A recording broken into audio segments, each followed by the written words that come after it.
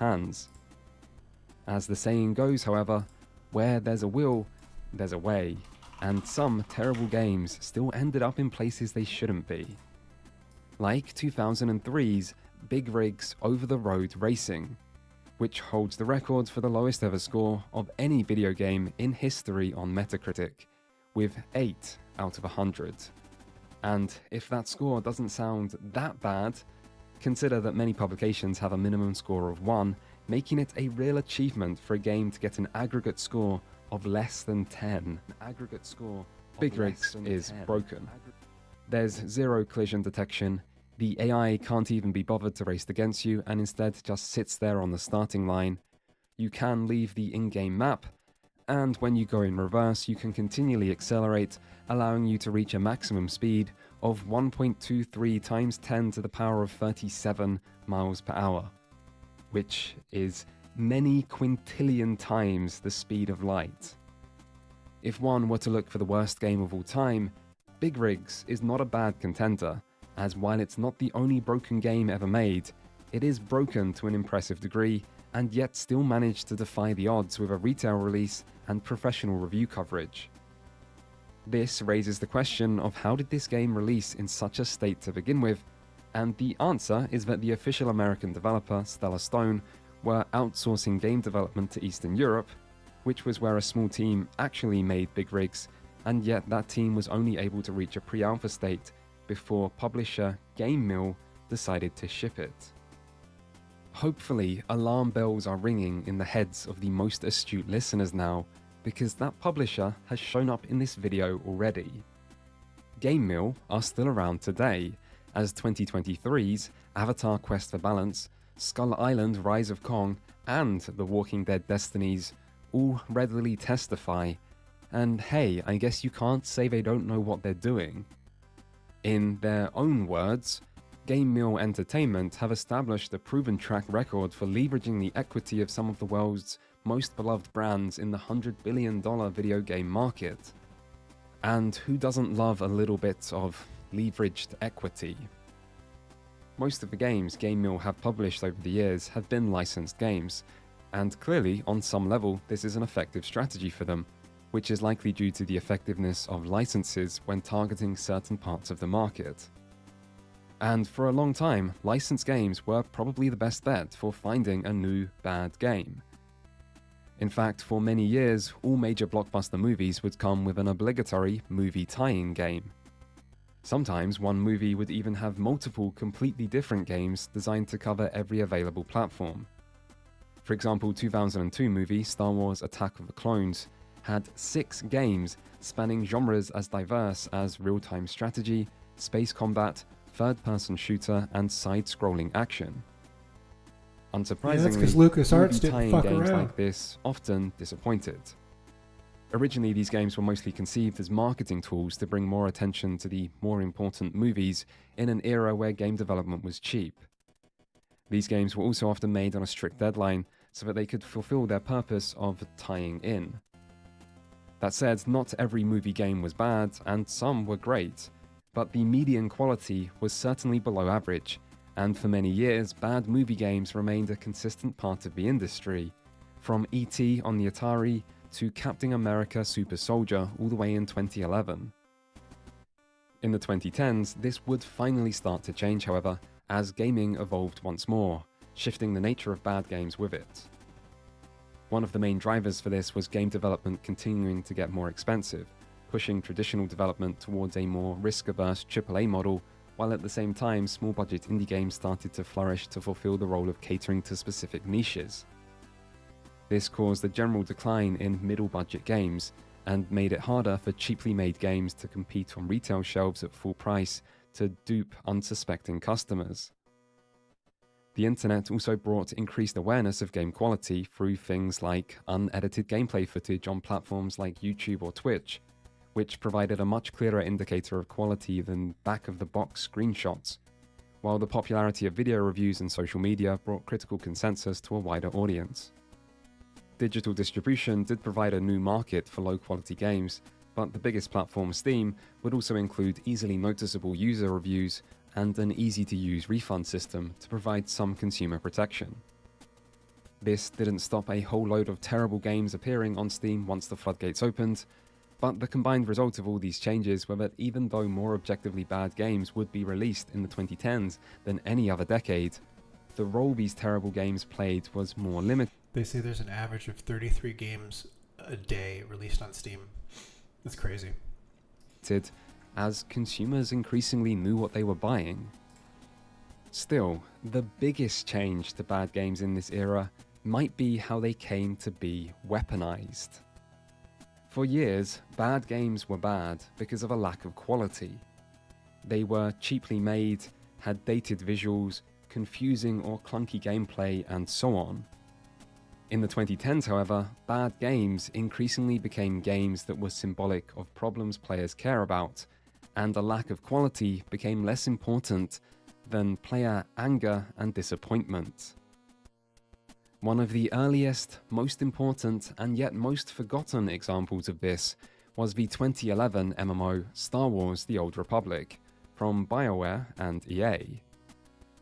This was a time when World of Warcraft was still a gaming giant, and The Old Republic was positioned as one in a long line of much touted WoW killers. But The Old Republic wasn't just the next big thing for MMOs, it was also estimated at the time to be the most expensive video game ever made. This was a massive game with a massive marketing campaign where BioWare and EA were doing all they could to generate hype in the run-up to its release. But the hype train wouldn't go exactly as planned, as a vocal anti-hype campaign flourished alongside it that can perhaps best be described by the moniker non-believers used for the game, Tortanic. For those who weren't there, Tortanic is a portmanteau of the Old Republic's initials and the name of the once unsinkable ship, the Titanic. The nickname suggested that this most expensive game of all time would meet a similar fate of sinking spectacularly, as other once promising MMOs had done before it. The key to understanding the Tortanic saga, however, is understanding that many people actively wanted this game to fail, long before it was actually released.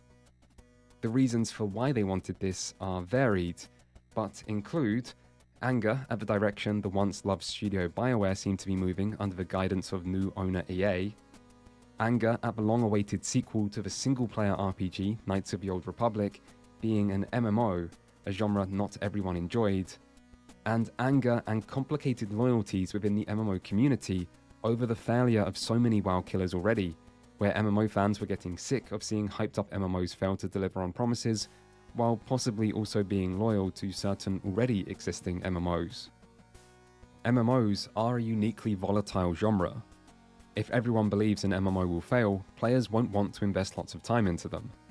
MMO players also often play the game their friends are playing, so the opinion of other people is even more important. And MMOs at this time relied on subscription.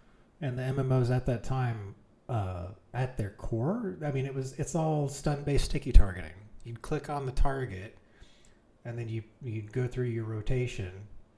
And I think it was only during like WoW boss fights and maybe like a couple of different mobs where there'd be something on the ground where you'd need to like move out from under it. That was still relatively a new mechanic. So at like a really base fundamental level, there wasn't really any innovation in the MMO genre until they started until the netcode got better and you could, do you didn't have to do sticky targeting anymore. You could actually start doing skill shots and things like that.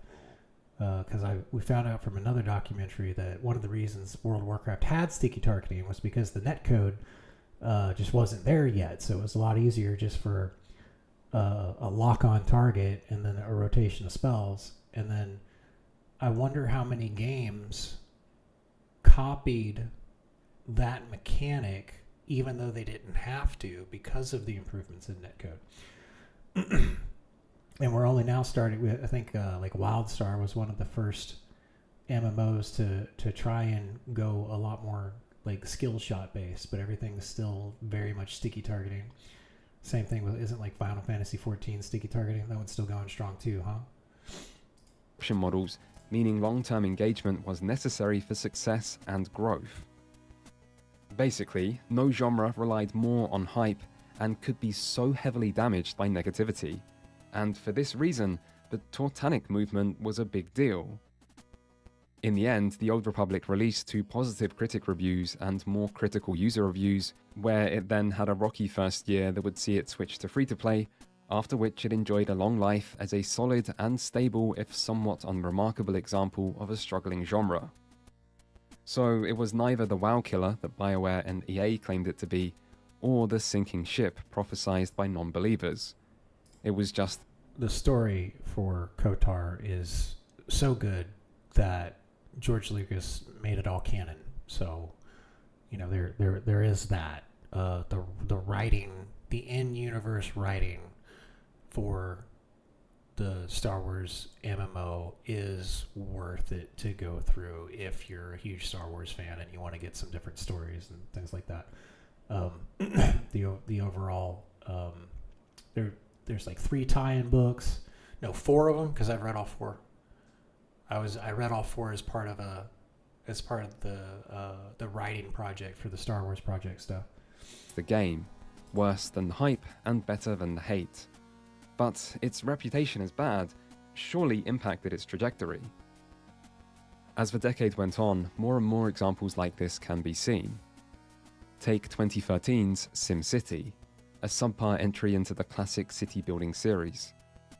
SimCity 2013 drew heavy criticism before release after it was announced that it would require constant online connectivity with no offline mode included. The game then released with severe server instability, making it unplayable for many and drawing even more criticism. The end result was the closure of the studio behind the game by parent company EA, and the end of the once legendary SimCity series. This was also the year that EA won an award for Worst Company in America, and the failure of SimCity 2013 also prompted rival company Paradox Interactive to greenlight a city builder of their own, which went on to become the critically and commercially successful Cities Skylines. SimCity was more than just a bad game. It was a representation of player dissatisfaction towards major gaming publishers, and its failure had a lasting impact. Other bad games of the decade were more political in nature. Gamergate was a thing that happened, and it was mostly focused around groups and individuals instead of games, but one exception to this was 2013 walking sim Gone Home, which received very positive critic reviews but much more mixed user reviews, while coming to represent the arguments on both sides of the Gamergate movement. Those on the anti-Gamergate side said the game was disliked due to its lack of traditional or masculine video game elements and LGBT-focused story, while those on the pro side said that reviewers being friends with the developers represented a conflict of interest and showed corruption in the gaming media. And so discussions that took place around whether this was a bad game or modern masterpiece likely had more to do with the people's political affiliation than the actual quality of the game. And for an example of the inverse of this, there is Hatred, a 2015 isometric shoot-'em-up where the player takes on the role of a mass killer fighting against all of humanity. If gunning down innocent civilians wasn't controversial enough, Hatred's creator also described the game as a reaction to modern trends in the industry, like political correctness. This helped it to garner huge amounts of negative media coverage, vastly disproportionate to the size or budget of the actual game, before Hatred was released to a scathing critical reception, making it one of the worst reviewed games of that year. And yet, Hatred is sitting at a very positive rating on Steam, with over 14,000 user reviews, suggesting that this small game actually sold incredibly well. For comparison, this is more user reviews than the multi-Game of the Year winning critical darling, Gone Home. Hatred was a game which harnessed the culture war for attention, and was rewarded for doing so, as every time the media called it one of the worst games ever made, it likely sold a few more copies. For a game with nothing to lose and little marketing to begin with, this kind of controversial bad game reputation seemed to be quite profitable. Many bad games were less political, but no less meaningful. No Man's Sky became the de facto representative of excessive hype and disingenuous marketing in 2016. High-profile Kickstarter failures like Mighty No. 9 proved that crowdfunding alone isn't enough to ensure a game is good. 2017 Star Wars Battlefront 2 ignited impassioned discussions over the role of microtransactions and pay-to-win monetization, which even reached governmental regulators over concerns that loot boxes might represent a form of gambling. 2018's Fallout 76 and 2020's Cyberpunk 2077 showcase the dangers of releasing games too early in a state that seems unfinished. And games like Warcraft 3 Reforged and GTA The Trilogy The Definitive Edition showed off just how much worse an improved version of an older game could be. Some of these games are bad in the traditional sense, some of them aren't, and yet all could be said to be bad in their own way, and all represented more than just a lack of quality. Whether that is the result of socio-political issues, the importance of game preservation, the dangers of over-monetization, misleading marketing, consumer loyalty, game development challenges, or something else. As a result, calling something bad is no longer an impartial observation. Increasingly, it's a targeted statement, a challenge, a call for action, or cry for attention. The gaming industry has changed over the years, and not always for the better. And for the most part, this isn't something players have much control over. The only power people do have is that given to them by their wallets, and that of their opinions. And as cases like Star Wars The Old Republic suggest, collective opinion does have power. It can raise games up, or tear them down, and it can backfire, or lead to studios closing down, or create new games, or improved games, or downward spirals, or new laws, and more. The role of bad games has changed. Once upon a time, low-quality games almost choked the life out of the entire industry, but these days they're barely a threat at all. Gaming is a billion-dollar business that shows every sign of being mature and stable, and consumers tend to know what they're getting themselves into. And yet, bad games are still important, because they've come to be more than games which lack quality. They're games which symbolize other problems, the problems people care about but don't have much control over.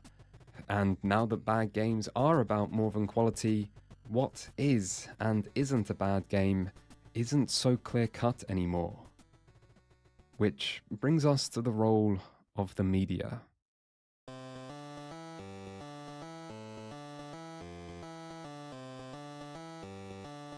Negativity sells. I can't tell you exactly why. Maybe it's just something hardwired into our fallible human psyche. But regardless, you don't need to know why to know it's true. In the online age, the evidence is all around us, and gaming coverage is no exception.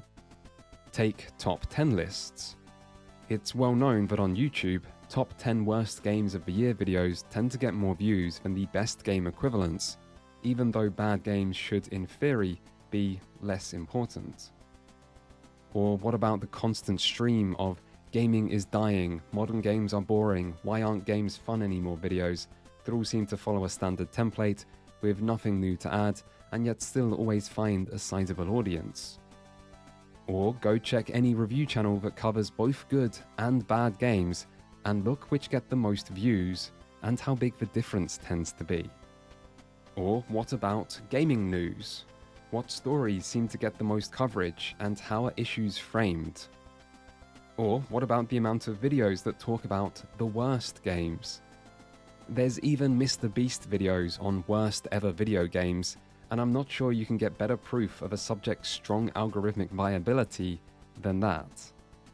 Hell, even discussions about good games seem to increasingly involve negativity, as if the only way people are able to establish that one game is good is by constantly making comparisons to all the bad games it's better than.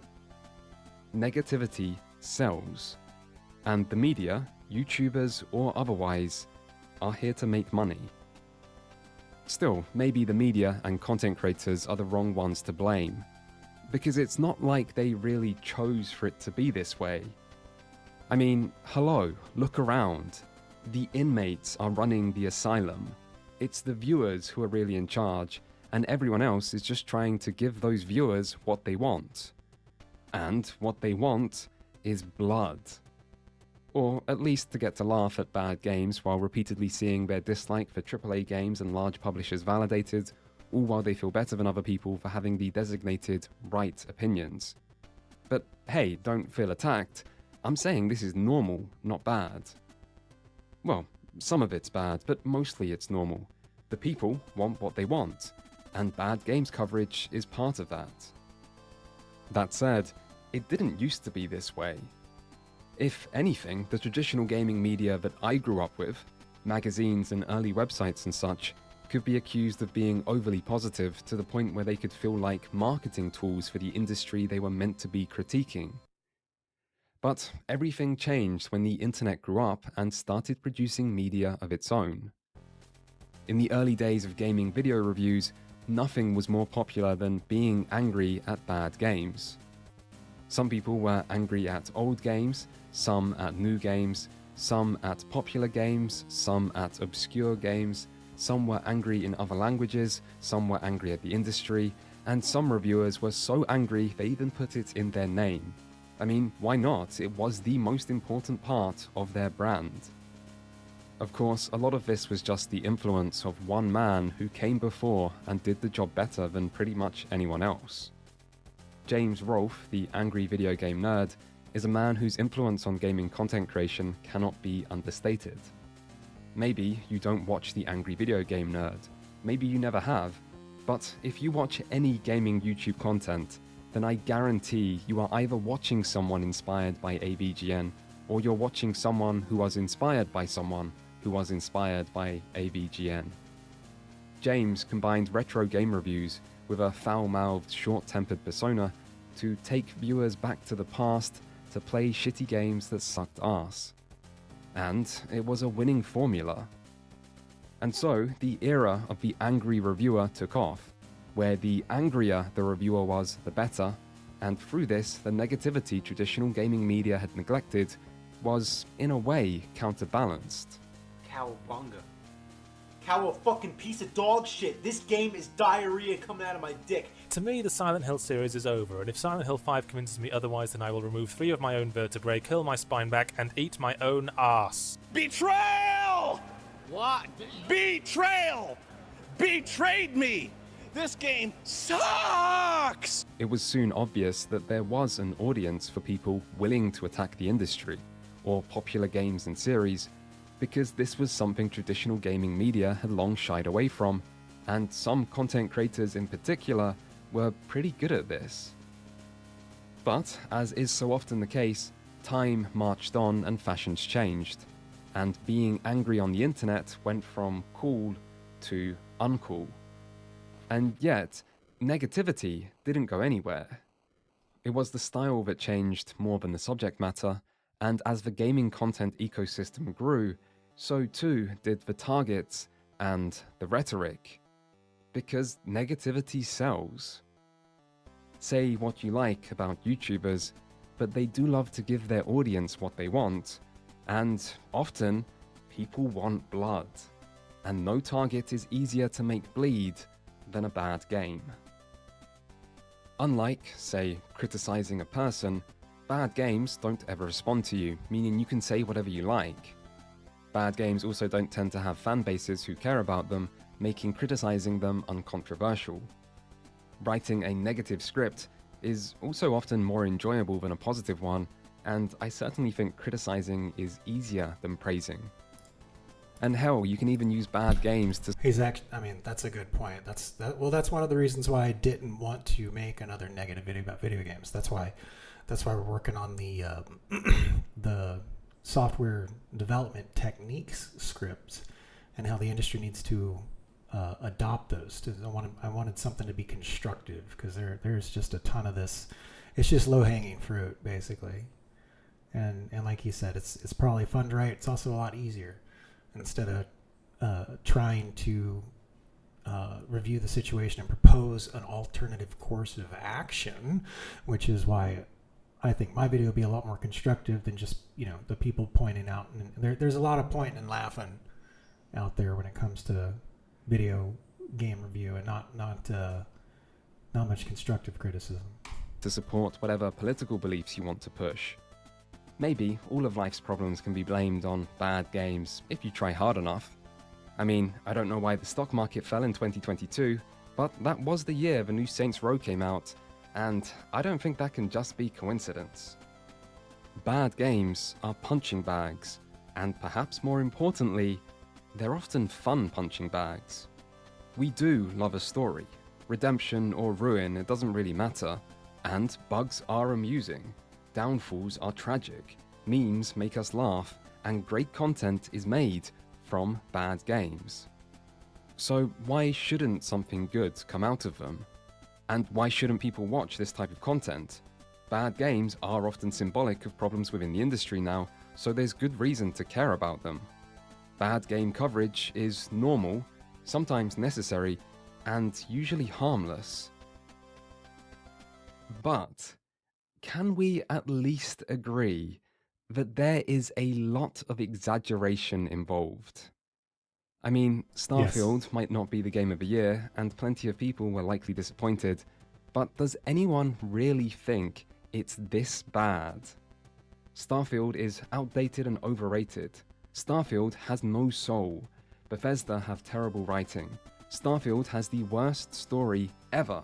Starfield is an overrated piece of shit. Starfield is a total disaster. Starfield is the worst RPG to ever exist. Starfield is a galactic disappointment. Starfield is creatively bankrupt, and so on and so on. I do wonder if even the people saying these things deep down truly believe them. I really can't tell anymore.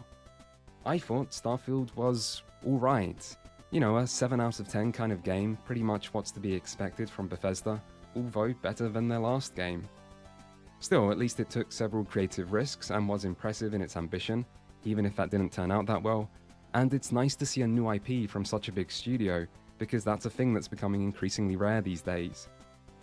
Mostly though, Starfield seemed like a game that's not worth caring that much about. There's no aggressive monetization, no scandals around mistreatment of workers, it's not that buggy or unfinished compared to the low bar of its genre, there's nothing interesting politically about it, it's not from a developer who is just milking their profitable franchises to death, or just pumping out games as quickly as possible to maximize profit, or chasing the latest bandwagon, or targeting an entirely new audience. It's just a game. It's alright. But it feels a bit like we exist in a world where nothing is allowed to be just okay anymore. Everything's either a masterpiece or a total disaster, with no in between. Which actually lines up well with most user reviews for games, where the two most common scores are 10 and 0. Scores that under a normal standard distribution should really be the least common.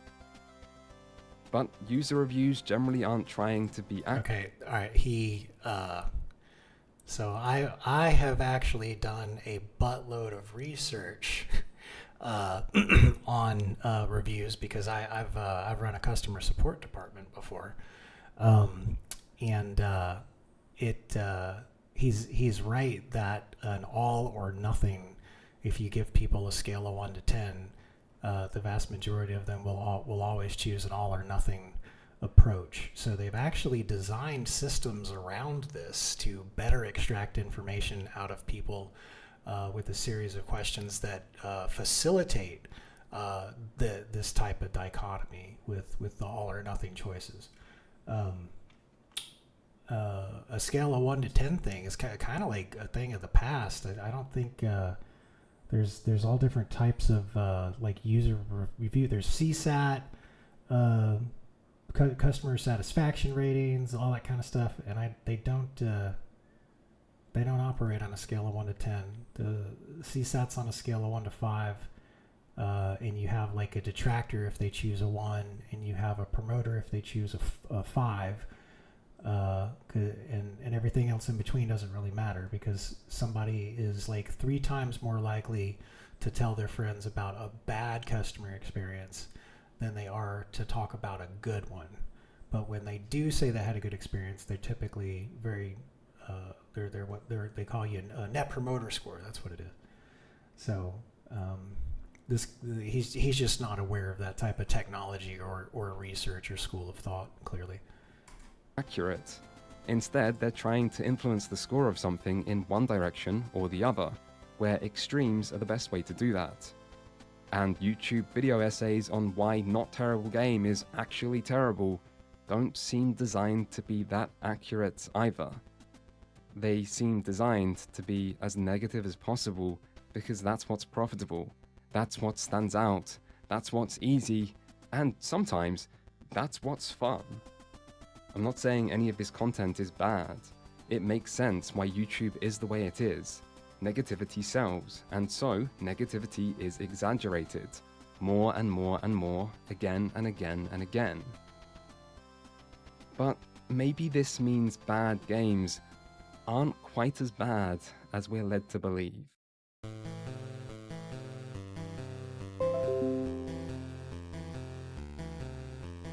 The Lord of the Rings, Gollum, is not a good game. But is it the worst game of all time, as it has sometimes been called? Well, the thing about games on this level of badness is that they get a lot of attention, and yet very few people actually play them, and so instead of people forming opinions from their own experiences, everyone instead just relies on reviewers, who do have an incentive to exaggerate. I mean, there's a reason so many people choose to use their limited time to play and cover games like this instead of others they know are better. It's because badness can be mined for content, and the worse the game is, the better that content tends to be, and the better it tends to perform. So that's why I decided to complete The Lord of the Rings Gollum for myself, to see just how bad a 34 out of 100 on Metacritic game really is, and just how accurate these reviews are. And guess what? It was pretty bad. But was it 34 out of 100 bad? Well, yeah, maybe, at least when you consider that the version I played had been patched and so is meant to be less buggy and more stable than it was at launch, and considering how buggy and unstable it still is, I could see a 3.5 being a pretty reasonable score. Of course, determining the difference between a 34 out of 100 game and say a 44 out of 100 game would be pretty difficult in the first place, and Metacritic is far from perfect to begin with scores generally being overly inflated, which squishes most games together in the 70s and 80s region and makes a disparity between extremes more misleading and harder to judge. But regardless, there's no debate over whether Gollum is a bad game. The frame rate in particular is awful, even with a high-end PC and avoiding the highest settings, and you can't get more objectively bad than regular frame drops. Still, there are plenty of other problems. The presentation is inconsistent, and even at the best of times can look rather dated, with awkward character and facial animations, and pretty awful lighting effects. Some things also go beyond being bad to being just unfinished, like the death animations, which you will see a lot of, and yet sometimes don't even seem to be included, with the game instead just quietly bringing up the game over screen as if even it's embarrassed about what's happening. Meanwhile, the gameplay is arguably even worse. The biggest inspiration seems to have been Uncharted, which is a strange series to try to emulate for a game about Gollum, who doesn't exactly seem like a good fit for being gaming's next Nathan Drake. Outside of platforming, there is very basic stealth, a range of hilariously awkward action set pieces, mixed quality puzzles which occasionally aren't bad but are mostly just straightforward, and a lot, and I do mean a lot, of filler fetch quest-like objectives that just seem to exist to pad the runtime, which is quite long, by the way. Of course, that isn't really a good thing when the game isn't enjoyable, but it does show a certain level of intent to try and make a good game. And Gollum does have intent, more so than many other bad games it might be compared to, which I think is what makes the entire situation so interesting to people. Gollum isn't an out-and-out terrible game. Instead, it's an average game trapped inside an ugly little deformed goblin body. Presentation is bad, but it does show promise, with some environments looking quite striking and showing off a strong artistic flair, particularly the elven sections in the game's second half. The voice acting is also mostly good, including Gollum himself, who is not an easy character to portray, although this is rather brought down by the animations and character models that support it. The soundtrack, on the other hand, is legitimately good, and could comfortably support a much better game.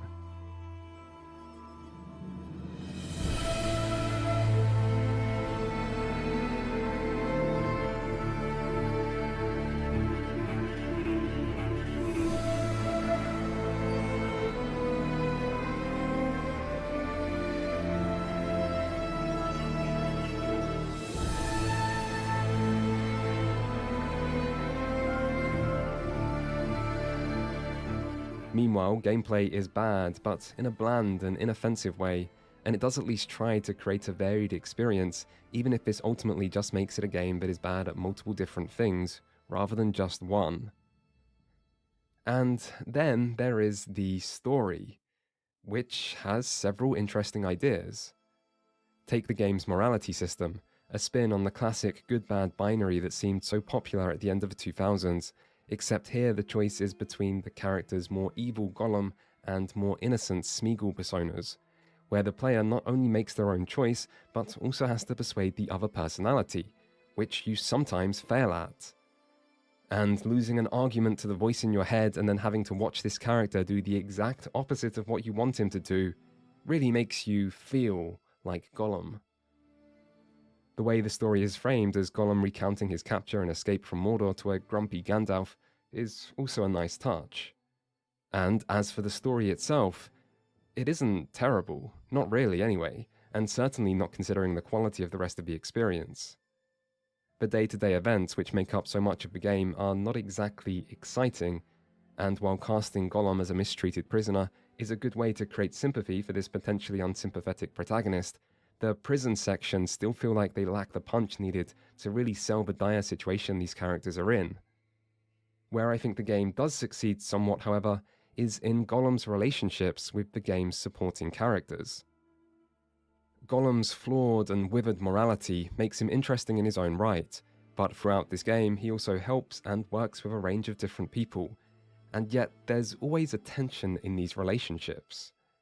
These aren't Gollum's friends, and you never know who you can trust or when and where everything is going to go wrong, creating an enjoyable unpredictability.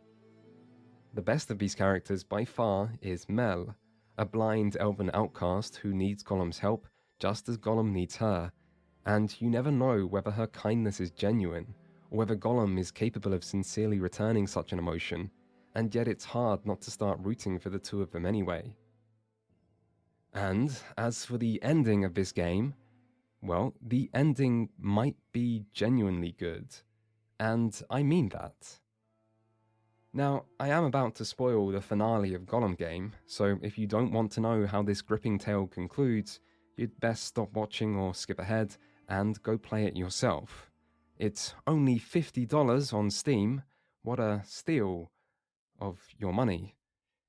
Anyway, during Gollum's time in Mordor, he hatches and befriends a small bird that he names Little One. Gollum uses Little One as a tool, firstly to do the bidding of his master, the Candleman, and then as a way to finally escape Mordor. After this, Gollum then gets captured again and ends up a prisoner of the Elves of Mirkwood, where life is better, even though he still longs to be free to pursue his precious. In time, however, an orc army somehow finds the hidden elven kingdom, and as the orcs attack, Gollum is once more reunited with Little One, suggesting that Gollum's bird might be the one responsible for leading the orcs here, because this is a bird of Mordor, and as the movies and game both show, birds are used as Sauron's spies. The final set piece has Gollum confronting the Candleman, but just before he can finally kill the one who has used him so much, Gollum's position is given away once more by Little One. And so, Gollum is betrayed again not only by all the people in his miserable life, but even by the very bird that he hatched and cared for, his one and only friend. Except he's not, as before the Candleman can shoot, Little One defends Gollum, saving his life and proving that whether Little One is an accidental spy of Sauron or not, he does at least care for the one who raised him. After this, Gollum finally gets his freedom, with the last moral choice in the game being whether to kill Little One or not. And it's not an easy choice. While Little One lives, Gollum may never truly be free of the reach of the Dark Lord, and yet Little One might be the only living creature in the entire world that genuinely cares for Gollum, his one and only friend. There is a little more to the ending than this, but this is what I think is the good part. It's worth pointing out, but the game starts with Gollum chasing after a different bird that is spying on him near Mordor, and it's because of this bird that Gollum gets captured to begin with, giving the narrative a certain circular quality. It's also worth pointing out that there are parallels between Little One and Gollum. They're both small, weak creatures who need to rely on others to survive. They both don't really understand what's going on around them. They're both used by greater powers as tools, and they both represent innocence and corruption at the hands of the Dark Lord. Except, unlike with most of Gollum's relationships, this time there is a role reversal, and Gollum is the one with power, the one using someone else, and the one ultimately deciding the other's fate.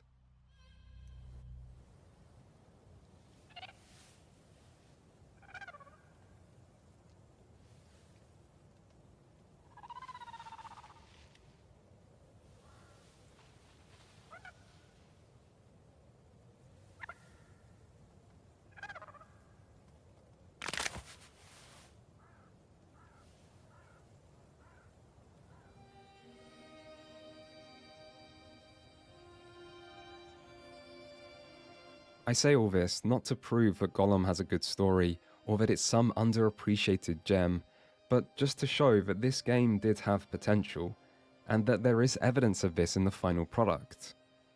This is not a terrible game, it's part terrible game and part valiant effort. And ultimately, the bad does comfortably outweigh the good, but the fact that the good is there at all proves that somebody tried. This isn't just a cynical cash grab that did the bare minimum. This isn't a representation of the industry's worst problems. This game isn't going to trick many unsuspecting customers into buying it, and its lack of quality will not endanger the rest of the industry. Gollum is simply an honest attempt to make a good game that ended in failure. Which happens. Developer Daedalic Entertainment were a small studio best known for a series of niche point-and-click adventure games who also found success working with and publishing other indie titles. Gollum was their first attempt to create a higher budget game, but they were still working with a fraction of the resources that most major games have. For example, Daedalic had, prior to recent layoffs, around 90 employees, but many of these would have likely been working in the publishing division, meaning the number of developers to work on Gollum is likely considerably less. Meanwhile, AAA games tend to have staff numbers starting in the hundreds that can extend well into the thousands. Gollum also had a budget of 15 million euros, while AAA games would tend to have a budget starting at around... This is another perfect reason why I like to point out the difference between No Man's Sky and some other... What was it? It was No Man's Sky, because they had just released only 2 or 3 other games before they sort of released No Man's Sky, and then it was being compared against it was like a AAA developer where they already had released 100 games, like Ubisoft or something. So yeah, it's I think that's important to point out, the difference between the capabilities, the difference in capabilities between various studios are wildly different. So it's Ubisoft doing something like a No Man's Sky and then needing to turn it around. Like they just clearly, didn't plan correctly and released the game prematurely, not because they ran out of resources. And the No Man's Sky, like actually, hunkering down and doing it to actually finish and deliver on his promises. So he didn't turn out to be the world's biggest liar like Todd Howard. Yeah, it's completely different. Around $200 million, as well as marketing costs that can be more than that of the actual game. So maybe Daedalic were wrong to even try and should have just known their place. But surely no one believes that as a general rule. Because a small niche developer targeting progressively more ambitious and higher budget games while gradually expanding their development team is exactly the route that another, now rather acclaimed studio called Larian did with Divinity Original. Hey, welcome to the stream. Thanks for saying hi. We're checking out what is the name of this documentary again? This is The Obsession with Bad Games, and we're just about done with it for this this documentary on bad games and how it affects the gaming industry. And I got laid off like 2 months ago, so I am currently applying for some jobs. I've already applied to 3. I'm just going to apply to 2 more, and then we'll probably move off of the documentaries and start working on a video script for something like this, talking about the software development lifecycle, and how there's a lot of people in the games industry talking past each other. You got the business owners talking past everybody, just saying we're going to raise prices. You got the gamers who say just make a good product, which is easier said than done. And you got the developers stuck between the two. Sin 1, Divinity Original Sin 2, and then their attempt at a true AAA game using a popular pre-existing license, Baldur's Gate 3. So if you think developers shouldn't try to make progressively more ambitious and higher budget games, then say goodbye to Baldur's Gate 3, or The Witcher 3, or others, because that is the path they took. But sometimes it goes right, and sometimes it goes wrong. Failure happens, and in the modern gaming market, failure is usually harmless, at least to consumers. Hell, you could even say that because games this bad lead to so much widely consumed good content, that they actually create a net positive in the world. And, even the angriest of reviewers kind of look like they might be having a good time with the game at times.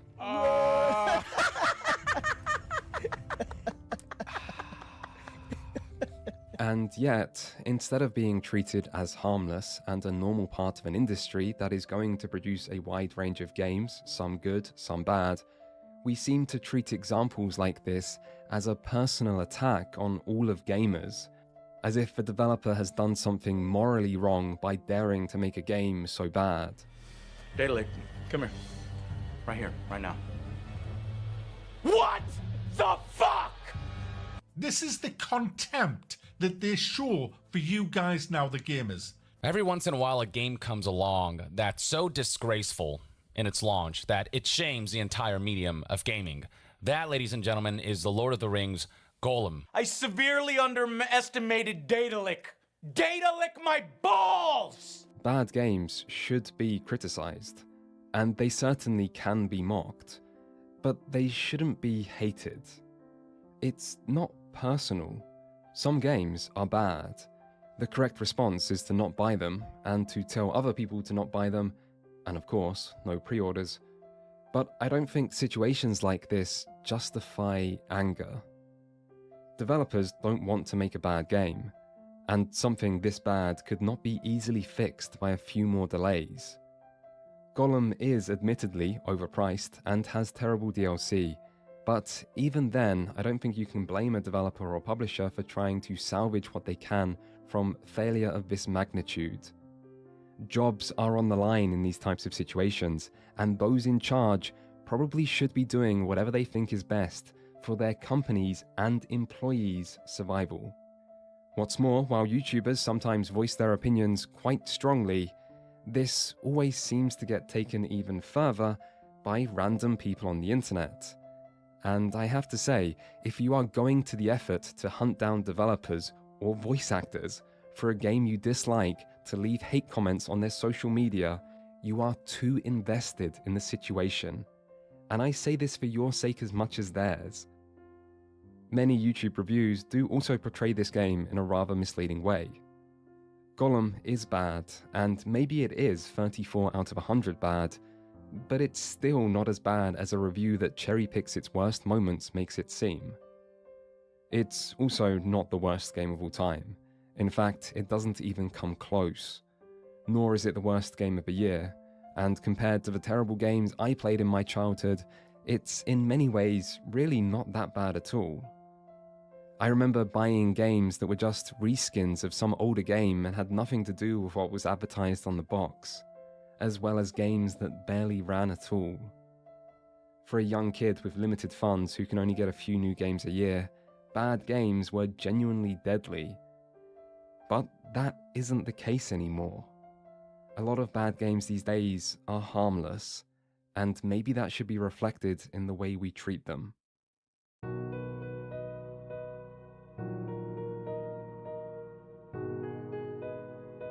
Most of the best known bad games are probably not as bad as their reputation makes them seem.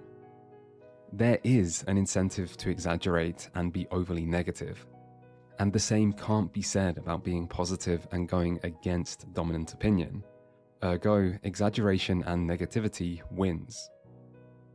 This is mostly a modern trend, but it's not like this didn't happen even before the internet took off. No game has been called the worst of all time more than E.T. And yet, no one who is at least slightly informed actually believes this is true. For one thing, E.T. was fully playable, but it also had a lot of genuinely ambitious and innovative ideas, and its original critical reception wasn't even that negative, with it still receiving multiple positive reviews. And finally, there are many bad Atari 2600 games, some of which are obviously worse than E.T. But E.T. being the worst game of all time was a good story. One game so bad it crashed the entire industry and destroyed Atari, with millions of unsold copies ending up dumped in a landfill in the middle of a desert. It is a good story, and that is bad games.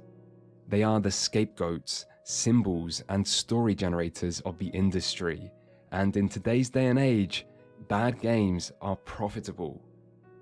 Just not for the people who actually make them. But this video isn't really about bad games, it's about our obsession with them. So the real question then is this a problem? Great content is made from bad games, important issues are highlighted through them, and little harm seems to be done as a result. It's a win-win situation where the only loser is someone who has already lost. And this is what the people want. So, why does it kind of bother me?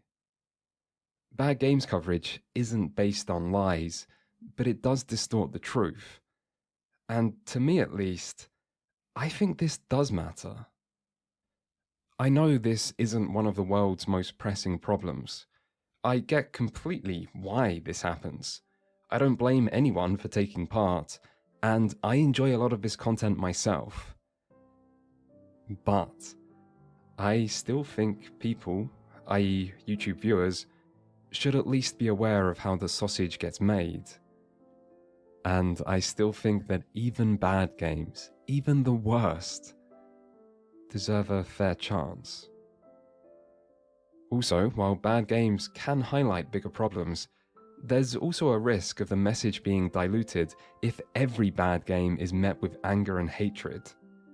Some bad games symbolize important issues, but some don't, and it's worth differentiating between the two so that anger can be focused on where it counts, lest we all become gamer boys crying wolf. Furthermore, I'm not sure a culture where we respond to failure with anger and hatred is such a good thing in the first place. Creating things is hard. Do you know what happens to most things people create? Nothing. Nothing happens because most people never share their creations with the world. Creating things is hard, and it can be particularly hard to keep going in spite of that, and to deal with the constant fear of failure, and the prospect of disappointing yourself or other people, and the pain of not making something as good as you want it to be and believe yourself capable of. Creating things is hard. And if we're being honest, most creations that never see the light of other people's eyes probably do suck. But there are exceptions. Franz Kafka destroyed the vast majority of his work due to self-doubt, and none of his famous novels were published until after his death, when his friend went against his will to share his remaining work rather than destroy it. Kafka ended up as one of the most widely celebrated writers of the 20th century, yet in his eyes, his work wasn't even good enough to show anyone. I think this kind of fear of failure and self-doubt probably holds many people back in life, and that's a great shame, because the number one way to make something good is usually to fail a bunch of times. Unless you're very lucky, failure is the best teacher you will ever have. Failure is useful, failure is necessary, and failure is normal. It is a part of creation, and if we want people to create good things, games or otherwise, failure should probably be allowed. So maybe we should avoid vilifying it. No one wants to make a bad game. Game development isn't a career people choose for the money. They choose it because they're attracted to the idea of making something good that others will enjoy. If they then... Okay, this is one of those times where his word count, like he made his point in the first third of this conclusion thing, and we're just flogging a dead horse at this point. We get it. Okay, what else we got?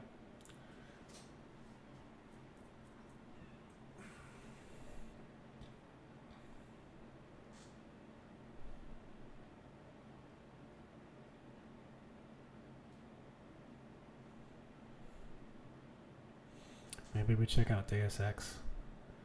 Talk about something that went downhill.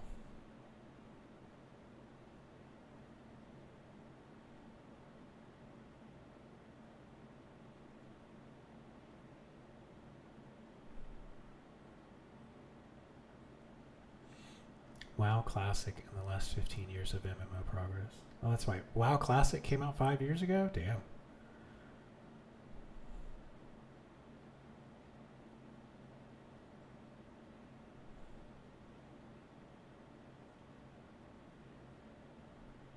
Okay, it looks like we will do Deus Ex.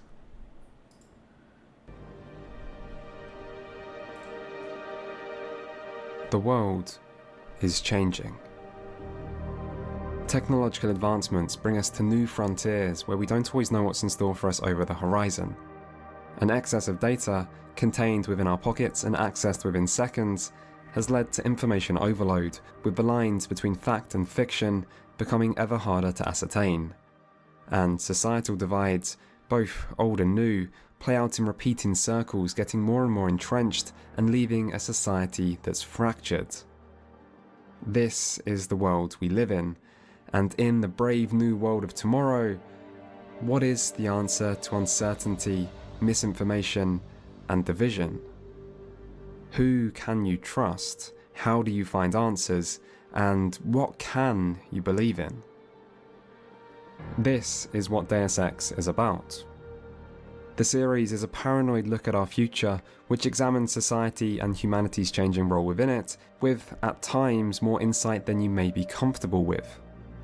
It paints its picture of dystopia in dark, cynical brushstrokes that can sometimes be a little wild, but yet still often manage to stay relatable. In fact, in certain aspects, the first game has bordered on being prophetic, and most of the themes of this series have only increased in relevance as time's gone by. But Deus Ex is also noteworthy for its commitment to open-ended, player-driven gameplay. Blending first-person role-playing with immersive sim design, the series has championed player choices that have tangible, mechanical impacts on the player's experience, with level design that rewards exploration and systems that allow for varied and emergent solutions to the many problems you encounter. In these aspects, the first Deus Ex in particular remains an industry gold standard, and all of its successors have attempted to stay true to this core design philosophy with varying levels of success. The series also shows a shifting of focus that reflects broader industry changes, and more than a few examples of questionable management of a franchise that may have deserved better. The future of Deus Ex is currently unknown, but its past at least provides plenty to talk about. This video will look at every Deus Ex game released to date, while focusing on the different ways they've tackled the themes of the series and the evolution of their core gameplay. These are topics I have a lot to say about, and some of this might not be what you expect. So join me on this globe-trotting, decade-spanning adventure as we step into this world of secret societies, technological troubles, and conspiracy theories. Be warned, this video will have spoilers for each of the games discussed, and man, is there a lot to discuss. First though, a quick word about this video's sponsor, Surfshark. The Illuminati may or may not be controlling the global economy in order to facilitate an augmented revolution to create an AI singularity to allow some guy named Bob to rule the world as a new human AI god, and that's not what you want. The future is scary, and who knows what's in store for us, but one thing you can do at least is protect yourself online with a VPN like Surfshark. Surfshark is an app and browser extension that allows you to safeguard your identity online by protecting you from data theft, tracking, surveillance, and more. It also allows you to access online content as if you were in a different country, anytime you wish with just the click of a button, which means you can watch Netflix content only available in other countries, as well as bypass blocked websites or other types of geo-restrictions and censorship on the internet. Surfshark are one of the leading VPN providers, and you can use my code, Never Knows Best, to get an 83% discount plus 3 extra months for free. There's a 30-day money-back guarantee if you change your mind, so check the link in the description if you're interested, and otherwise, let's get on with the video.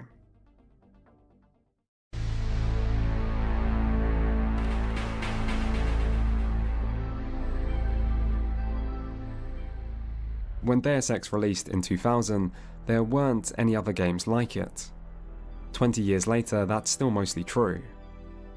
There's a great quote which sums this game up from the game director and industry titan Warren Spector about his thoughts before release. If people get that you can fight, sneak, or talk, we're going to rule the world. If people compare our combat to Half-Life, we're dead. If people compare our sneaking to Thief, we're dead. And if people compare our role-playing elements to Baldur's Gate, we're dead. It was the way Deus Ex combined elements from different genres that made it stand out so much, but while it may have taken aspects from a diverse range of genres, at its heart there was always a clear and consistent driving force of creating player freedom.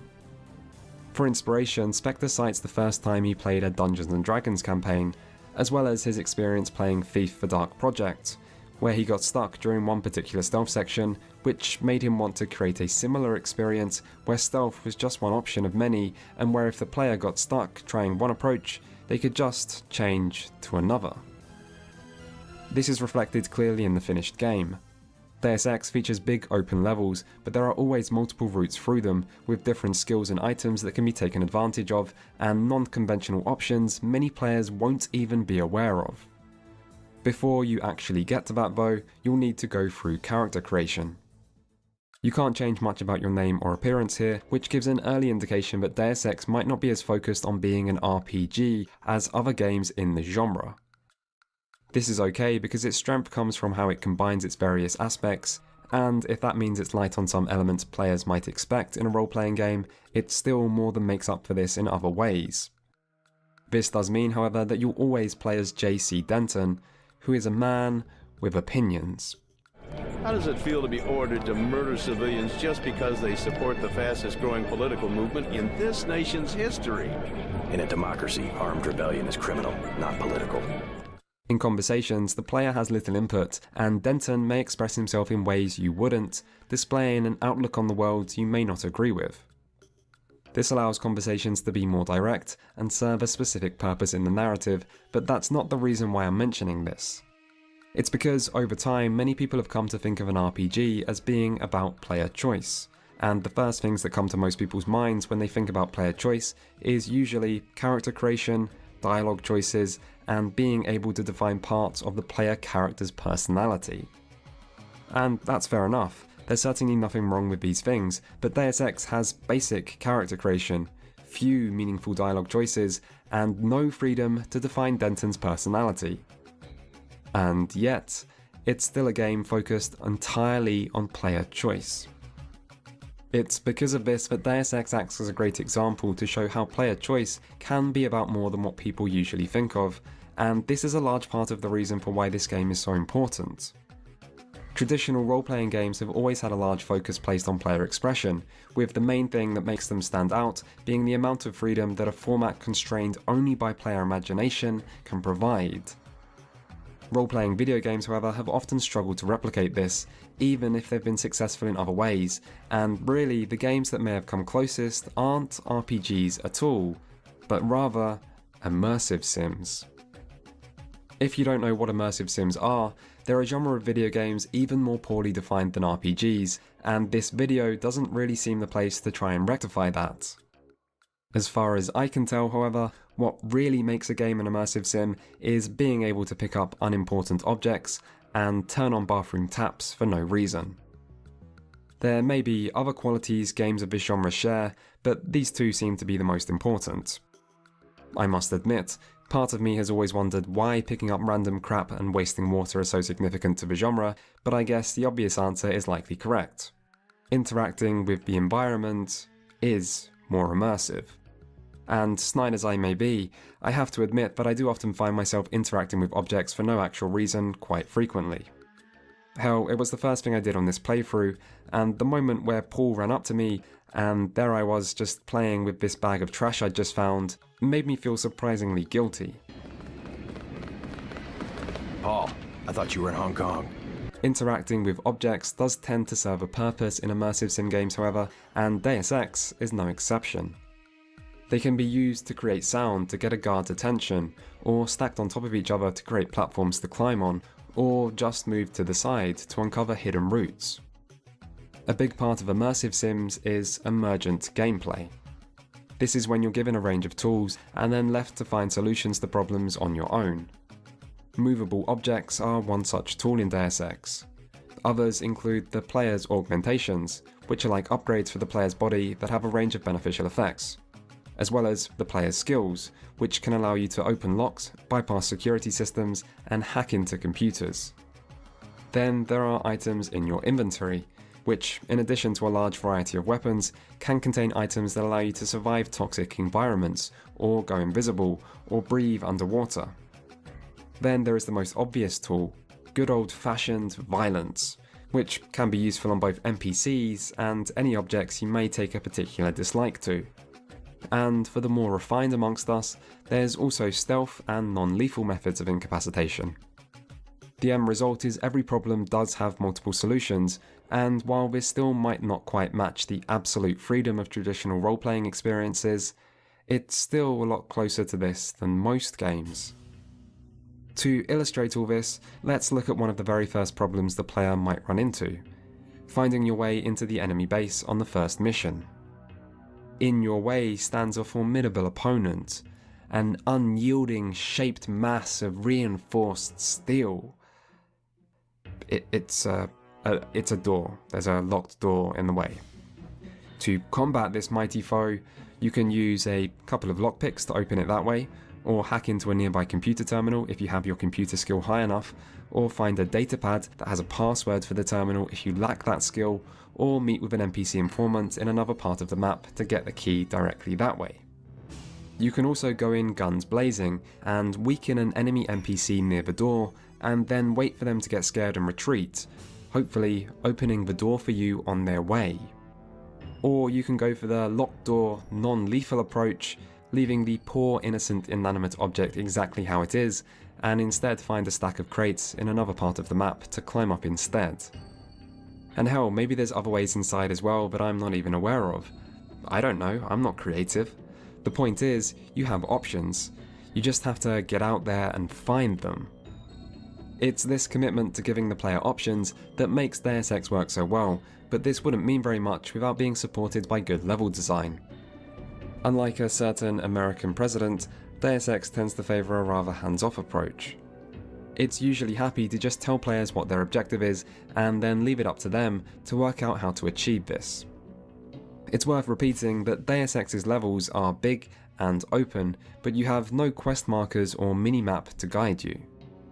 In some areas, you're given a map of some kind, or some satellite images to help you orient yourself. These maps aren't perfect representations of the in-game environment, however, like you may see in modern games. Instead, they're images of an actual map, which means the player's position isn't marked, and they often only provide limited information. This in itself is pretty cool. It's a lot more immersive to have to look at an actual map and try to work out where you are and where to go, than to just have a magic GPS system to track your every move and signpost your destination. What makes this really work, however, is that because you don't know exactly where to go, or how best to get there, the game forces you to explore. Other games, including some within this same series, will reward exploration in various ways. This might be through giving you experience points, or having collectible items, and so on. Deus Ex also gives you bonus skill points and has very useful items for you to find, but the thing I really want to stress here is that exploration is necessary. It's not just something optional that you're rewarded for doing, it's how you play the game. Exploration is the only way to find where to go and what to do. Having so little guidance might sound frustrating, particularly for players more used to modern games, but the great thing about how Deus Ex is designed is that because there are always multiple routes through levels and a variety of solutions to problems, getting stuck becomes increasingly unlikely. If you don't know what to do or where to go, you just need to keep exploring, and then when you do find something that works through this exploration, it's a lot more rewarding than simply following a quest marker or mini-map. Deus Ex also isn't overly generous with the items it gives you, which forces you to make choices that actually matter. You can customize your character through skills, which are increased through skill points you acquire from completing objectives, as well as through augmentations, which are found as augmentation canisters in-game and can be upgraded through another findable item. Augmentations are cybernetic upgrades which enhance JC Denton's physical characteristics, or allow you to use new abilities like invisibility or health regeneration. There's a grand total of 20 augmentations, however each augmentation canister contains 2 different augments, of which you can only equip one, forcing you to make decisions based on which upgrade sounds more useful to you. For skills, there are 11 options, some of which are more focused on your combat ability, whereas others assist you in non-combat ways. 11 isn't an especially large number, and some of these are also less valuable than others, like poor swimming, which everyone likes to pick on for being bad, and rightfully so, as you can get an in-game item called a rebreather that makes investing points into swimming fairly redundant. Augmentations can also feel a little hit or miss, which is to be expected, although I do think the game would have benefited a lot from making certain augments function as passive abilities. As it is, every augment has to be toggled on and off, and will consume energy when active. The amount is often low, but for several augments this just feels unnecessary.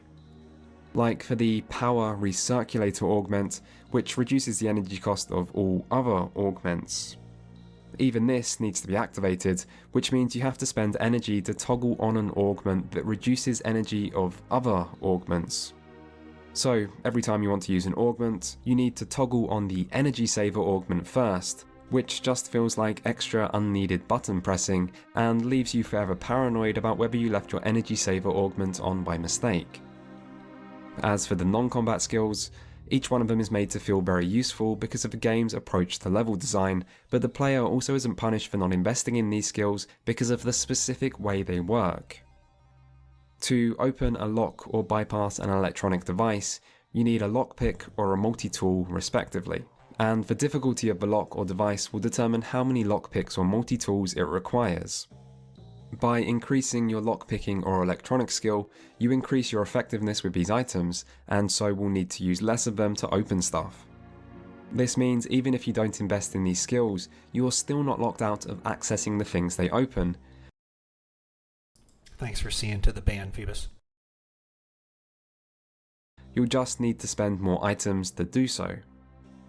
This creates a degree of resource management where you'll have to decide what things may be worth accessing, but it also ensures that lockpicks and multi-tools remain valuable for the game's duration, as the more you have, the more stuff you'll be able to access, and potentially the more skill points you'll free up to be able to invest into other things.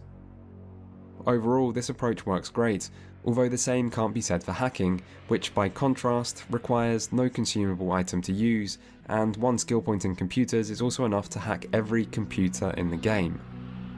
This provides far too much reward for too little investment, while also making the passwords and logging details that can be found by searching the environment feel rather redundant, and the game would be improved if hacking was closer to the other two mentioned skills. Still, for the most part, the way Deus Ex uses its augments and skills to create choices and offer new paths through its levels is very good. I bought Deus Ex on a whim in like 2001. I think it was like in the used bin or something like that. I spent like 10 bucks on it, and I had no idea what I was getting into. And I just remember being blown the F away by the story, the plot, the subject matter. Oh, it's like X-Files, the video game. Remember OG X-Files during the 90s? That was some damn good writing. The result is a game where player freedom and exploration are baked into the core design, as opposed to being tacked on as afterthoughts, and this leads to a gameplay experience that is both rewarding and very replayable. There aren't many games that can match Deus Ex in this regard, but this is only half of the reason people view this game so fondly. The rest has to do with the narrative. So let's talk story. The year is not actually known. Later games would clarify that this is 2052, but Deus Ex itself... I'm so glad he's going to get into the story. Check this storyline out. This is so good. Never tells you, and I think that's the right choice. As soon as you know the exact year a futuristic setting is meant to be, you nearly always start to pick away at its details in your mind.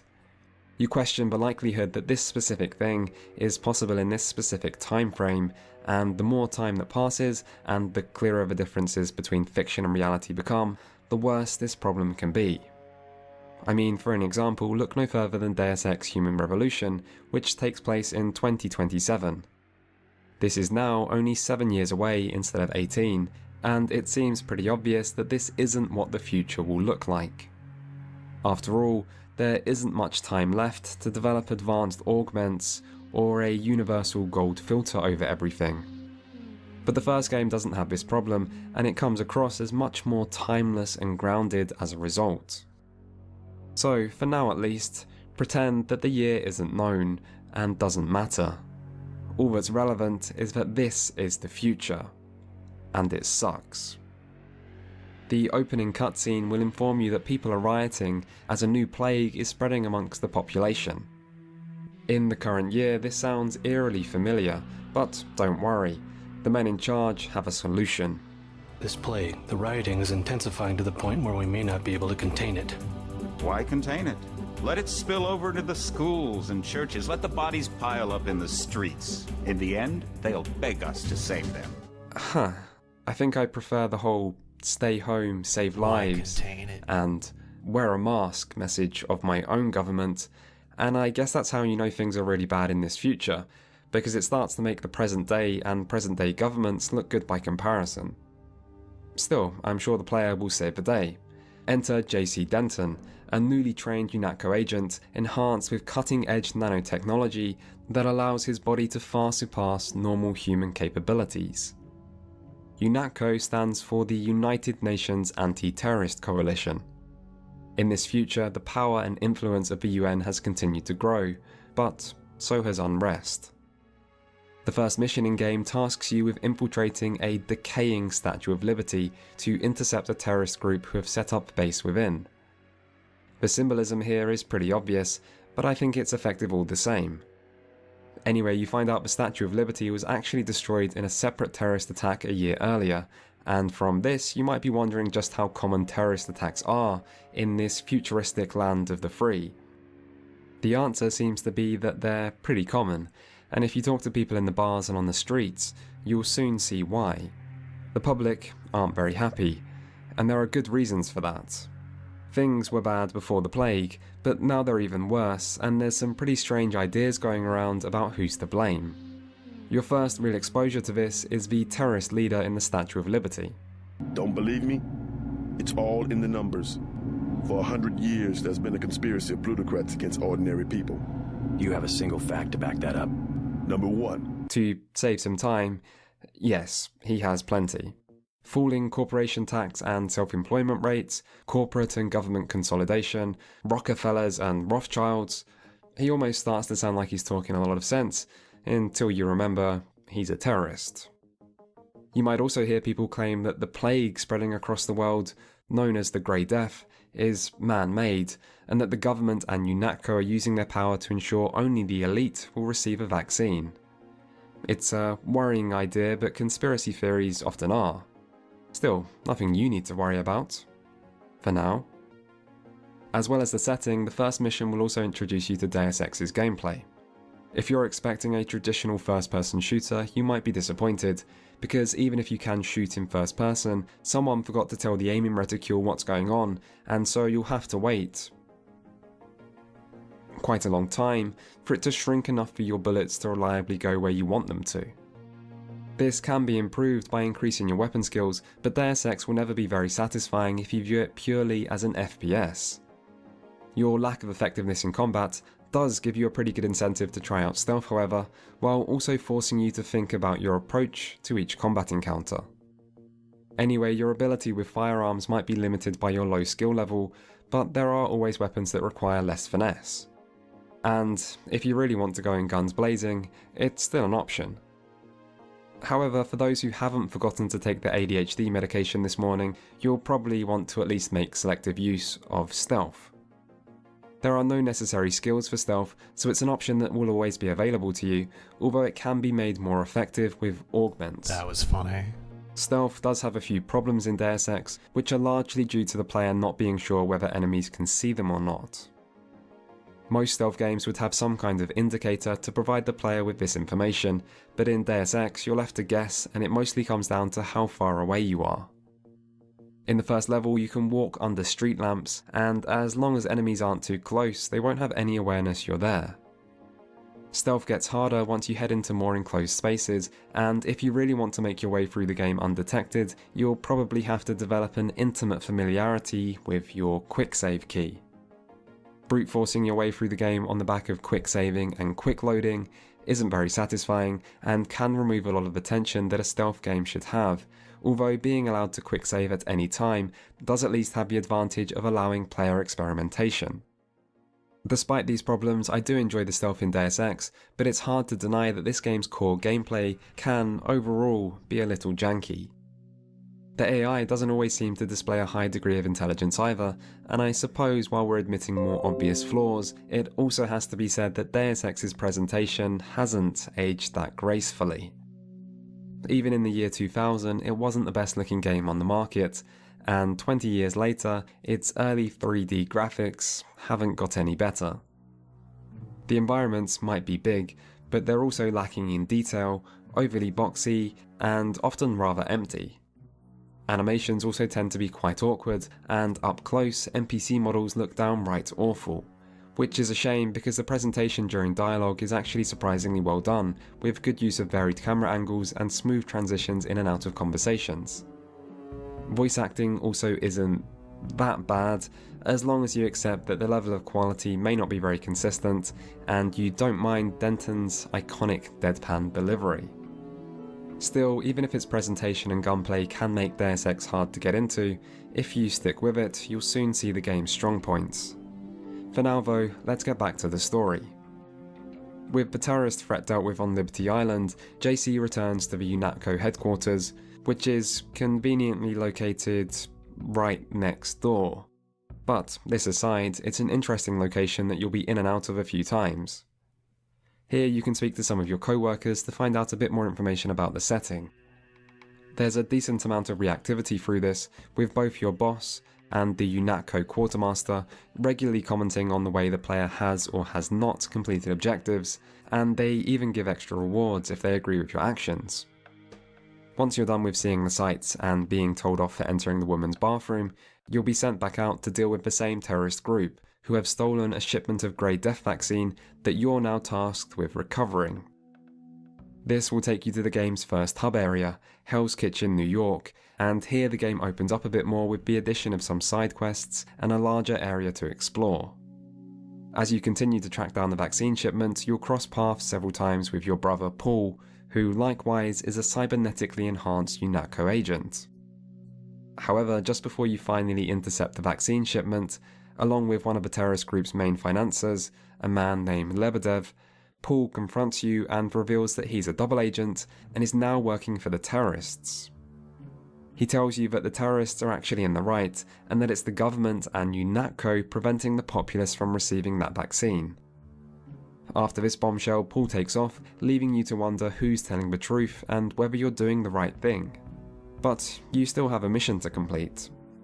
You continue onwards and interrogate Lebedev in hopes to uncover more pieces of the picture, but another UNATCO agent named Anna arrives and instead orders you to kill him. What you do next is up to you, although Deus Ex doesn't prevent this as a big moral choice. There's no branching dialogue option telling you this choice matters or to think carefully about your actions. In fact, the game doesn't even acknowledge you have a choice, it just lets you act how you want.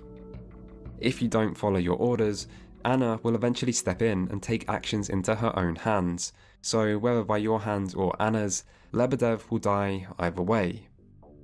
Except, he won't, because you can also choose to attack Anna here. If you do this, Lebedev will survive, and it'll also prevent you from having to fight Anna later in the game, but a lot of people won't even realise this is an option. This is a great moment of choice and consequence, specifically because unlike so many other games, the choice isn't framed in an overly deliberate way, and so its impact is all the more effective. There are several other examples of choices like this in Deus Ex, which can change the fate of your brother and your trusty pilot, and this is the way Deus Ex's story handles player agency, by taking the same hands-off approach as its gameplay, and once more rewarding player experimentation and people who think for themselves. Continuing with the story, JC returns to UNATCO headquarters, where he learns that he and Paul have 24-hour kill switches implanted within them as part of their augmentations. Paul's kill switch is activated as a response to his defection, which leads JC to betray his orders, and so his kill switch gets activated too. During this section, JC gets taken prisoner and will have to escape the same UNATCO base that was formerly your headquarters. Here you can try to convince some of your former colleagues to come with you, and it's interesting seeing people's different responses and the logic behind their actions. After escaping, you then travel to Hong Kong as JC looks for a hacker named Tracer Tong who can help disable the kill switch.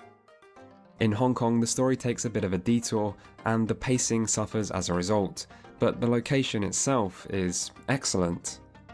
Hong Kong is another hub area like Hell's Kitchen, but it's bigger, looks better, and offers much more to explore.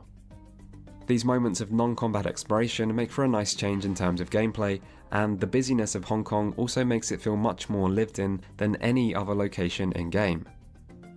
In Hong Kong, Tracer Tong deactivates JC's kill switch and tasks you with infiltrating VersaLife, who are a multinational biotech corporation whose headquarters are located nearby. The VersaLife headquarters might be my favourite section in the game, because while so many of the places you infiltrate are similar looking military bases, where every inhabitant you encounter shoots you on sight, VersaLife HQ instead lets you start exploring this location as a civilian who's just visiting the facility. which gives it a completely different feel and opens up new methods of advancement.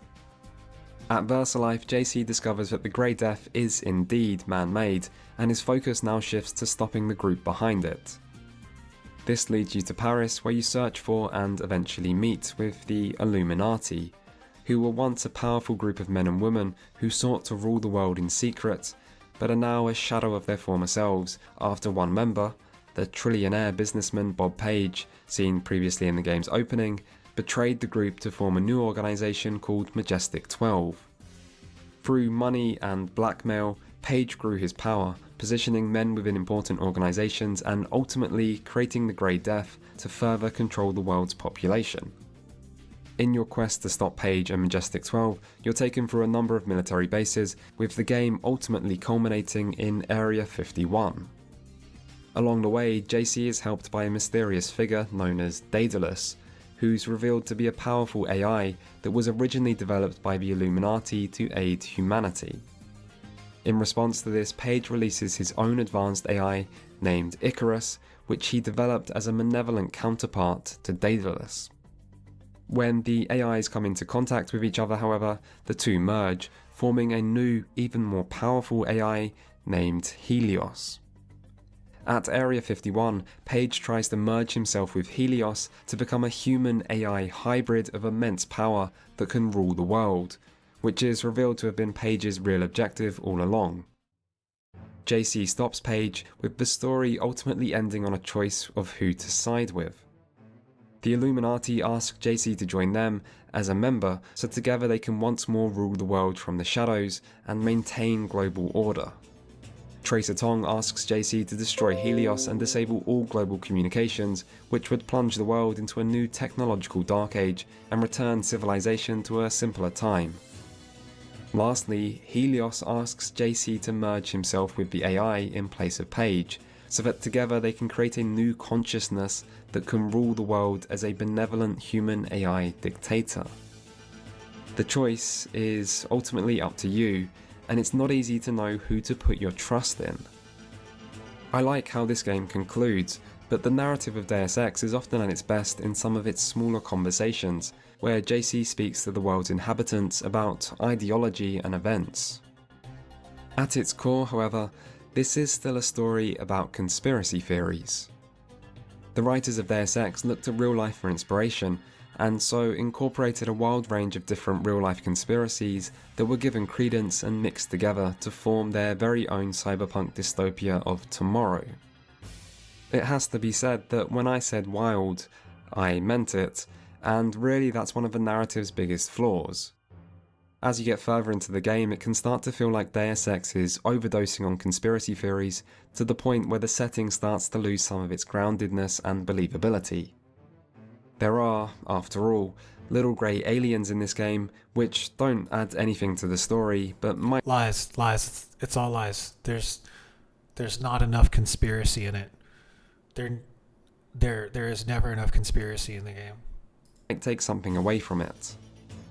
In this way, Deus Ex can feel guilty of not taking itself as seriously as players might want it to, and while this doesn't ruin the narrative, it still seems a bit of a shame because there's more to this story than crazy conspiracies. You see, even though the conspiracies seen in Deus Ex are a little far-fetched, the fears they're based on aren't, and this is what makes the story good. The first real conversation in the game, with the terrorist leader on Liberty Island, talks about issues like the reduced rate of taxes paid by corporations, and how this leads to corporate consolidation and the disempowerment of the rest of the population, and that's not the crazed machinations of a deluded mind. Reductions in taxes paid by corporations is a sensible talking point that can be found in many political conversations taking place today, and arguably is an issue that's even more relevant now than it was in the year 2000. This isn't even a left versus right issue either. Skepticism about globalization and the role of corporations can clearly be seen on both sides of the political divide. It may manifest in different ways, but a lot of the base level concerns are the same. If you take a step back and look at this game in more general terms, you'll see that behind a lot of the conversations in Deus Ex, and a lot of the conspiracy theories that inspired it lie simple concerns over power. Secret societies, sinister corporations, compromised governments, misleading media, abuse of new technologies. The common thread between these is pretty obvious. It all relates to the disempowerment of the general populace in a changing world, and the fear and anxiety this produces. And this is something that's easy to see outside of Deus Ex as well. The truth is that you, as a normal human being in the 21st century, don't have much power. You are a very small individual who has found yourself in a very big world. Not everything in this world is as it should be, and you can't do much about that. As for the power you do have, guess what? It's shrinking. You are no longer one important individual in a small, tight-knit community. You're a meaningless dot in a sea of billions. The issues that matter cross language barriers and national borders and are far too big to ever be something you can make a meaningful difference to by yourself. As for your position in this world, it's entirely predicated on government, mass media, and corporations, but you have no capacity to ever hold such entities accountable. All you really can do is go online and scream into the void, adding more white noise to the incessant buzz that has long since decided it cares little for who makes the most sense, favouring only those who scream the loudest.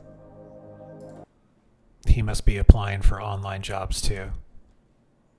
Globalization and technological advancement are only accelerating these processes, making you smaller and smaller as the world gets bigger, so whatever the future does have in store for us, none of this is going to change.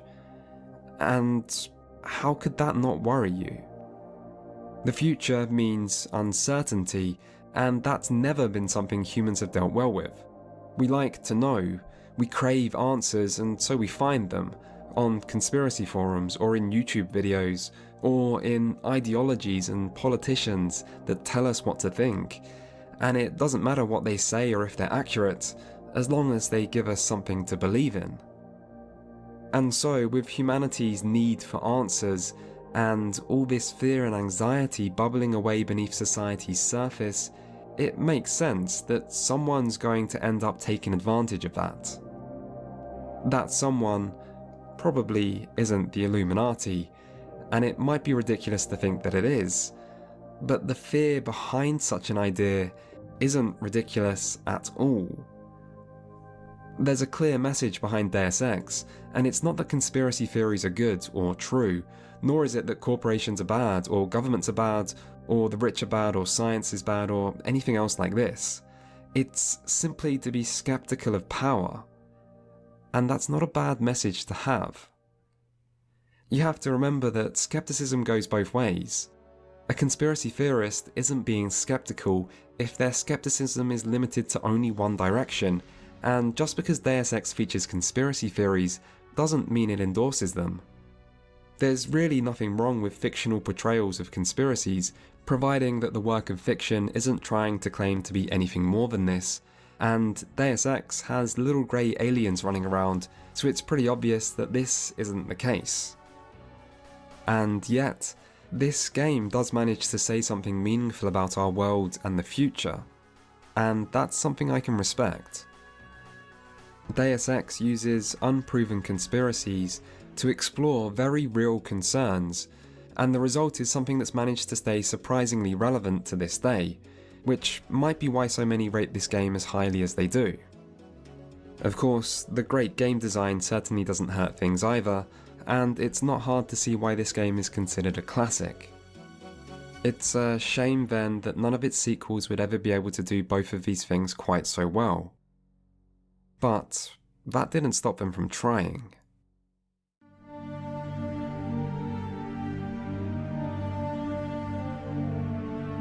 Deus Ex was a clear critical and commercial success, leading developer Iron Storm to soon begin work on a sequel.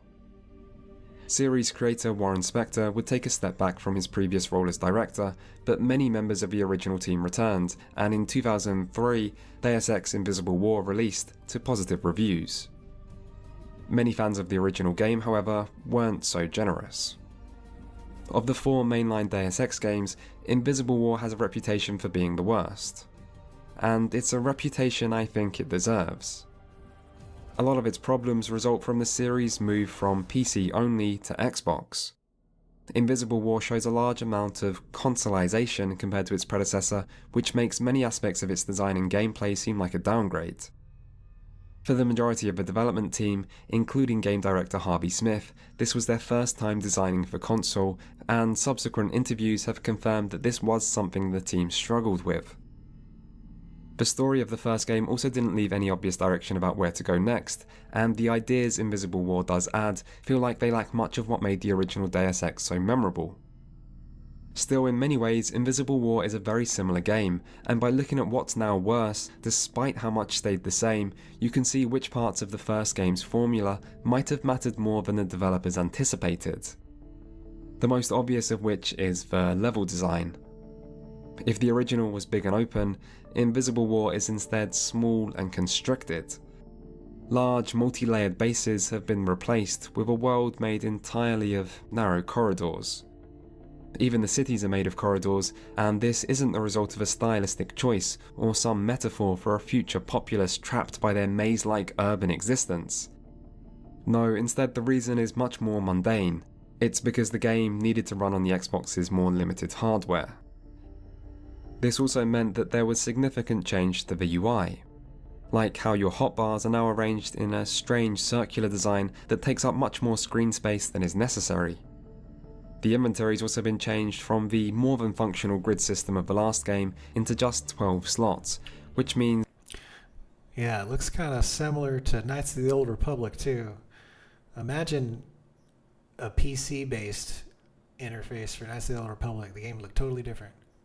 All items are now considered the same size, so a pack of cigarettes now takes up as much space in your backpack as a sniper rifle.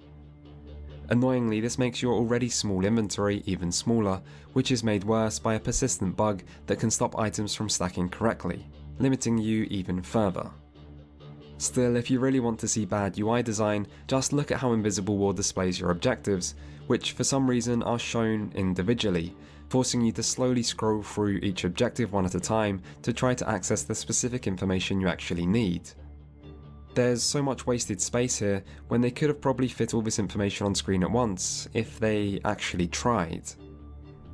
Still, despite the price paid by the interface, by 2003 standards, Invisible War was, at least, quite a nice looking game.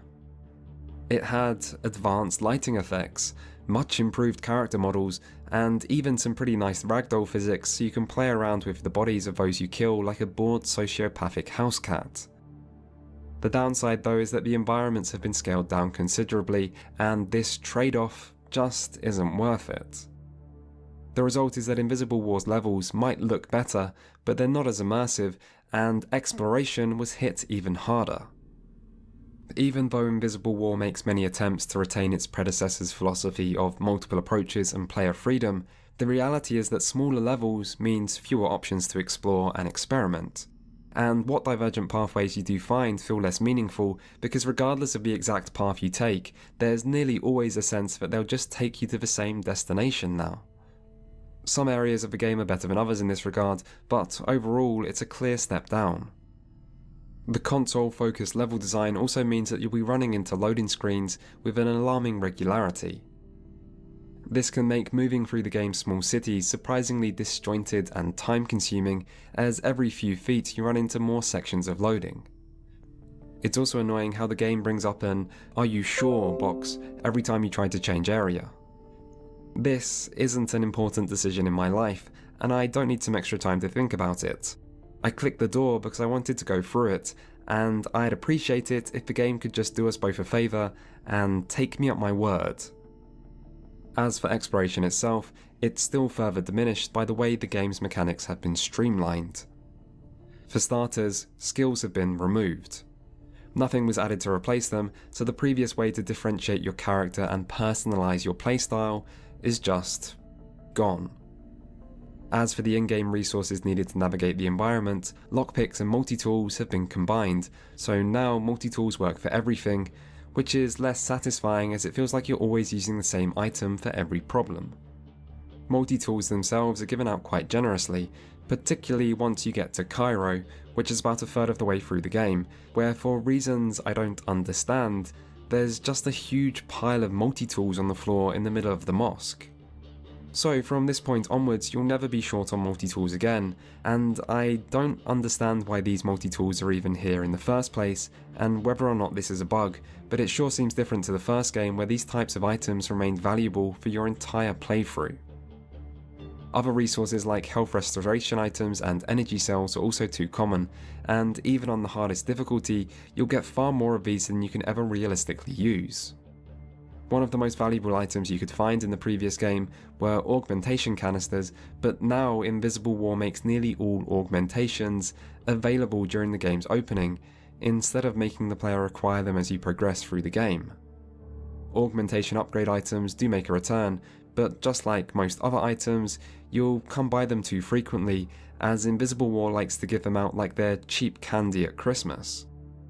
These items are the only real progression system left in the game now that skill points are no longer a thing, but as soon as I got to Germany, which is around the halfway mark, I found I'd finished upgrading every augment I had. I feel I should point out, but I didn't go out of my way to find these items, so there's probably plenty I missed, yet I still effectively had enough to be completely finished with them when the game was only halfway done. This is like getting to max level in a game by the midway point, which doesn't exactly make subsequent upgrade items you find feel very meaningful. There's a broader point I want to make with all these examples I've just mentioned though, which is that all of these items previously acted as rewards for exploration, and so by devaluing these things, Invisible War also ensures that exploration itself becomes less valuable as well. The one item you may find yourself in short supply of is ammo. For some reason, ammo has been changed to be universal, meaning there's only one type of ammo you pick up, which is used for every weapon in-game. As ammo is scarce and some weapons burn through it quicker than others, this encourages you to use a smaller variety of weapons. Invisible War's obsession with corridors also doesn't lend itself well to rewarding weapon variety, as a sniper rifle isn't much use if you never find yourself at long range.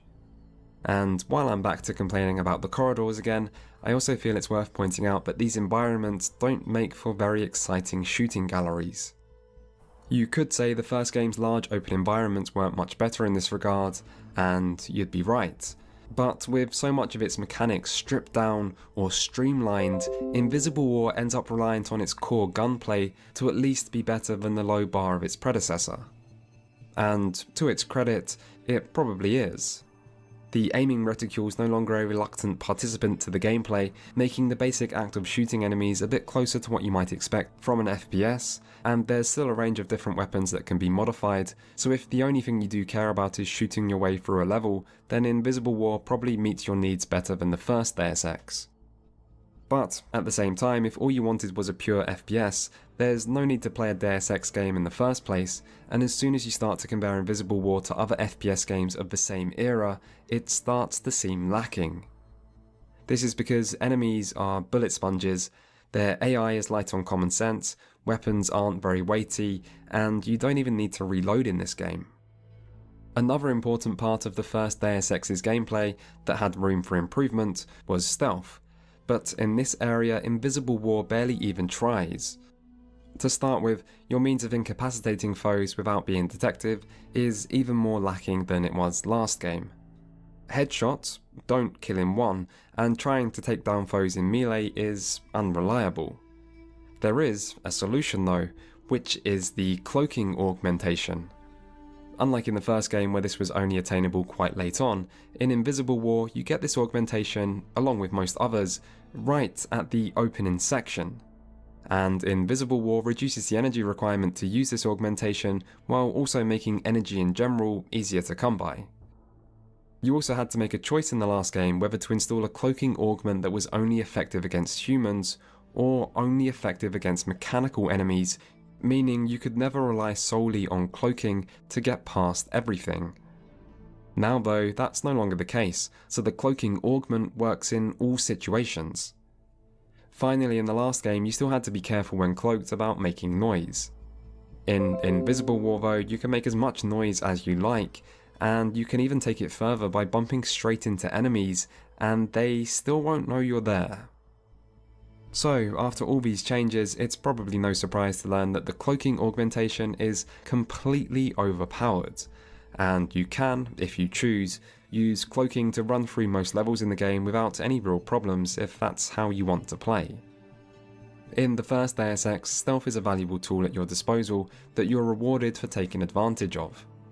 In Invisible War, stealth is borderline useless without the cloaking augment, and with this augment it's completely broken to the point where you can just bypass large sections of the game. So in terms of gameplay, Invisible War is similar, but worse, and while some of this can be blamed on the shift to console and the limitations that came with this, other parts are just bad design, which leaves the story with a lot of work to do to make this a worthy sequel. Invisible War opens with a cutscene that shows much more impressive visuals than anything in the first game, but that's about the only good thing about it. In this cinematic, a terrorist uses a nanite bomb to blow up the city of Chicago. The first time I saw this, I had no idea what was actually happening. It looked like everything was being turned to stone, and after googling nanite bomb and finding out that this isn't actually a real thing, I've decided to blame my lack of understanding on the game. More importantly, this cutscene establishes the tone of the story and setting, and while the first game offered a mostly grounded vision of a near-future dystopia, that's all pretty much went out the window now, and instead Invisible War takes an approach that's closer to a pulpy sci-fi adventure. I want to point out here that the aliens are back, and now they also talk to you and play a much larger role in the story, even though that role isn't at all necessary. I'm not going to mention this again as I'd rather just get it out the way now, but I do want to make it clear that the presence of aliens is stupid, and if I see even one alien apologist in the comment section of this video, I'm going to be very disappointed in you. Anyway, Invisible War is set 20 years after the previous game, and you play as Alex D, another augmented human who will later turn out to be a clone of JC Denton. Alex was previously undertaking training at an elite academy in Chicago before the terrorist attack forced him to flee.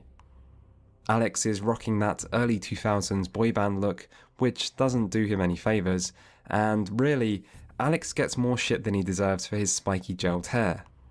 I mean, hey, we all went through the early 2000s, no judgment here. But dated as his design might be, I think the reason everyone focuses so much on his hairdo is probably because it's the most noteworthy thing about him.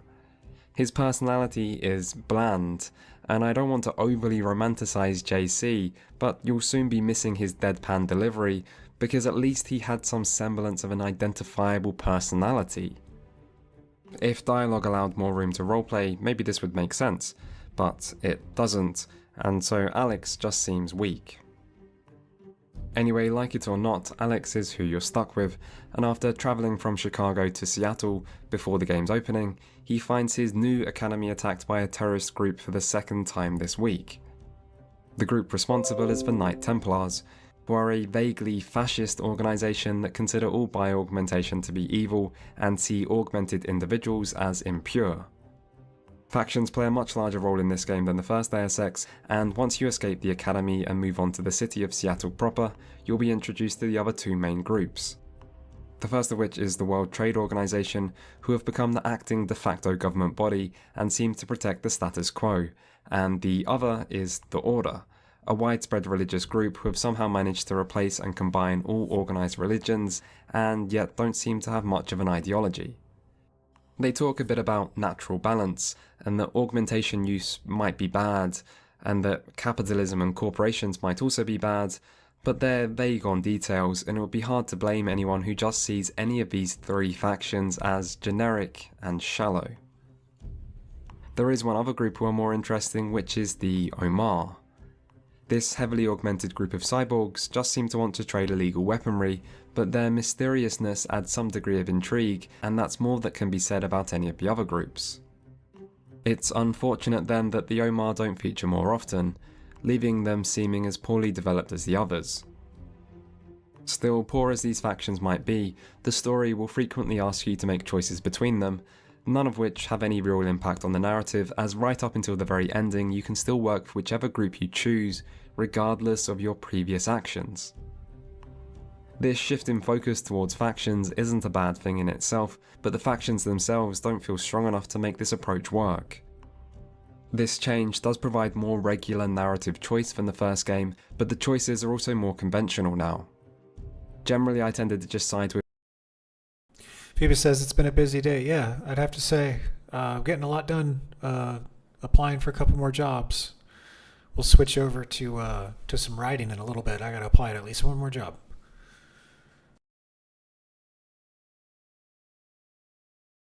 with the WTO, but more by process of elimination than any actual feeling of allegiance. I suppose it has only been 20 years since the last game ended, and everything looks way more futuristic and less fucked up now, so maybe the WTO are doing something right. But really, the others just don't seem like very viable options, as the Knight Templars will always hate you for being augmented, and the vagueness of the Order just make them seem like a cult. Still, no matter what you do, you'll be caught up in the growing conflict between the WTO, the Order, and the Knights Templars, which will take you from Seattle to Cairo to Germany. These hub areas have a greater focus on side content than the last game, and while their visual design isn't especially impressive, it's still nice to be able to explore these areas and see a bit more about what normal life is like in this setting. The side quests aren't great, and the logic behind why Alex is getting involved with them can be shaky, but at least the side quest chain with the rival coffee shop and the AI idol do provide some narrative payoff if you see them through to the end. As for the main story, events lead Alex to investigate the group behind his training academy, who are called Apostle Corp. This eventually leads Alex to Germany, where he meets the Apostle Corp leader, Tracer Tong, who wants Alex to go to Antarctica to find JC Denton. Before Alex can do this, he finds out that the World Trade Organization and the Order are actually both puppet organizations that are being controlled by the Illuminati, who have been deliberately engineering a fake conflict between the two groups as part of their plan to control the populace. You go to Antarctica and revive JC, and around about now you might be wondering which of the last game's endings was canon. They were pretty different, and this detail obviously matters, but the answer to that question is... all of them. So, somehow after the events of the last game, the Illuminati regained power, JC merged with Helios, and a global economic and technological setback occurred, known as the Collapse. I don't think trying to make all three endings canon was the right solution to the writer's problem of which ending do we choose, but I have to admit, there is something I respect about the audacity of this all, where the writers have just tried to brute force all three endings and pretend that this all makes perfect sense. And it almost does. Anyway, after you save JC, he explains his plan about merging himself with all of humanity using biomods to create what he calls a perfect democracy. The final location in the game is Liberty Island, where you get to explore the old UNATCO base, and where Alex must decide whether to side with JC and Apostle Corp, or the Illuminati who want to run the world themselves, or the Knights Templars who want to end all biomodification. You can also choose to work with the Omar to kill all the other factions, which ends up turning the world into a desolate wasteland dominated by the Omar. These four options feel a bit like a retread of the previous game's ending choice.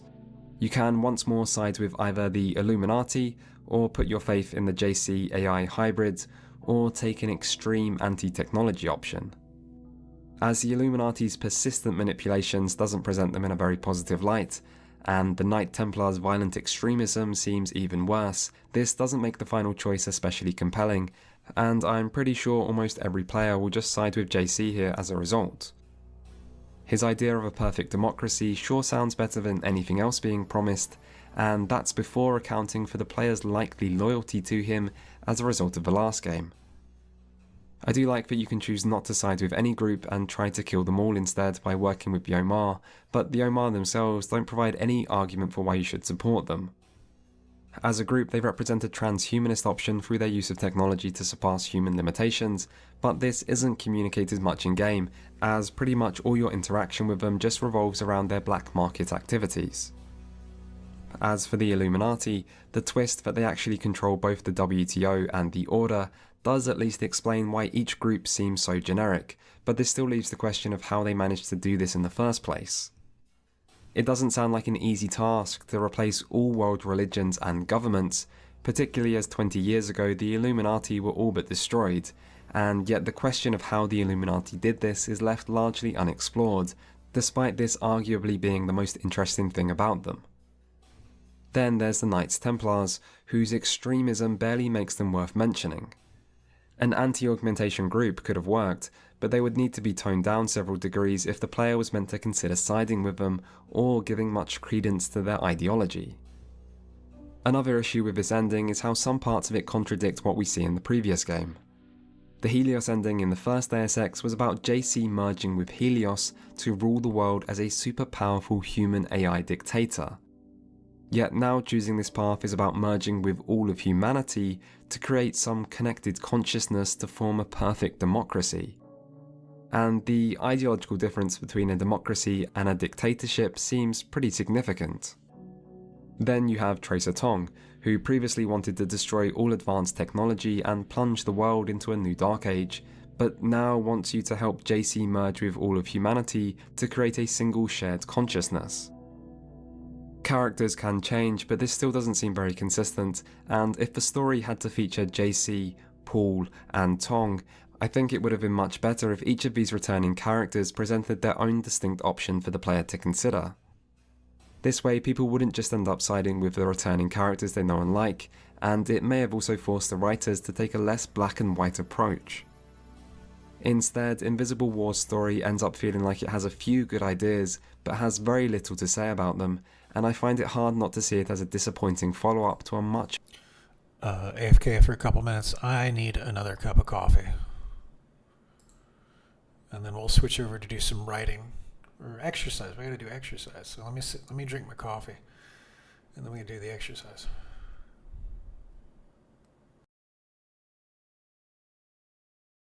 Much better previous game. It's also a lot shorter, being about half the length of the first Deus Ex, with less than half the replayability. The most positive thing you can say about this game is that just because it's worse doesn't mean it's bad, and this is true. Invisible War is by no means a terrible game. It shares many of the positive qualities of the game that inspired it, they just shine far less brightly this time around.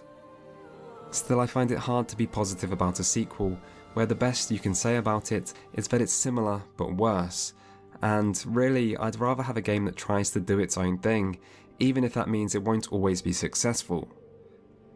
And as it turned out, the next developers who would tackle this series seemed to agree.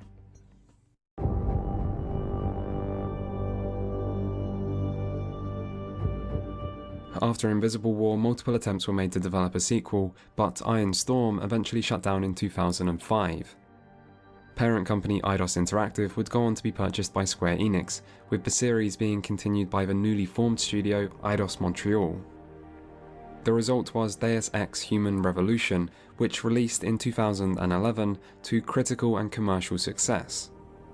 It was Eidos Montreal's first game, and the development team was formed almost entirely of newcomers to the series, but much about the game would stay true to those that came before. Not everything though.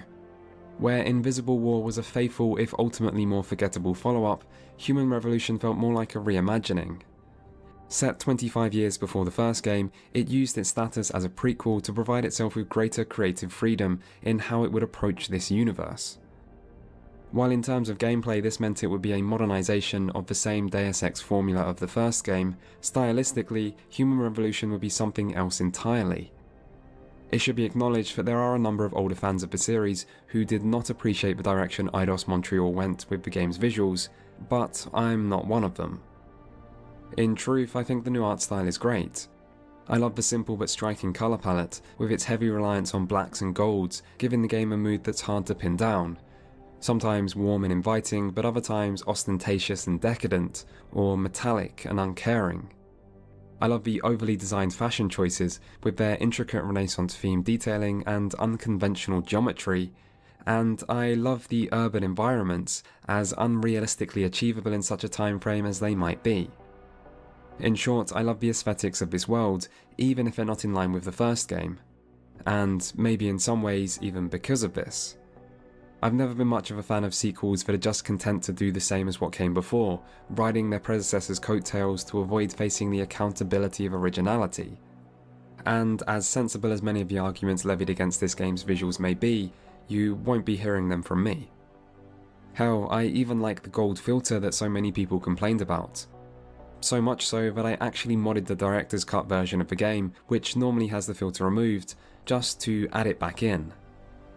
And that brings me to something else worth addressing. There is both a director's cut and an original version of this game, and each has their own problems. If you don't own the game, you won't have to worry about which version to buy, because you don't have a choice. The director's cut is the only one available. However, the director's cut is a port of the Wii U version of the game, which means the graphics aren't actually improved in any significant way, plus it has some bugs that apparently weren't present before, and the original game's gold filter has been removed and the lighting altered. The director's cut does bring slightly improved boss fights and the automatic integration of the DLC, but even this might have a downside because the DLC takes place towards the end of the main story, and there's no way to avoid this lengthy interruption for anyone that doesn't want to do it, which may be the case if you're replaying the game and don't want this optional extra content. Meanwhile, if you owned the original game and were happy to stick with it, but still wanted to play the DLC, you'd be out of luck again, because there's no way to purchase the DLC for the original game anymore, meaning you're forced to buy the whole game again through the director's cut to play the DLC that way. This whole situation is a bit of a mess, and something like this shouldn't happen in the first place. A director's cut should be an objective improvement on the original, and if it's not, it shouldn't even be released. Meanwhile, options to buy DLC should be added to online stores so that people who purchased your game when it first came out aren't excluded from content they'd otherwise be willing to pay for. As for the gold filter itself, this is exactly the type of feature that players should have been able to toggle on and off in the options in the first place. Yet, not only did the original make a mistake by not giving players this option to turn it off, the director's cut then makes the same mistake by not giving players the option to turn it back on. This will all tie into a broader question later about the management of this series, but for now let's get back to the actual game. Alongside the visuals, there was also a change in focus for the narrative.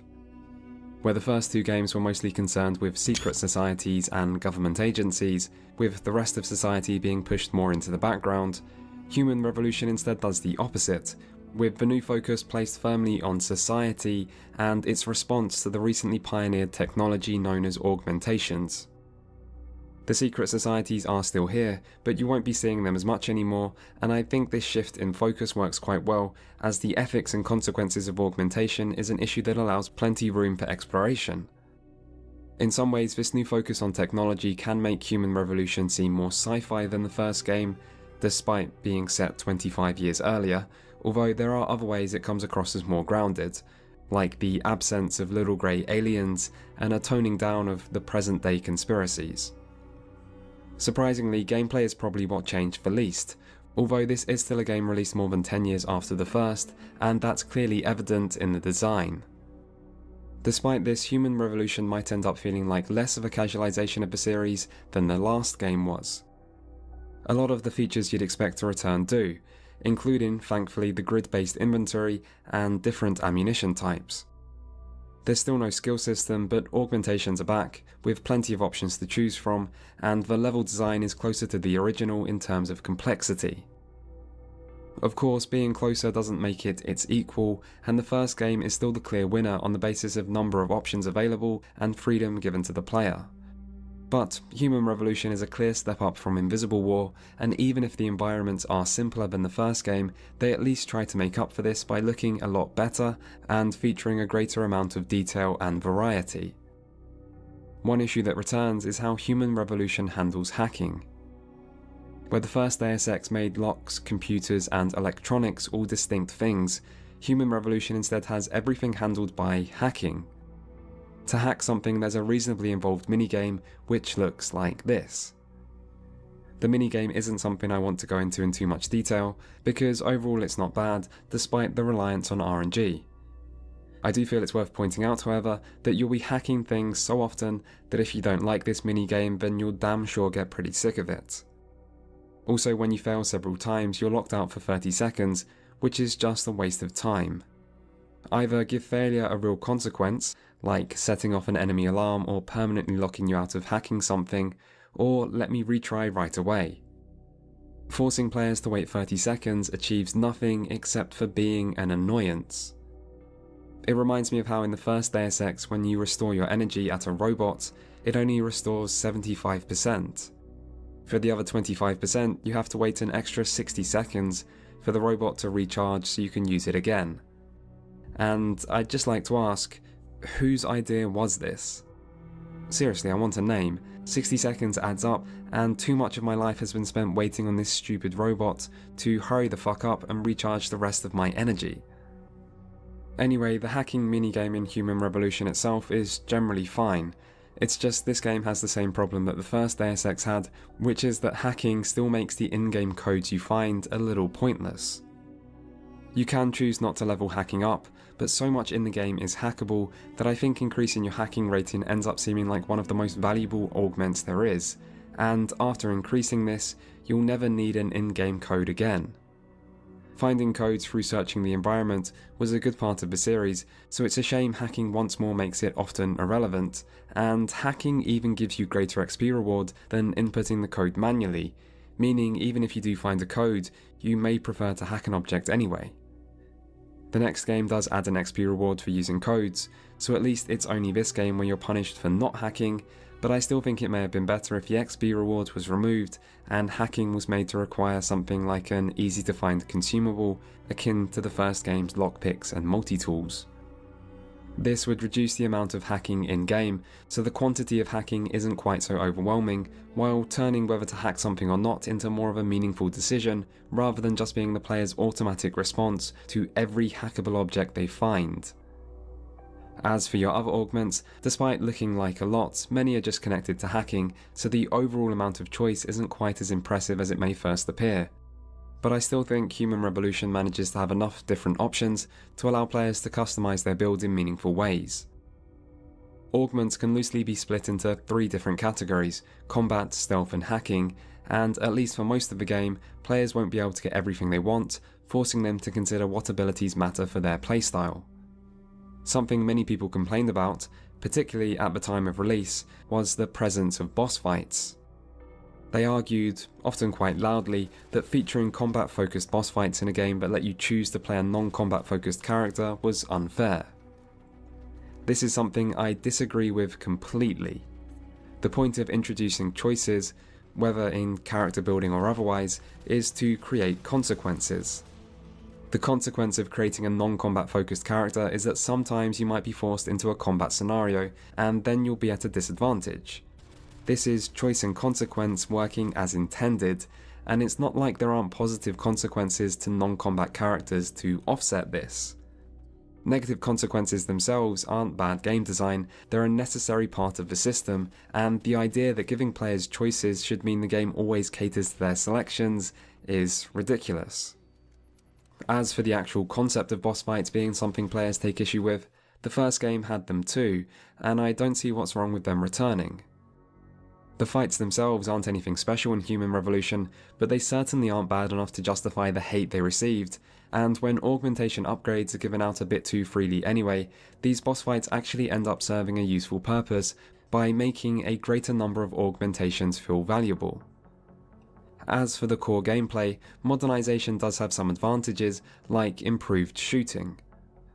The cover system feels like a sign of the era this game was developed in, where cover systems were the hot new trend, but as cover systems go, it does its job well enough, and thankfully enemies have been given high enough damage and a short enough delay in their aim time to make shooting your way through every encounter still a challenge. This is important because it stays true to the original game and provides an incentive for players to try stealth. Enemy competency also helps the game stay grounded, meaning it comes off as more tactical shooter than pure power fantasy. As for stealth itself, you now have a minimap, which even with no other upgrades provides more information about enemy movements than before, meaning sneaking your way through levels without abusing quick saving is more manageable. Enemies are less visually impaired than before, so stealth isn't overly easy. But the downside to using the minimap like this is that it doesn't make for very exciting gameplay when the player gets so much information by staring at a little box in the corner of their screen, and your reliance on this can feel cheap. You can also take enemies down silently in melee now with a single button press. The animations for these takedowns look good, but you might find pausing to watch them so frequently breaks the flow of gameplay. Takedowns in Human Revolution cost energy, which limits the frequency you can perform them, but the energy system itself has also changed. You still spend energy to use certain augments, with a takedown costing 1 bar, but your first bar of energy now recharges over time. This forces you to space out your takedowns and augment usage, but having only 1 bar of energy recharge feels like poor design. For starters, it artificially slows you down by forcing you to wait in cover for your energy to recharge, which isn't very interesting. It also means that once more the cloaking augment is a little too strong, as even if it can only be used for a short time, as long as you don't mind waiting for your energy to recharge, you can still hop unseen from one bit of cover to the next, which, while an improvement on Invisible War, still makes navigating levels this way overly simple. Another problem with only having 1 bar recharge is that it makes upgrading your total energy through augmentations completely pointless, as no matter what your maximum energy is, your effective energy in most situations will still be limited to the first bar. It would have been better if Human Revolution had committed to either having all energy recharge or no energy recharge with no energy cost for takedowns. Both of these would require balance adjustments, but the current system of only 1 bar recharging feels arbitrary and introduces its own problems anyway. Still, for the most part, both combat and stealth work well. Human Revolution may still be a bit too easy though, but the reason for this is something else entirely. A big part of the first Deus Ex was exploration. That's still the case this time round, but in sticking with modern game tradition, Human Revolution introduces both quest markers and a fully detailed map, the combination of which is overkill. There's one mission towards the end of the game where quest markers are disabled as a result of an enemy jammer in the area. Taking out the enemy jammer is an optional objective, alongside your main objective of finding some scientists who are held in different parts of the enemy complex. If you do take out the jammer, you'll get quest markers for the scientists, but ignore the jammer and you'll have to carefully explore this place on your own.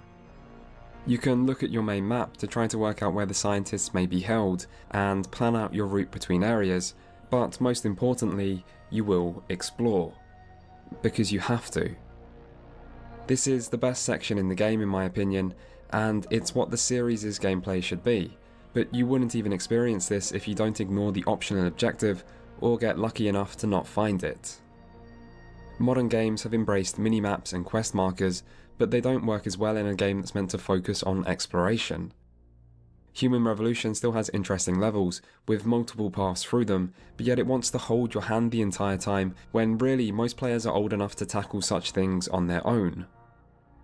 You can turn objective markers off in the options, although they're still on in the game's hardest difficulty by default, and many players either won't realise they can be turned off in the first place, or won't realise the game might be more enjoyable if they do so.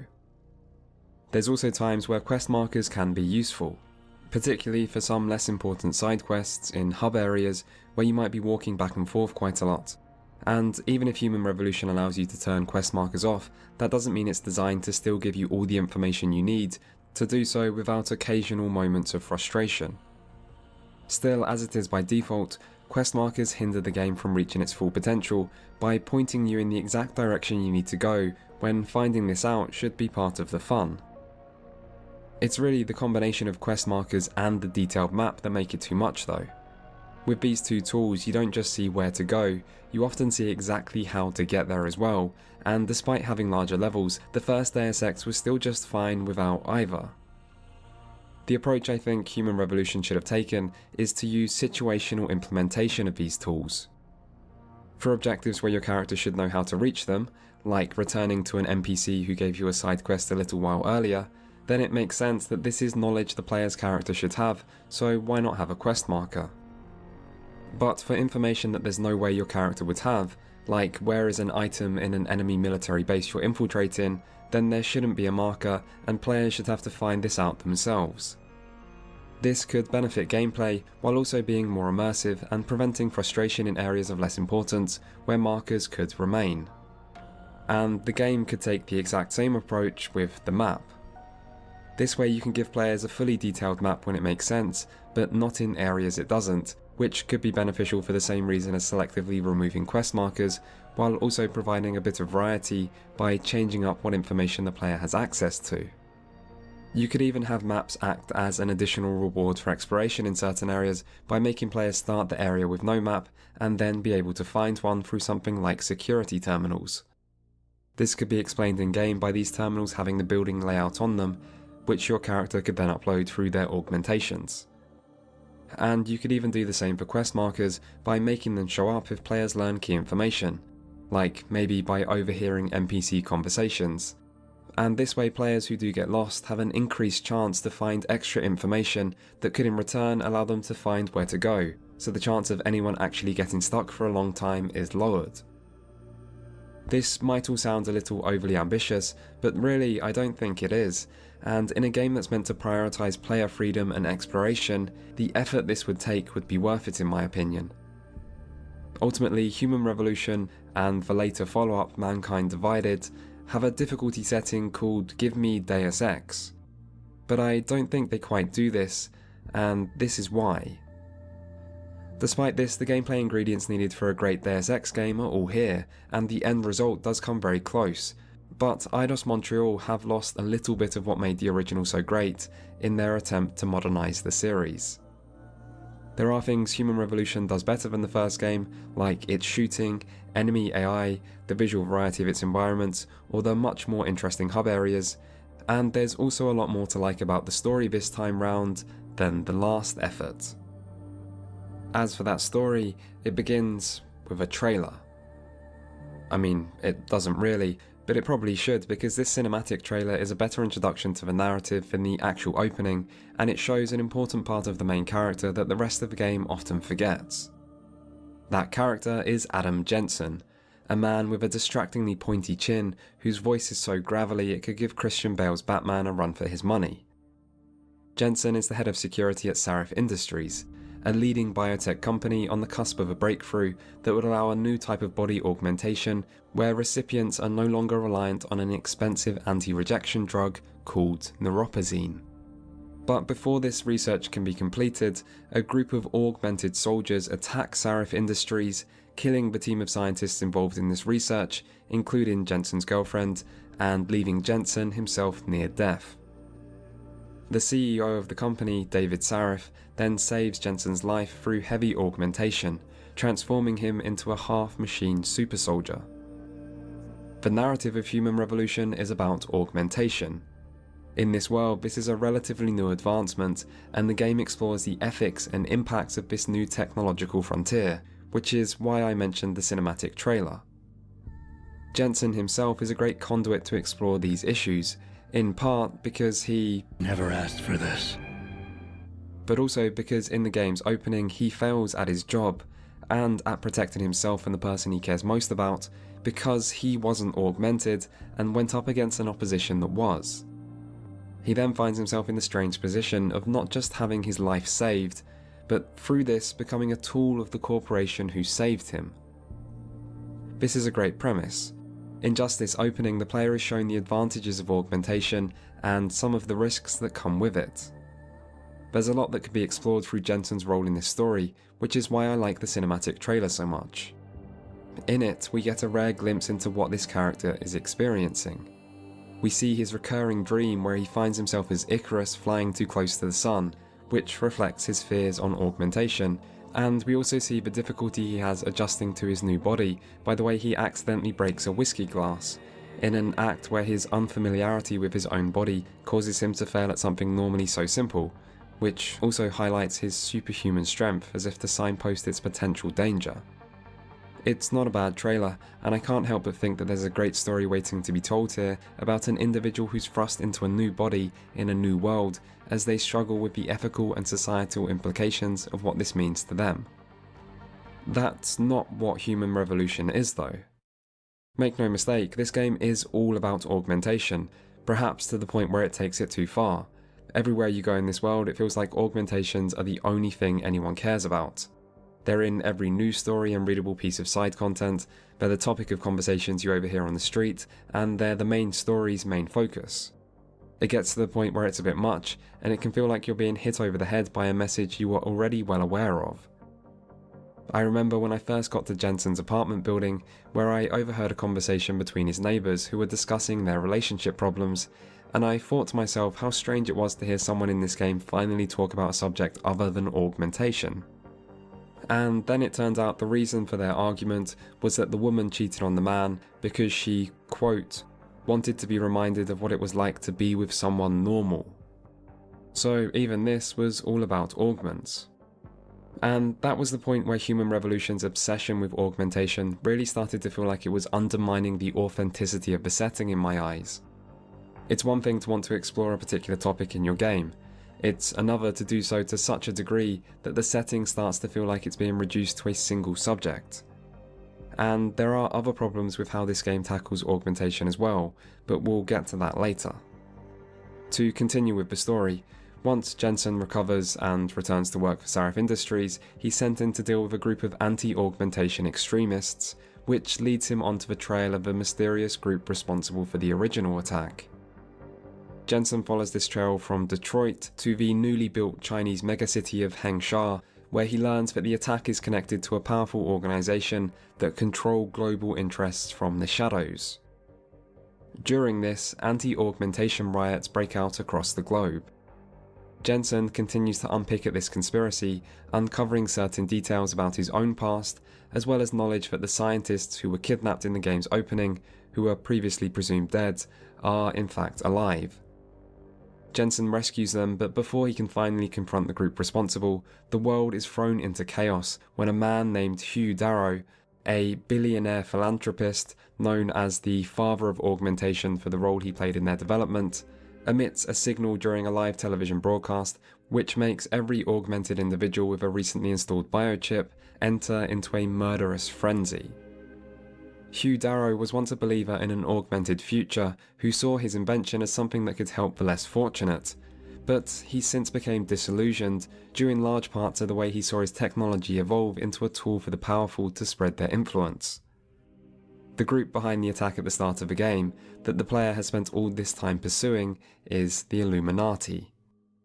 Darrow is aware of the Illuminati, and he's not wrong about what they're doing.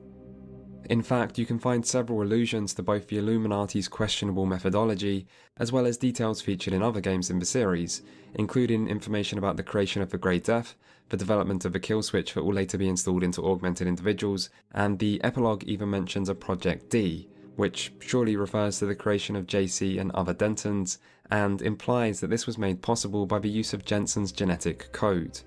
A detail that may have been more surprising if the writers didn't name him Adam. Anyway, the Illuminati are the main antagonists of this story, and yet it was a man acting against them who ultimately does something truly terrible. The signal making everyone insane part of this story feels a little far-fetched, but the rest of it is generally very well told. There's a lot of detail this summary has omitted, but for the most part Human Revolution is an engaging conspiracy thriller with good presentation that makes it easy to get invested in. It's the way this story handles its themes and ending that ultimately let it down, however. Human Revolution is about augmentation. It explores transhumanist questions about right and wrong, power and control, change and resistance, and this is a great subject for the series, but Human Revolution doesn't quite do it justice. I think the biggest problem with how augmentation is handled in this game is that it's displayed in such a video game-centric way, as if the reason augmentations are important is because they make for really sweet power-ups that you can use to beat people up. But really, the great thing about augmentations isn't that you can get swords installed in your arms. In fact, outside of some very rare circumstances, being better at fighting people or infiltrating top-secret enemy bases isn't a major part of most people's lives. Which begs the questions of 1. Why do so many people care about augmentation to the point they're willing to riot? And 2. why are people choosing to get augmented in the first place? I mean, I can understand why someone might want to enhance their physical capabilities. If you asked me if I'd like superpowers, the answer would probably be yes. I mean, I don't need superpowers or anything, but I guess they couldn't hurt. Unless, to get those superpowers, I had to have my limbs surgically removed. That might hurt quite a lot, and suddenly faced with that prospect, those unnecessary superpowers don't seem quite so appealing. And that's before considering the high price of installation, which is made even worse by the need to keep taking the expensive immunosuppressant neuropozyne. And the fact there's a possibility of something going wrong, which is pretty common with new technology, and does end up being exactly what happens in-game. And with all these factors taken into consideration, it ends up hard to see what the appeal of augmentations are unless you're someone already unlucky enough to have a physical disability. Hidden swords installed in your arms might make for a neat party trick, but they hardly seem worth the downsides. But maybe augmentation is meant to be more than this. There's one side quest in this game where you go to collect a debt from a woman who went to the Triad to fund her brain augmentation. She says she needed the augment to be able to compete at her job as a financial broker, and that most other brokers come from rich families, so they buy augmentations to get an edge in the business world. This conversation frames augments as a way for the rich to get richer, which would explain why some people are so against augmentation, because of the unfair advantage to those that can afford it, which disadvantages everyone else. This side quest also shows a side to augment outside of combat ability, which is otherwise never expanded upon and never even seen by the player except for Jensen's social enhancer augment. So this side quest does suggest why augments are so important, and yet this is just a couple lines of optional dialogue. For the rest of the game, I don't recall the topic of augments affecting employability, or augmentations benefiting the rich, ever featuring again. And so there is a side to this technology that clearly matters, but the game barely touches upon it, and as it is, the widespread adoption of augmentations doesn't feel like it's really justified. The end result is that the exploration of augmentation as a transhumanist issue doesn't feel very deep. This subject also could have been examined through looking at Jensen himself, but despite the tone set by the trailer, Jensen receives little actual development, and the impact of augmentation on his own life is never made a focus. Of course, this is an RPG, so there should be room for the player to determine how Jensen acts, which there is. There are many more dialogue choices in this game than the last two, and they're handled quite well, with clever UI design which shows both a short version of your response, while also letting you see the exact wording, so you always know what you're choosing. But despite this, the game doesn't really try to allow the player to express much of their own opinion on augmentation, as Jensen is so focused on getting down to business and busting global conspiracies, that there isn't any room left for introspection. There is one exception to this, which is the ending. In true Deus Ex fashion, Human Revolution ends with a choice. After stopping Darrow and shutting down the signal, Jensen must decide what to broadcast to the world. His options are to broadcast the truth, which will turn humanity against augmentation, or blame an anti-augmentation group called Humanity Front for the signal, at the request of David Saraf, which will allow augmentation technology to continue to develop, or instead to broadcast an excuse about contaminated neuropozyne at the request of the Illuminati to further their control. There is one other option, which is to avoid choosing by committing suicide so that no one can spin the story.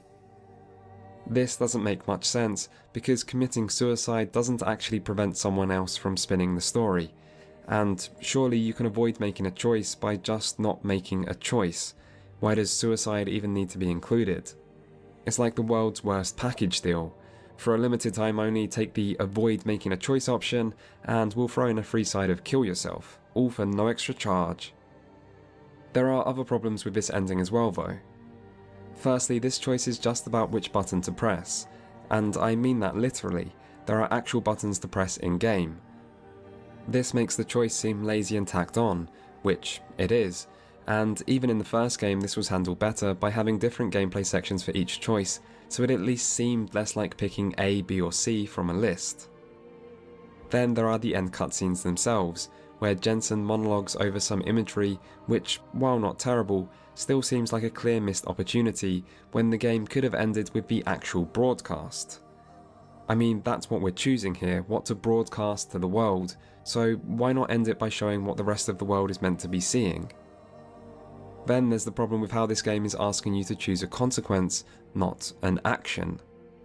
Decisions in games should be about what to do. The consequence of that decision should be unknown. You may be able to guess what the consequence will be, but that should still just be a guess. Human Revolution instead tells you the consequence of each action, and asks you to choose based on that. So instead of framing this choice as whether to tell the world the truth, or blame it on the anti-augmentation group, or broadcast the Illuminati's made-up excuse, it's instead framed as whether to turn everyone against augmentation, or manipulate people into being pro-augmentation, or just protect the status quo. What makes this so jarring is that if given the choice between telling the world the truth and hiding the truth, I think most people would opt for the truth. But if given a choice between turning the world pro or anti-augmentation, most would choose pro. And yet telling the truth and turning the world against augmentation are treated as the exact same. This doesn't even make much sense to me.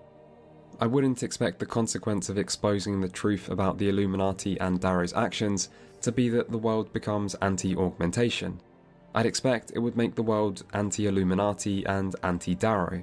And while I'm not saying it's not possible that the truth turns people away from augments, it's still very strange to be told to make a choice this way because the game tells you the consequence, but the consequence doesn't match my interpretation of the choice.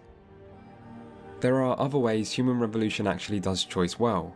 There's lots of reactivity to some of the decisions you make during the story, there are several persuasion events, which might be too easy but still feel like a good effort to do something more with dialogue speech checks, and there's even some hidden choices reminiscent of the first game, like about how your actions during a particular gameplay section can save your pilot's life.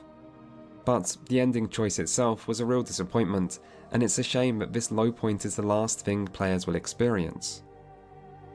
And so, to sum it all up, the end choice was bad, the themes weren't done justice, and yet I still think the overall story was pretty good, and the gameplay even better.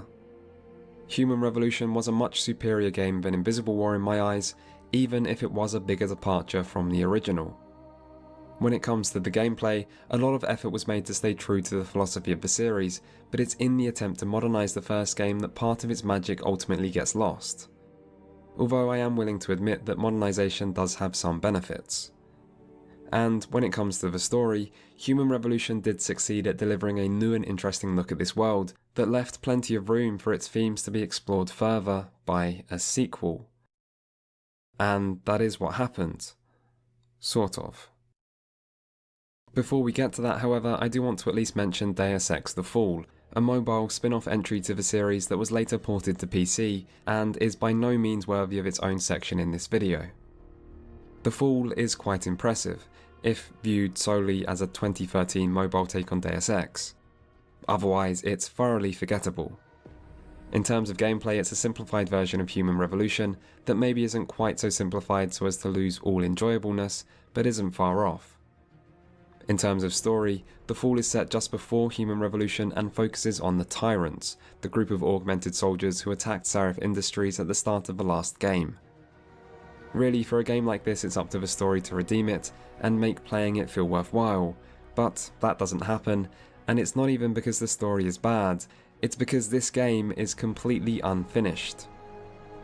The Fall is only around 4 hours long, and as soon as the story's been set up and the characters introduced, it ends. It doesn't contain an actual ending either, you just get in a helicopter to go to the next location and then the credits start rolling. Obviously more sequels must have been planned, but that was not to be, maybe because nobody wanted a mobile Deus Ex game in the first place, which begs the question of why anyone actually thought this was a good idea. Deus Ex: The Fall is a bad game, and while unnecessary spin-offs aren't exclusive to the Deus Ex series, this won't be the only questionable decision made with this series, as we'll soon see.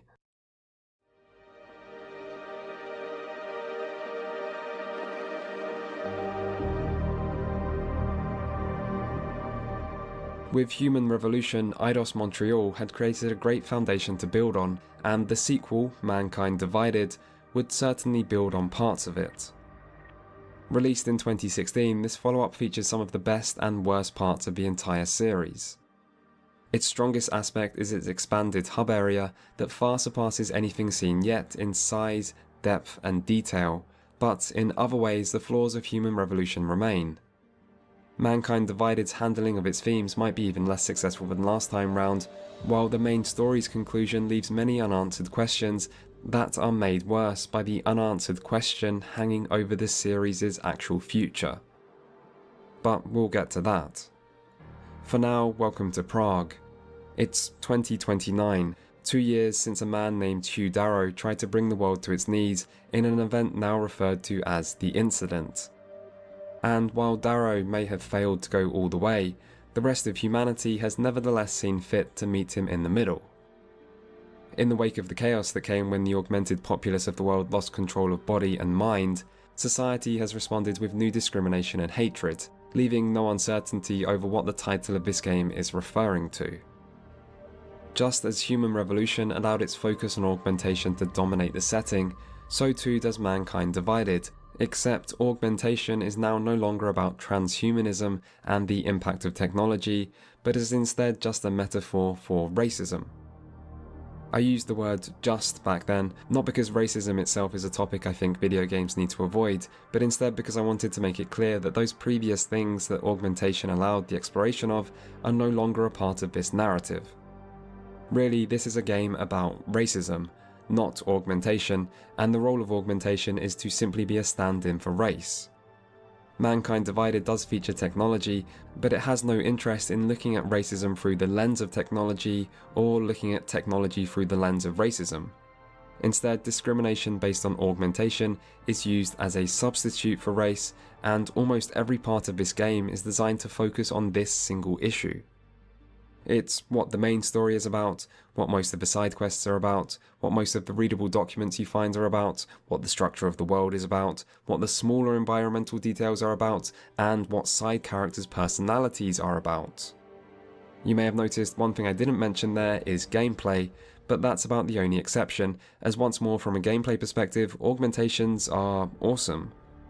They allow you to carry out your video game-centric objectives with much more effectiveness than a normal person ever could, which creates a clear disconnect between narrative and gameplay, as every part of Mankind Divided is about how bad it is to be augmented, except for what the player does in the game, which is the opposite. There is one exception to this, which is when you take the train. You do this a lot in Mankind Divided as the train is required to travel to different areas, but the train itself is segregated. This might sound a little heavy-handed, and it is, and so is the rest of the game, but the great thing about how this is handled is that where you board the train is completely up to you. The first time you use the train, you probably won't even realise you can board on different carriages, and so will end up in the non-augmented section by mistake. You then have to wait for a loading screen where the other passengers all look at you with suspicion and fear, as you wonder what everyone's problem is. And then it's only after you get off the train and are confronted by an official who reprimands you for using the wrong section that you realise why everyone was looking at you that way in the first place. And then now when you look around the train station again, you'll finally realise that the platform is split into normal and augmented areas, and that you were meant to board at the other section. This is great for several reasons. Firstly, it reinforces how arbitrary the divide between the groups is, by the way you don't even notice it until you're confronted. Secondly, it does a better job at allowing the player to experience discrimination than anything else I can think of in a video game. Thirdly, this still allows elements of player choice. It's up to you which section of the train you get on. If you want to rebel against the system by getting on at the wrong part of the platform, you can still do that. Or you can decide to save yourself the hassle of speaking to the officer every time you travel by getting on with all the other people with augments. The choice is left up to you, and at no point does the game tell you what to do or how you should think about this.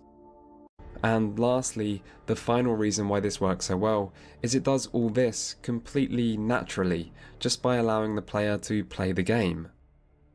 When most games want to preach a certain message to their audience, it feels like you're being preached to, which is bad for multiple reasons. But this small part of Mankind Divided achieves what it tries to perfectly, and it deserves a lot of credit for that. Unfortunately, there's nothing else positive to say about Mankind Divided's racism allegory, and a lot that can be said against it. like how silly the game's made-up terminology is. Augmented individuals are referred to as clanks. Calling someone a clank doesn't sound threatening or hateful, it sounds childish. Also, I'm pretty sure augmented individuals don't clank anyway. I mean, I sure don't seem to be making much noise when I walk right up to enemies unheard on my perfectly silent augmented legs. Then there are the slogans in-game, like, "A wrench is a tool, not a human being." But how is a wrench similar to someone with a mechanical prosthetic? I mean, sure, this slogan is meant to be insensitive and offensive, which I guess it is, but it's also stupid, and I find it hard to believe that this is something people actually say in this world. The way non-augmented people are referred to as naturals is a little better. Naturals is a loaded term as it implies augmentation is unnatural, and I can just about buy the idea that people might use this What if you find stupidity offensive? Then it's double offensive. language, but it still feels very heavy-handed to hear it all the time and see it used in an official capacity.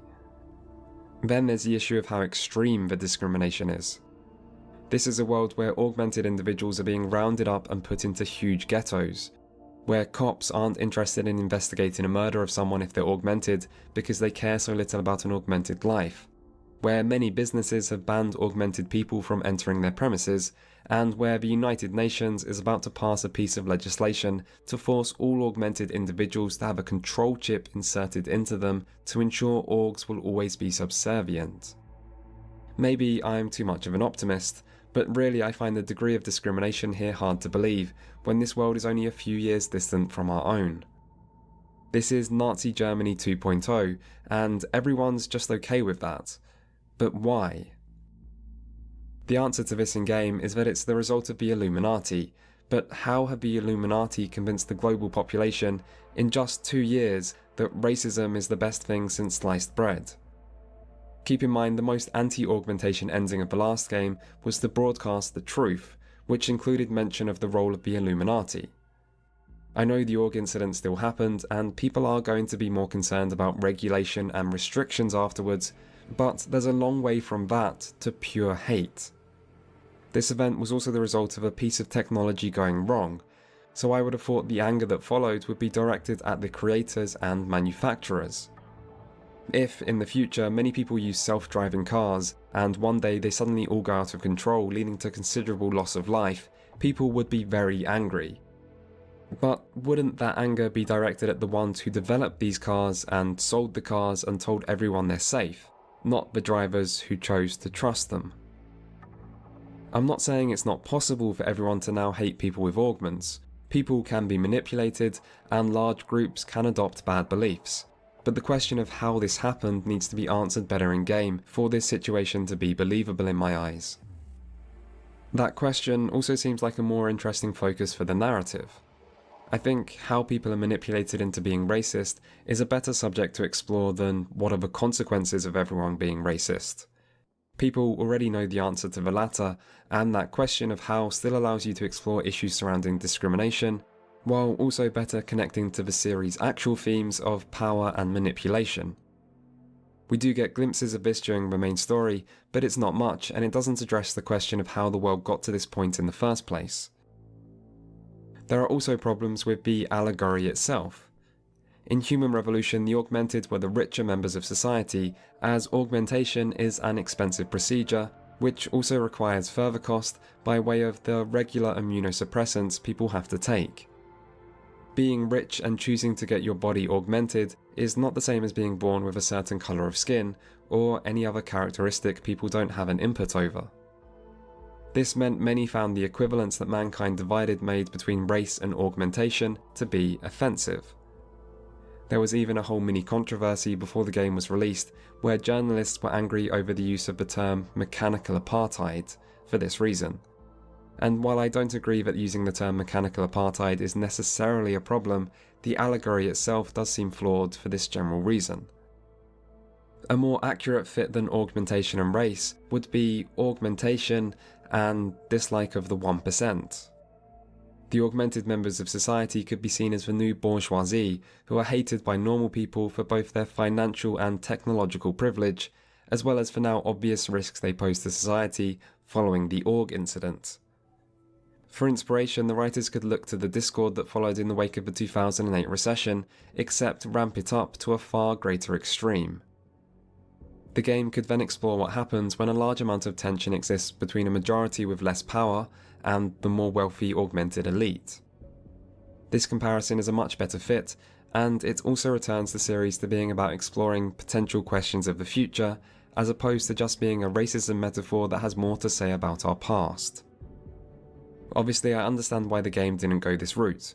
It's because this would become a complicated subject full of shades of grey that asks difficult questions, whereas a racism allegory is simple and morally black and white. No pun intended. Still, the way Mankind Divided tackles this subject ends up feeling shallow. This game has nothing to say outside of something everyone already knew, which is that racism is bad. Metaphors for racism aren't anything new in fiction, but this one isn't very good, and when you make so much of the game about this, that ends up being a problem.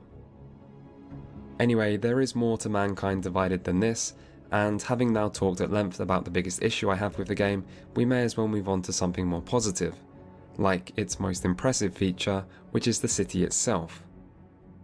I could probably spend as long praising this location as I did complaining about the racism allegory. I mean, I won't, but I could, because man, this city is great. Somehow Eidos Montreal have managed to maintain the heavily stylized approach of the last game while managing to address the biggest criticism of the visuals, which is that they weren't very grounded. The result is that this area manages to capture the best of both worlds, being visually diverse and creative but still very realistic. The blending of old buildings with modern technology looks great, and honestly, this is exactly how I expect the future to actually look. Still, Prague has more going for it than this. Hub areas have featured in every Deus Ex game, with the role they play growing with each entry. Mankind Divided is no exception, but Eidos Montreal have went above and beyond this time round to expand on everything good about these previous areas. There is a lot to explore here, and many ways to do so. The city is full of secrets. Its streets are densely packed with many buildings to enter and pieces of environmental storytelling to uncover. Some locations really require you to think about how to access them, and you can spend hours just exploring and immersing yourself in the world the developers have so skillfully created. When it comes to level of detail and density of things to find and see, there aren't many games I can think of that come close to this. Of course, this isn't really the Deus Ex experience of the original game, but it still has many similarities like the focus on exploration, multiple paths, and rewards for players who think outside the box. Prague also has some restricted areas which you'll find yourself moving in and out of, meaning the more active parts of the gameplay, like combat and stealth, aren't just divorced from this part of the game, but are instead interwoven. It's a very effective approach to world design, and Mankind Divided also has some great side quests, which further take advantage of this rich and very well realised environment. In other ways, Mankind Divided is a similar game to Human Revolution, but there are some minor improvements. Like to the cover system, which now allows you to move from one piece of cover to the next more smoothly. Or in the number of augments available, which has been increased quite a bit, although not all of the new additions are especially useful. Or to the stealth system, which gives better warning of when the player is about to be seen, making the still omniscient minimap a little over the top. Then there are some beneficial balance changes, like to the persuasion events, which are now much more likely to fail. The last game was designed to be too forgiving, meaning if you picked options at random, then your success was still mathematically very likely. But now failure feels tuned to where it should be, giving these persuasion events the tension they should have had in the first place. Still, more noteworthy might be what hasn't improved, like the level design of the story sections, where the game still insists on holding the player's hand the whole time. As impressive as Prague is to explore, nowhere else in the game comes close to it in size or complexity, and a lot of the other areas you do go to feel a bit too short and safe. One part of the series I enjoy the most is carefully infiltrating large enemy bases, but with a new emphasis on the hub area, this has been somewhat forgotten, and when you do leave Prague for story reasons, the game seems to put more focus on being cinematic and keeping the plot moving, rather than on letting the player sneak or stab their way through complicated environments. If this is the trade-off we get for the better hub area, then maybe it's worth it, but I'm not sure the game can't feature both. There are some new minor annoyances this time round as well, like how selling items at vendors takes far too many clicks, or how the loading screen when you travel by train is excessively long. But really, in terms of gameplay, Mankind Divided is Human Revolution with a bigger and better hub area. As for the main story, you once more play as Adam Jensen, who is now working for an anti-terrorist division of Interpol called Task Force 29, while also working in secret with a group called the Juggernaut Collective to try to track down and expose the Illuminati. Tension between the augmented and non-augmented populace are continuing to rise, and when a bomb goes off at a train station in Prague, Jensen is tasked with investigating it. Not content to just follow orders anymore, Jensen listens into a conversation his boss at Task Force 29 has with his superiors, where he learns that several terrorist attacks, including the bomb at the station, are going to be blamed on a pro-Aug group called the Augmented Rights Coalition, or ARC. Jensen is then sent to a large, densely packed Aug containment ghetto called Golem City to investigate Talos Rucker, ARC's leader. Golem is a great location that I wish you could explore further. It's clearly inspired by the real-life Kowloon walled city, and if you don't know what that is, look it up. It's a rabbit hole worth going down. In fact, someone should tell Frederick Knudsen to make a video on it. Anyway, in not Kowloon City, you work your way to Rucker, but he then dies in a mysterious way after confirming he was not involved in the attacks. Rucker is replaced by an absolute unit of a man named Viktor Marchenko, who pushes ARC towards militancy as the death of Rucker causes augmented unrest to deepen.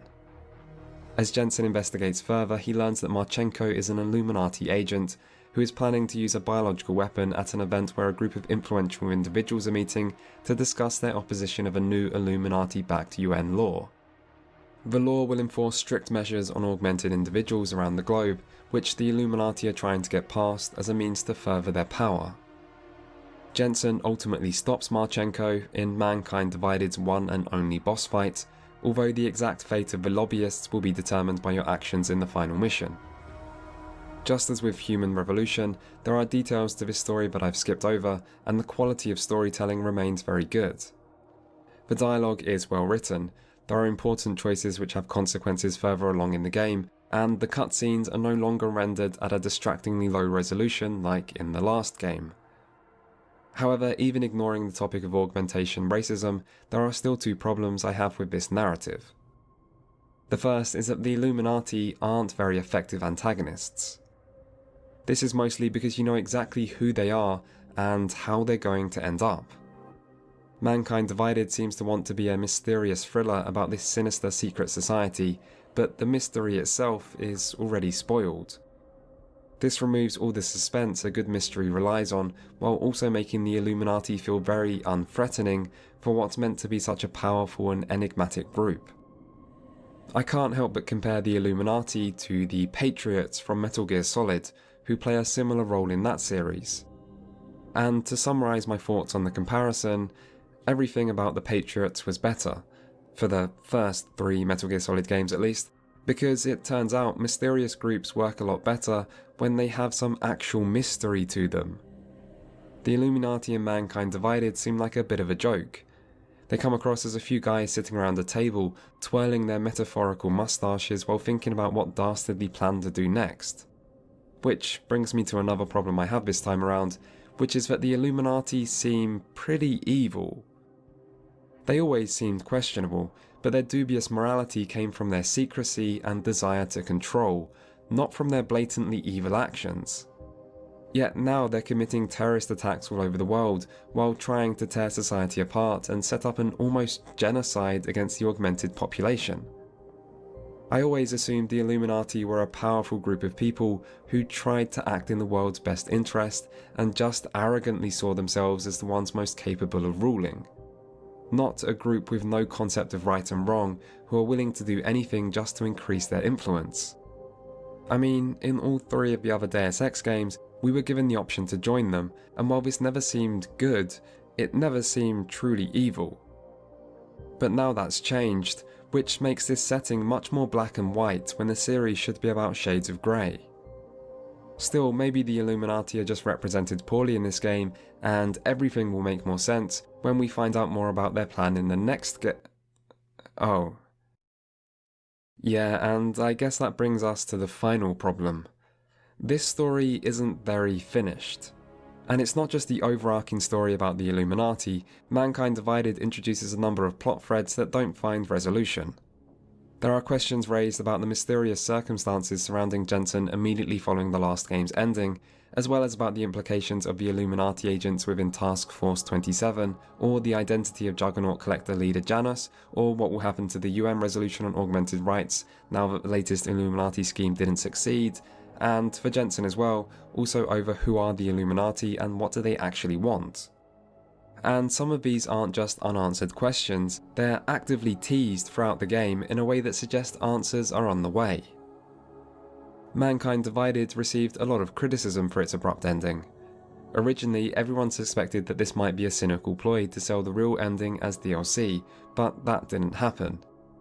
In the one substantial piece of DLC we did get, A Criminal Past, it's actually set before the main game as you go undercover as Jensen at an augmented prison complex. This DLC is really good, which is why I wrote this awkward segue to at least mention it. The prison complex is big, exploration is a lot of fun, as at least initially you have to blend in as a prisoner while working out for yourself how best to proceed with your investigation, and the loss of your augment introduces some much needed challenge to freshen up the gameplay. Still, all this DLC really achieved was to remind people of the potential Mankind Divided systems have, and this is ultimately the last thing we got from the series. Mankind Divided was a really good game, brought down by its poorly handled themes, a weak overall antagonist, and an ending that wasn't very satisfying. As someone who does enjoy optional content, I don't really see this game as being unfinished or lacking in content. The main story can be completed quickly, but the overall amount of content on offer is roughly in line with any other Deus Ex game. The lack of resolution to the overarching plot also doesn't seem like some Achilles heel either in my opinion. Instead, it makes the game feel more like a middle part of a trilogy that was given the job of playing for time before the big finale, and it is a bit worse than it could have been as a result, but it's by no means irredeemable. There's also one other thing I did really like about Mankind Divided's narrative, which is the added emphasis on themes of truth and paranoia, something that's been a key feature of the series since its inception, and is a necessary part of the Deus Ex experience in my eyes. Human Revolution did leave you guessing about certain things, particularly about whether you can trust your employer, David Sarif, but the focus was so firmly on technology that other themes of the series seemed a little lost as a result. Mankind Divided rectifies this oversight though, and it does it with style. As a double agent, Jensen is both trying to work out who he himself can and cannot trust, while also worrying about keeping his own illicit activity hidden. There's a point where a side character confronts you and accuses you of snooping around, and even if this is a scripted event which always happens, it still felt impactful to me because I had been snooping around in the task force headquarters, excessively, and now here I am being called out on something I didn't think would ever be acknowledged. This kind of paranoia also manifests within the main narrative by giving the player regular choices about how much information to reveal to your boss, as well as the way it leaves you guessing over the identity of the Illuminati's mole within the organisation, which you can pick away at yourself through optional conversations, and it sure makes your co-workers less likeable when you wonder if maybe they're not just an arsehole, but are also your enemy. Even the Juggernaut Collective's leader Janus, and your main contact within the group Alex, don't seem void of suspicion, and there's nothing like being forced to second guess everyone and everything to accurately represent the unseen threat that a super secret group like the Illuminati are meant to represent. This is in many ways what I want from a Deus Ex storyline, and I also love the tone set by Mankind Divided's version of end slides. In place of a typical narrator or main character monologue, this game instead opts for a simple newscast, which will recap both the main events of the story and optional side quests you may have got involved with. Except every single one of these things that's reported on has been distorted to the point where the truth is hardly recognizable. All your actions so far are twisted and spun into a web of lies to serve the group you've been trying to oppose.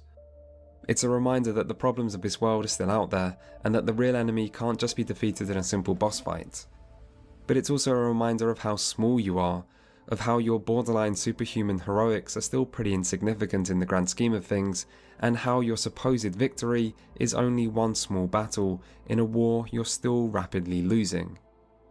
Most of all though, it's a promise of more to come, a message that this story will be continued. Except I'm not sure it actually will.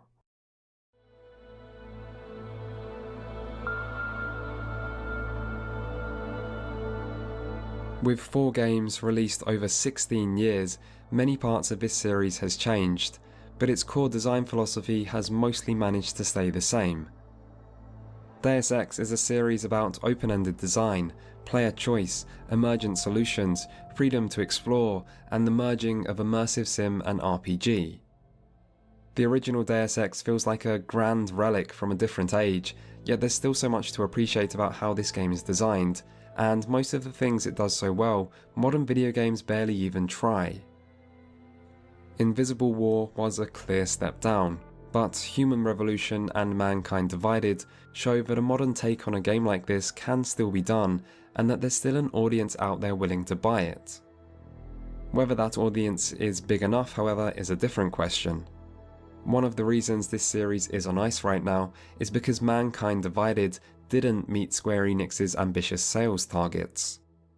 When you consider the fact that this game didn't sell all that badly, you have to wonder how realistic Square's targets were, and while Mankind Divided proudly shows off its big budget and cinematic qualities, I'm not really sure these things were that necessary in the first place. Deus Ex isn't Halo or Uncharted, and it's never going to have that level of mass appeal, but as a medium budget experience, I'm sure there's still a large enough audience out there that will continue to support this series if the games retain the features that matter the most. But really, that's on Square Enix, and their decisions with this series haven't always seemed the best choice. Mankind Divided was also criticised for featuring microtransactions, and part of the main game was removed to be sold as a pre-order exclusive DLC. Many people also believe that part of the reason this game left quite so many unanswered questions was because it was rushed out the door before it was ready. The technical problems at launch also support this, and the future of Deus Ex under Square Enix doesn't exactly inspire much confidence, even if future games were guaranteed. Which they're not. But I hope we get more Deus Ex anyway. It won't be much of a surprise which game in this series I think is the best, but I don't think the gulf between the original game and its modern day successors is as vast as it might seem. When you accept the fact that a modern, big budget version of Deus Ex must make some sacrifices, Human Revolution and Mankind Divided end up seeming like great efforts that stay true to much of what matters about the original, and the only really important thing that seems missing is a narrative that manages to successfully integrate the series' themes to say something meaningful about our world and future. The original Deus Ex did this by using irrational conspiracies to explore rational fears, and as a result, its narrative still feels relevant to this day. In the years since its release, many events have happened that make its bleak version of the future seem closer than we might like. 9/11 brought a war on terror against something we didn't even know we were meant to be terrified of a year earlier. The 2008 recession brought new questions of global economic stability and accountability. The Snowden NSA WikiLeaks showed that powerful individuals spying on the rest of the population isn't as implausible as we might hope, and the COVID-19 epidemic is still currently revealing the deep vulnerability that can occur when factors outside of our control disrupt our modern way of life. Deus Ex is an exploration of the future that uses the anxiety and uncertainty of the present to create a dark reflection of our world, and exploring such things through creative mediums is something that matters. As does continuing the design philosophy of this series, which many people enjoy but yet is seen so rarely in other games. and that's why it's so disappointing that another Deus Ex game might never be released. Eidos Montreal's games showed lots of potential and seemed to be building to an even better conclusion, and that truly amazing modern Deus Ex game that fans were waiting for still feels like it's possible. But whether we'll ever get to find out if that really is the case remains to be seen. The world is changing. The future is unknown. But honestly, I hope it contains more Deus Ex games. It'd give us something to do at least, while we sit inside in lockdown as the world crumbles around us. I mean, I can't think of worse ways to spend the end times. You have a single fact to back that up. Number one. A huge thank you to all of my patrons for the continued support, which has allowed me to make this video. These are genuinely uncertain times, and your support means a hell of a lot to me. I'm not sure when the next entire series retrospective will be, but the topic will be decided again by Patreon votes, so look forward to that. Anyway, I'm glad I finally got this video finished. It took a very long time, and just in time for Cyberpunk, perfect timing. Honestly, couldn't be better if I planned it. Wait, what? It was delayed again? But what am I meant to do now for a whole extra month? Oh well, maybe it's time to start working on that other video I've been putting off. So, I guess I'll see you in a while.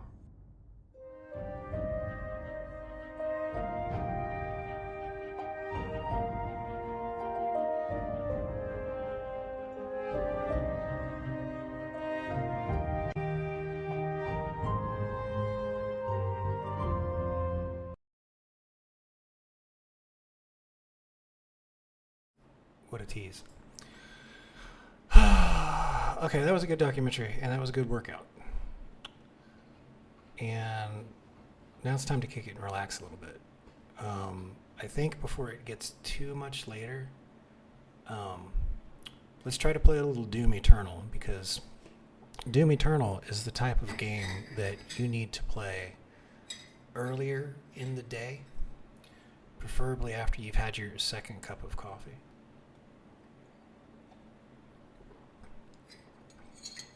And you give that caffeine a little bit of time to metabolize.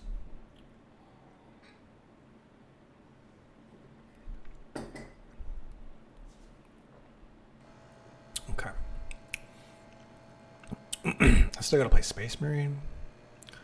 I think we're done with Cyberpunk. I'm sorry, y'all. Like, I really want to like the game. There's Elden Ring. But that seems like it would take a little while to download. And then I basically just want to play the second version of this one.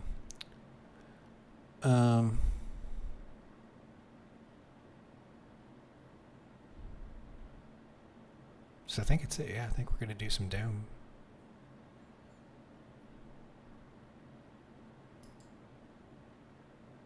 We'll do some Doom while I'm still awake and caffeinated. And then we can move over to Total War.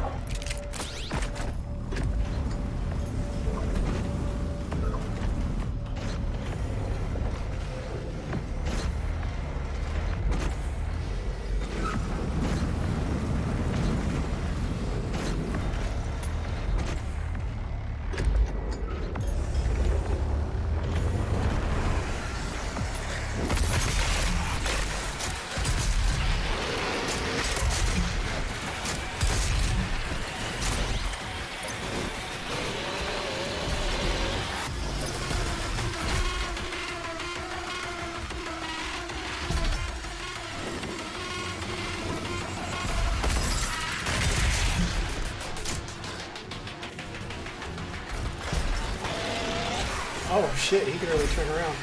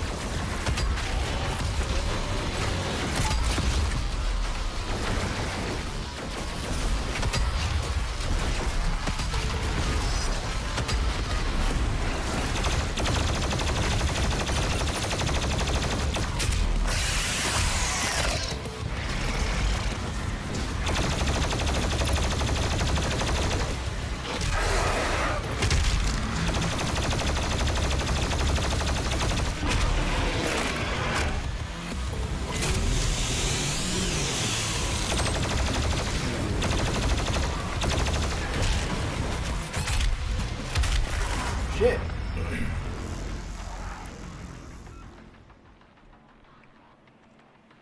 Oh, that's right. The new one did come out today.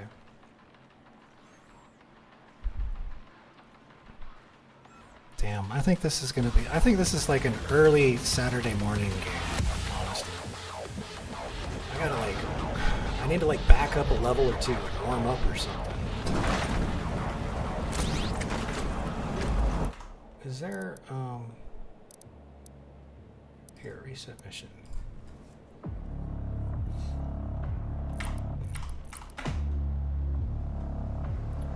Okay. Yeah, this is better.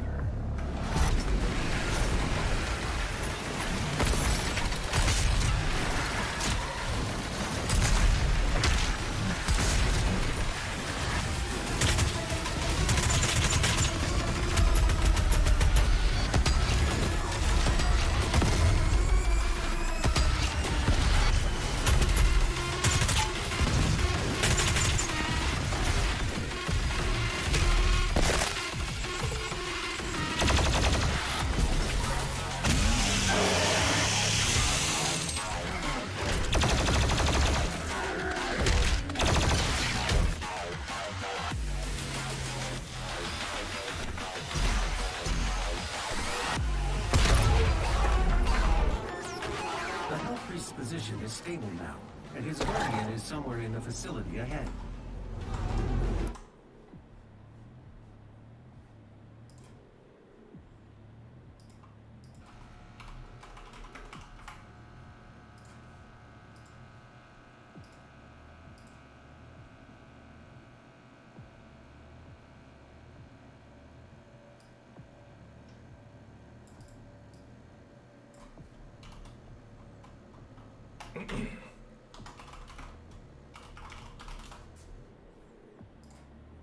Okay, there. I updated the live stream titles.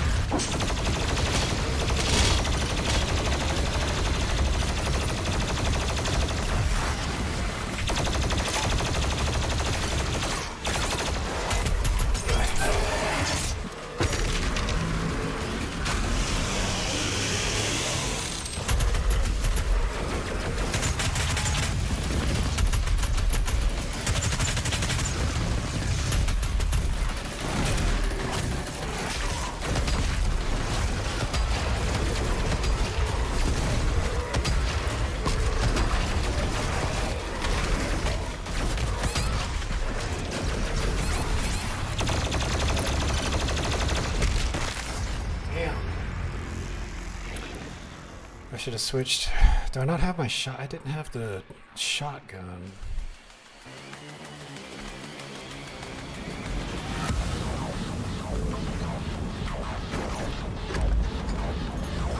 I should have switched to the shotgun. I didn't work. I didn't have. I did not have the super shotgun in my armament rotation.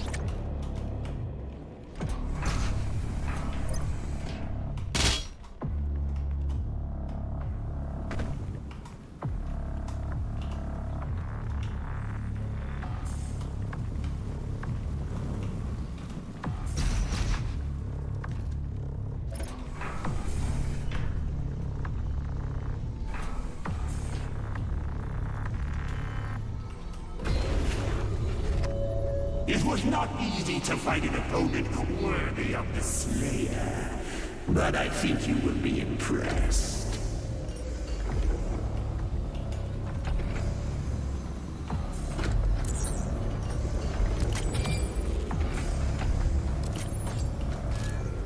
Yeah, it is. The fights are set up to be like a good arena. Like here's the map. You know, find your route, run through it, keep moving, take out enemies along your route, switch the route up when there's a different enemy.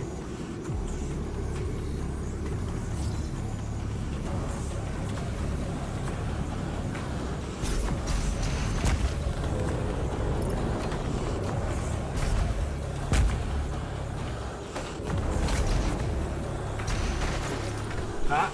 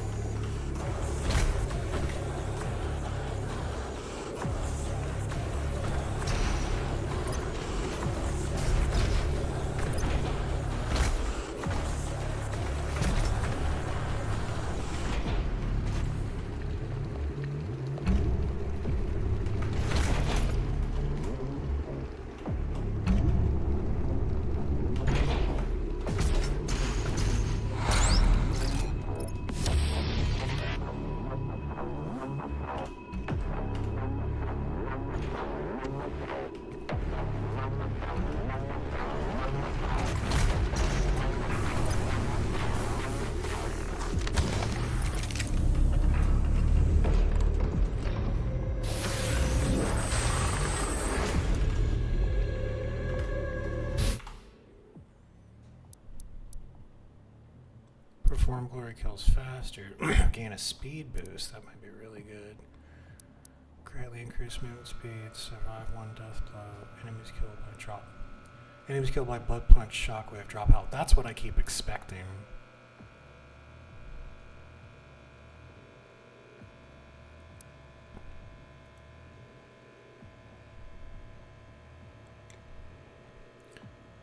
Or wait for slow-mo.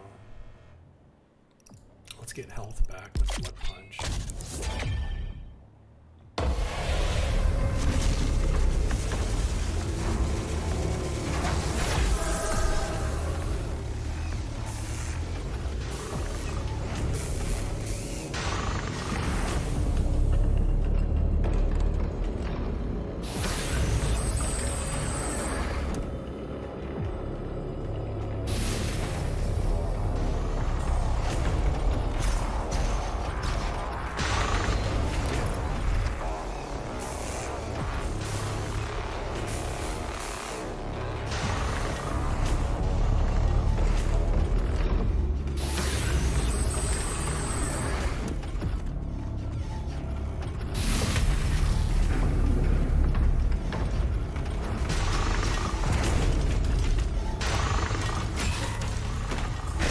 Oh no!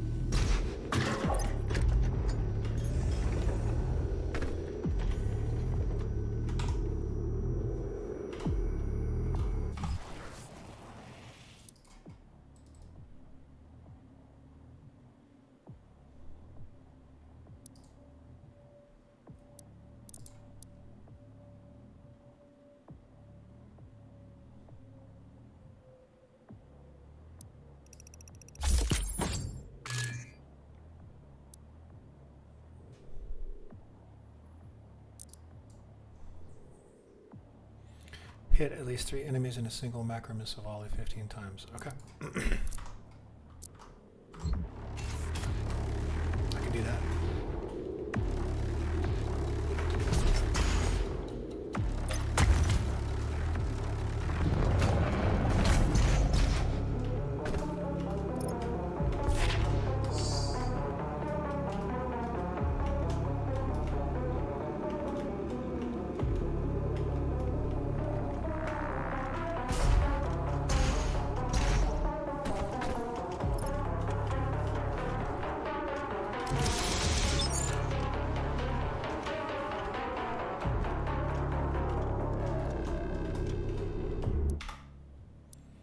Oh boy, yeah.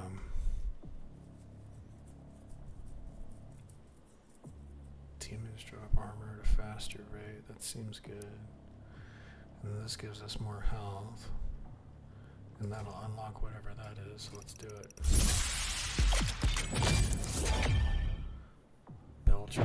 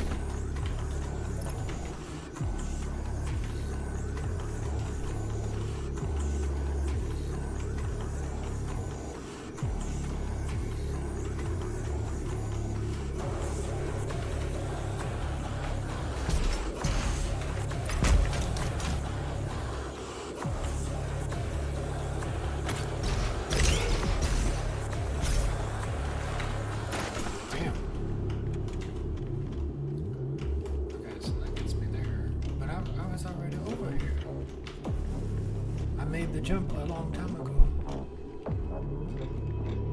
I guess I'm supposed to go somewhere else.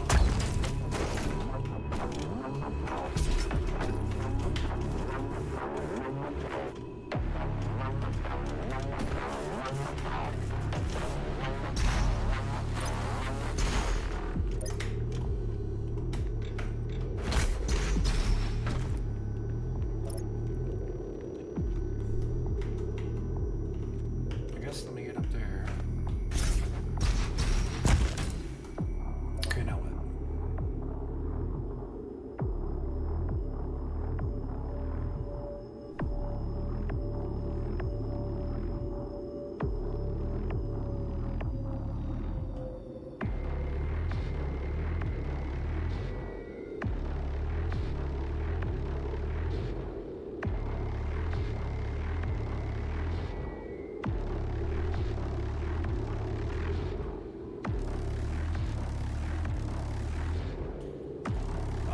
Maybe we come out from that way. But what is this doing here? Hold on.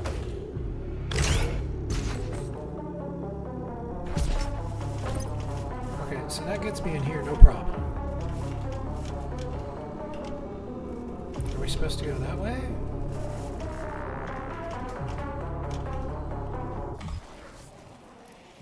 What the fuck is going on?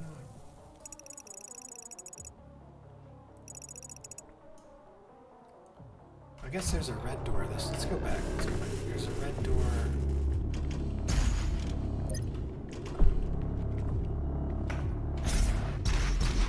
But this is probably a red door. I just got the red key card. Let's go. Was it not the Slayer who brought the demons to us? The Con Maker has you to thank for the gift of Argent energy.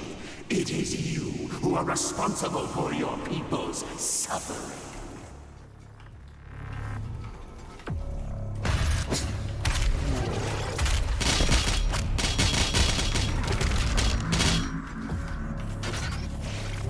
Filled everything back up.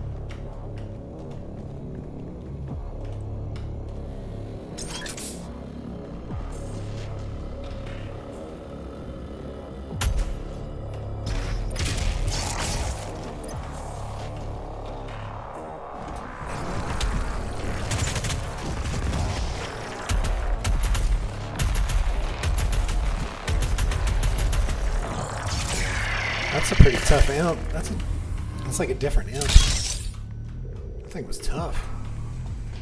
Normally it's like 1 or 2 shots from the heavy machine gun.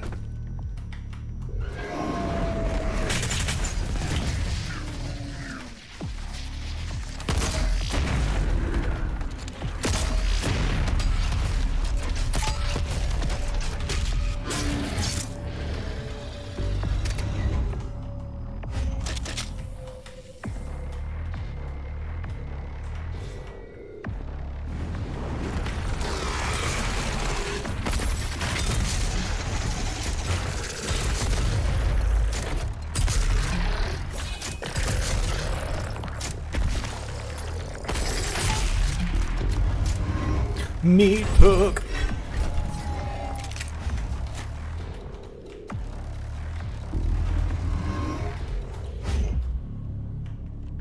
Is that a yellow door?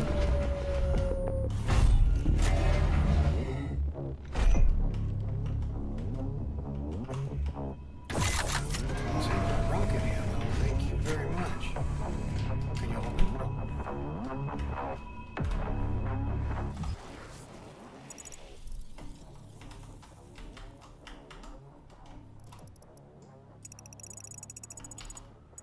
Oh, there's a Slayer thing.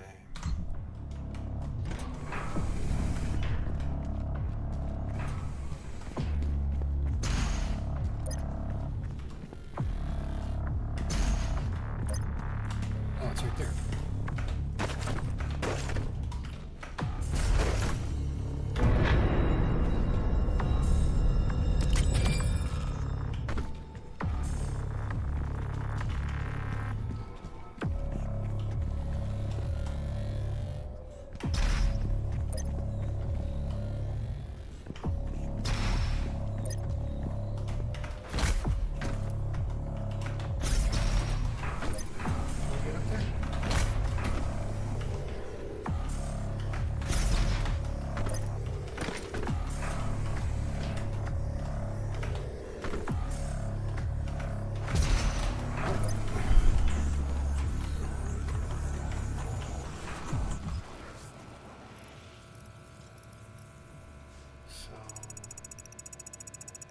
We go forward and then we go down and back here.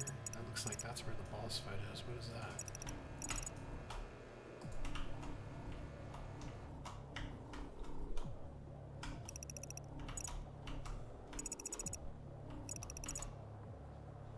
There looks to be like some stuff that way, so we go that way.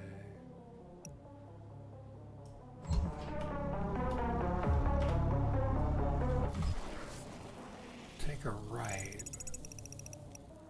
Go through the twin lasers.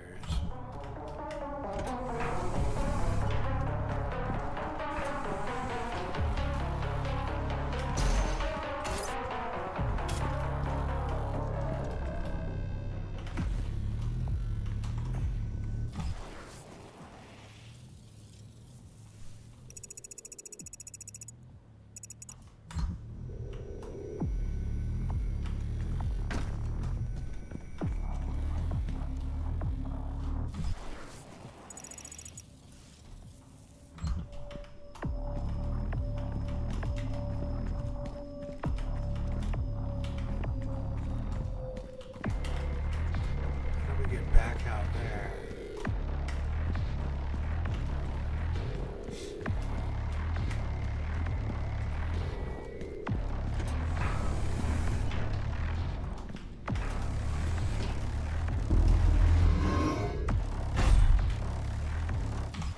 Oh well, I guess we gotta go this way. I'm like well past that part. I can't backtrack right now.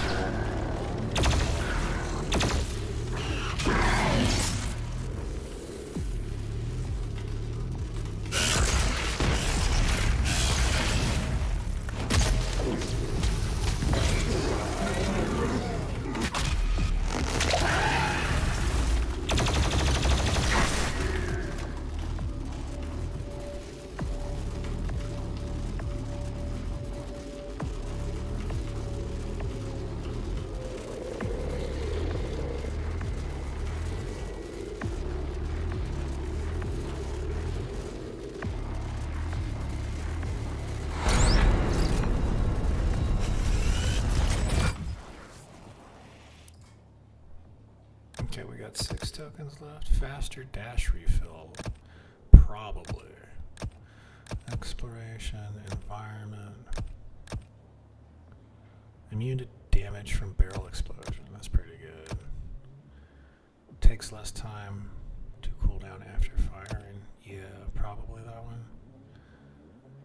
Grenade emits a second larger.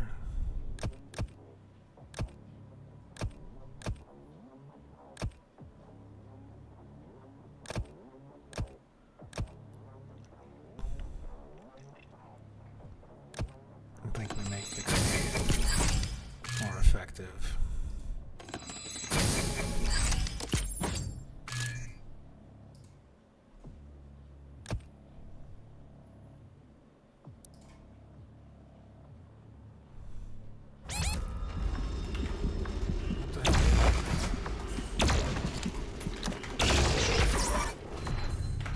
Oh my gosh.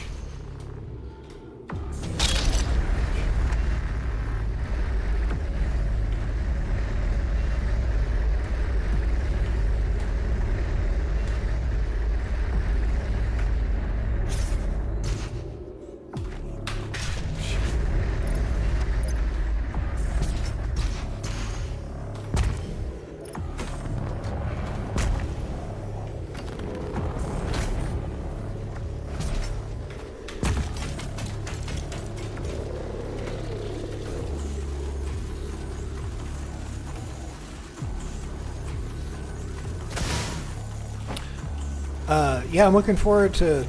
I'll get Doom: The Dark Ages as soon as it's on sale.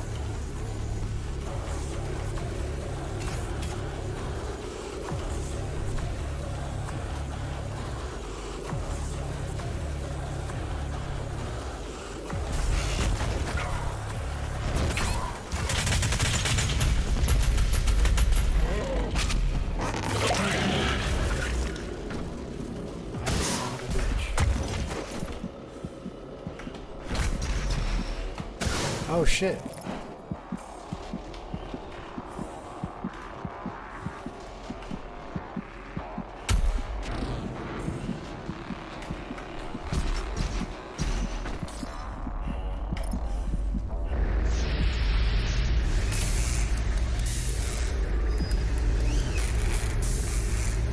It looks like they're making me a new friend. A new best friend. New best friend to be buddy and pals with.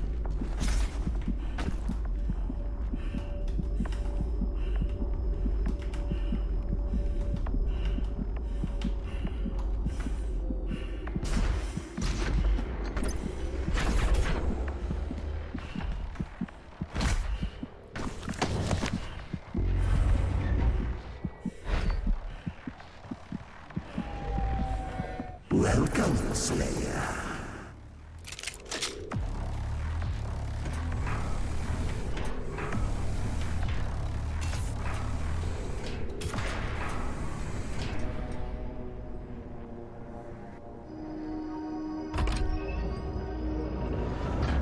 I thought you would appreciate the sentry I chose. The great Argadon hunters from the Telos realm. Though long thought to be extinct, created to hunt only the Slayer and his Night Sentinels during the Unholy Crusades. Some improvements on their design have been made. Enjoy what is undoubtedly my finest work.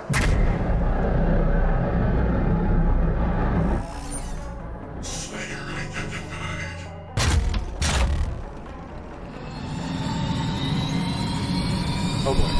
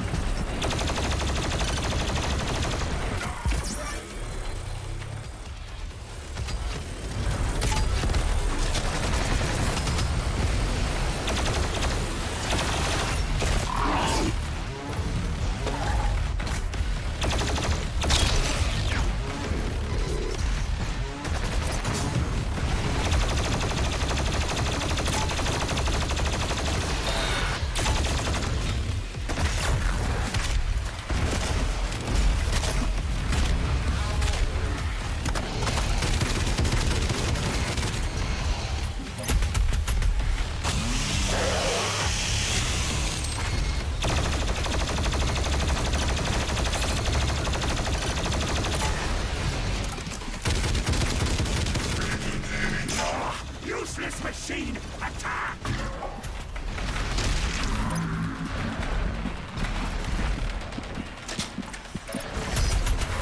Come on. Damn. Get out of the way.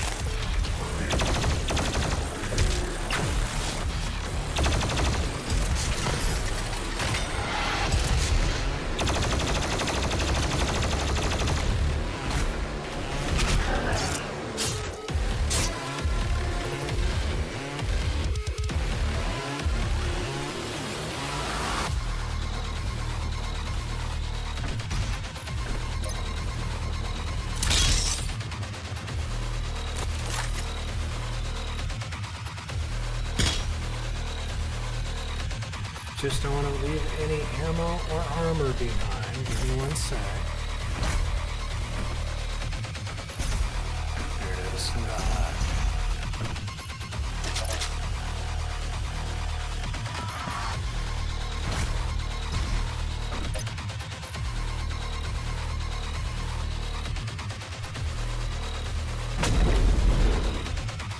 We are not done yet. Oh, there's 2 of them.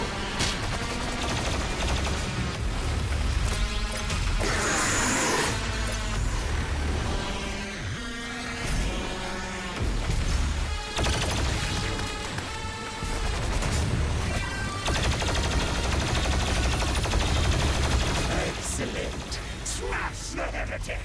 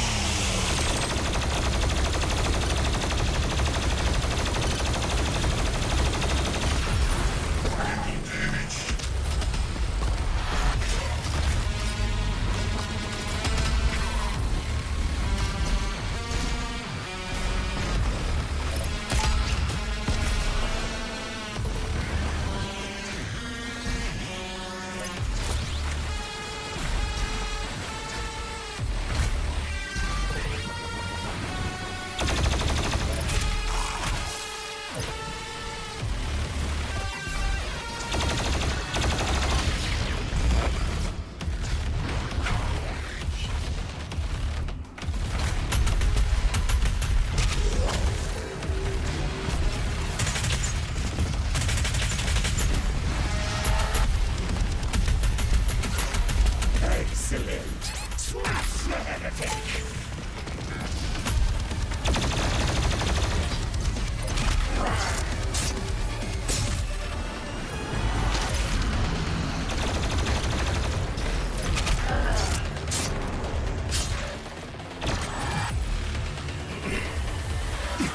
The beast, does he not seek enhanced power? Gifts to aid him in his noble conquest, perhaps in return for my...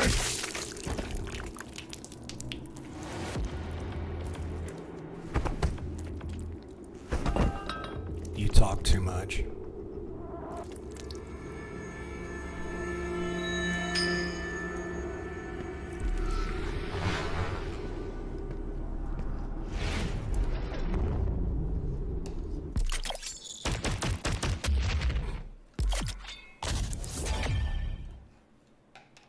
Oh boy. More power. Okay, we did a lot better today at this game than we did the last couple of days.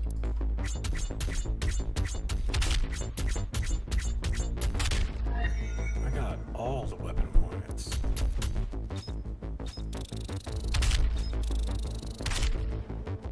I didn't find the album.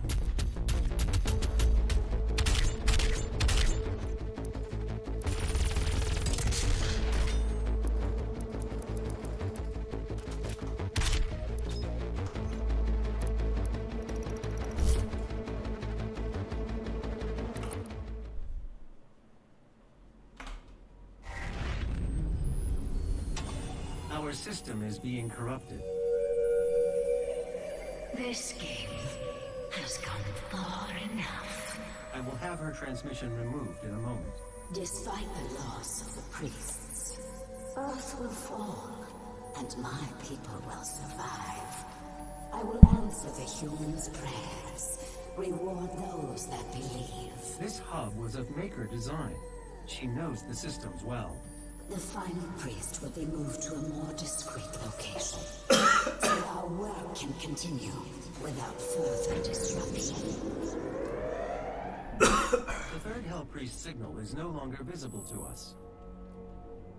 There is a 41.3% increase of demonic activity at the nexus of the initial invasion.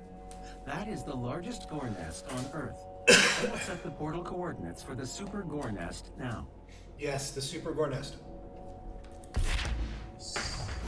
That sounds like a place that we need to rip and tear.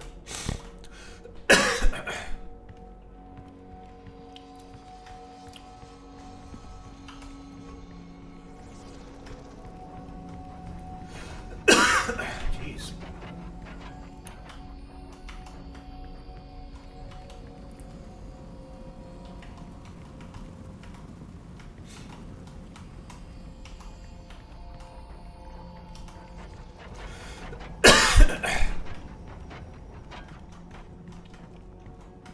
Oh, here we go.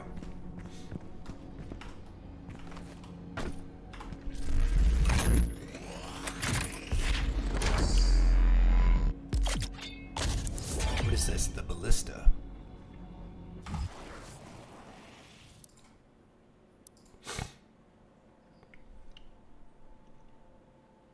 Okay. So we can do that to kill the...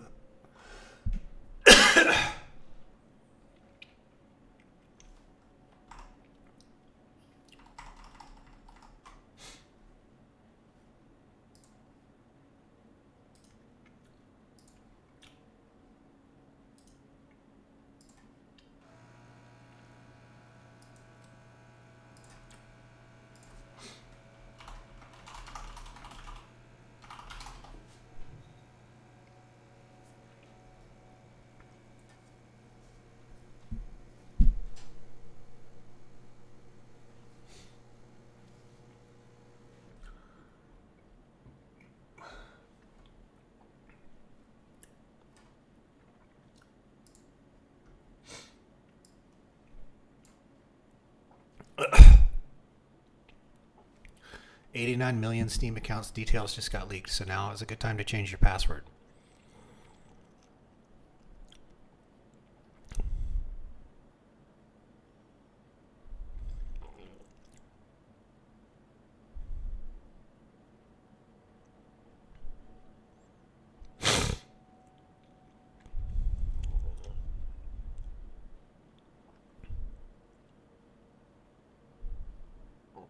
Okay, well, both Valve and Twilo have denied that there is a leak, which raises more questions than answers. Bleeping Computer suspects that the data come from an SMS provider that handled messages between Twilo and Steam, as the leaked messages show one-time access code and tie-in phone number to accounts. While we're unsure as to where the data came from, it's worth erring on the side of caution and using 2FA to secure your Steam account. Okay. Well, we're all good.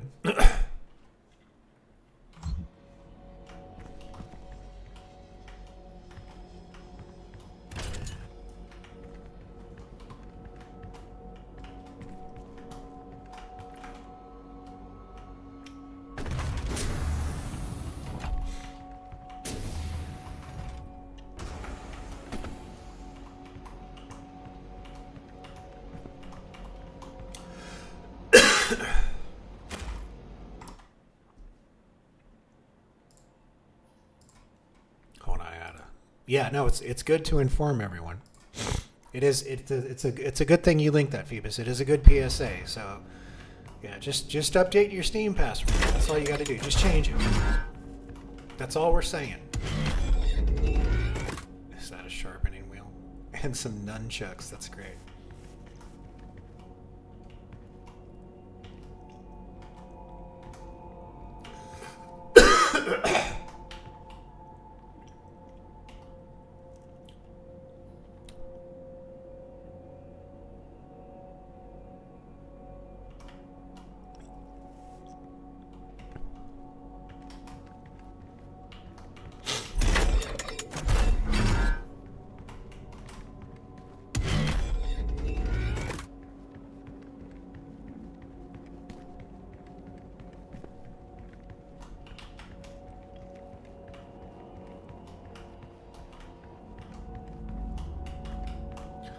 Still learning how to navigate this ship.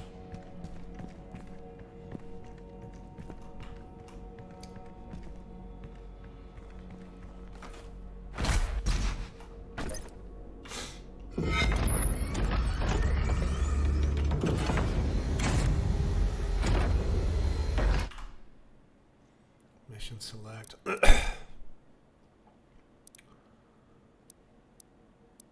see, I got all those. Except for that one. That's the most recent one. We missed something. Sitting batteries. Unspent sitting batteries. Okay.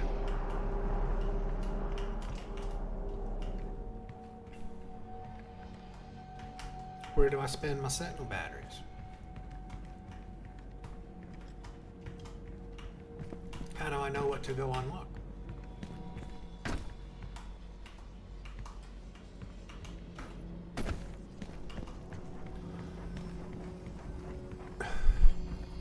What's this? Hit the button. I want that.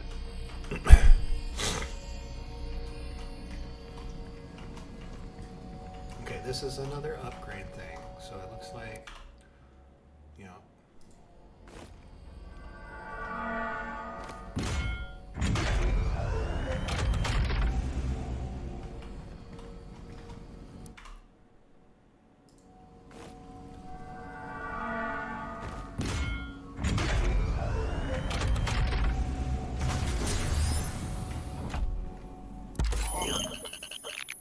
Okay, good. Now we can get the upgrade. Okay, Destroyer Blade.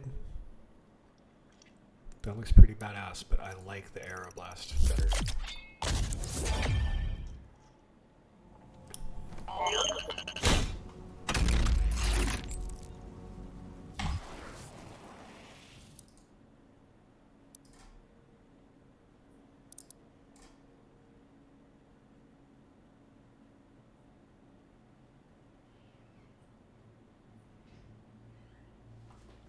Okay, well, movement speed is important, so let's start with that.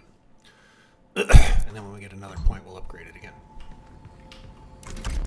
Yeah, extra 30% while doing this. This is good. Very happy.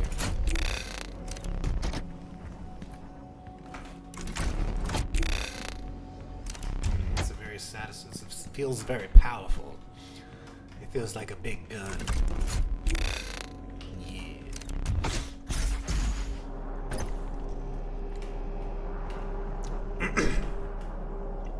there's the master levels, which are crazy.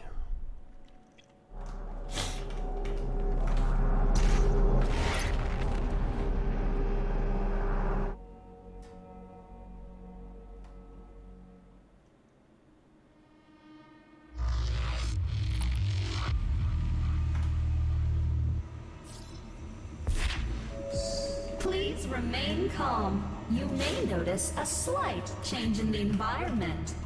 Fear not. It's all part of the plan. The Super Gore Nest location is nearby. This is the site where the invasion began, the oldest and most corrupted location on the planet. The Ark fought hard, but they were eventually driven out by the demons.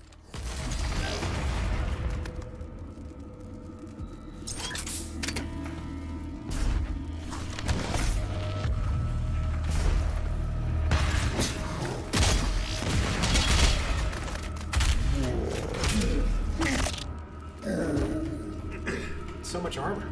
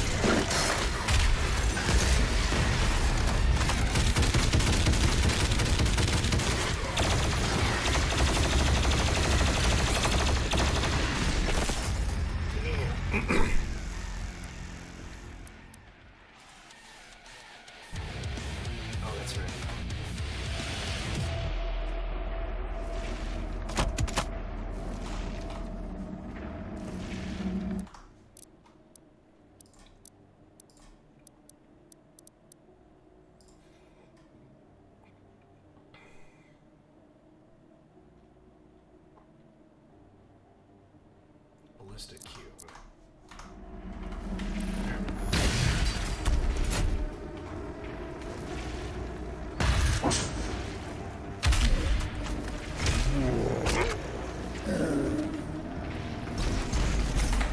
Shit.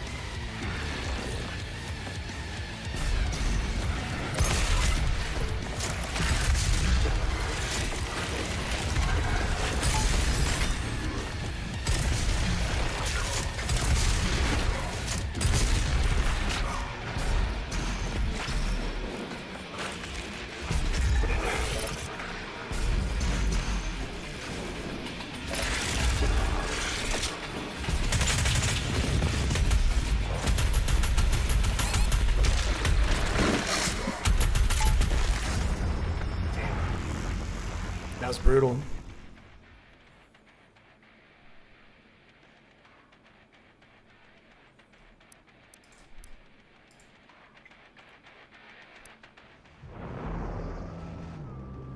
Okay, it's getting late.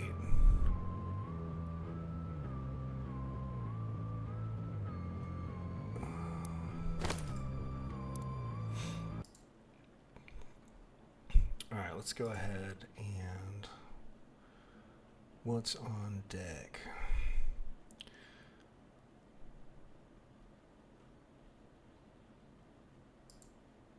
Let's pick up the Total War.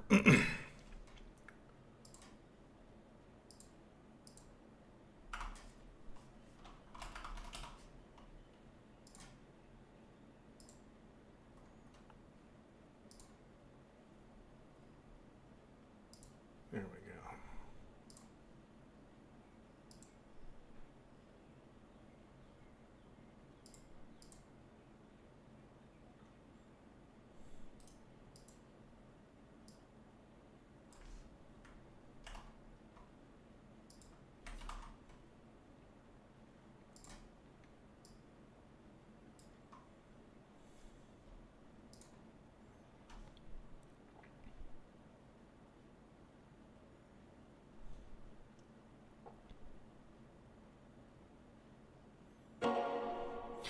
Okay, I'm going to jump up and take a quick bio. And I'm going to resume gameplay.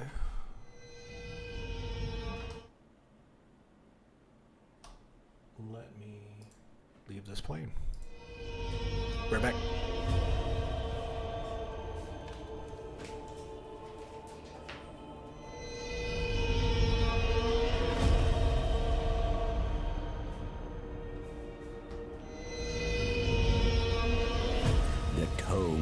Of fates.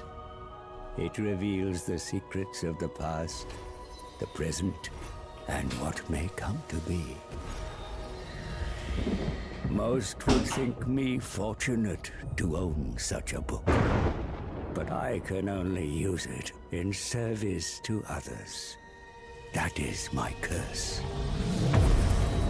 It wakes, tormenting me once more, feeding on the mysteries of this world, unraveling them into opportunity.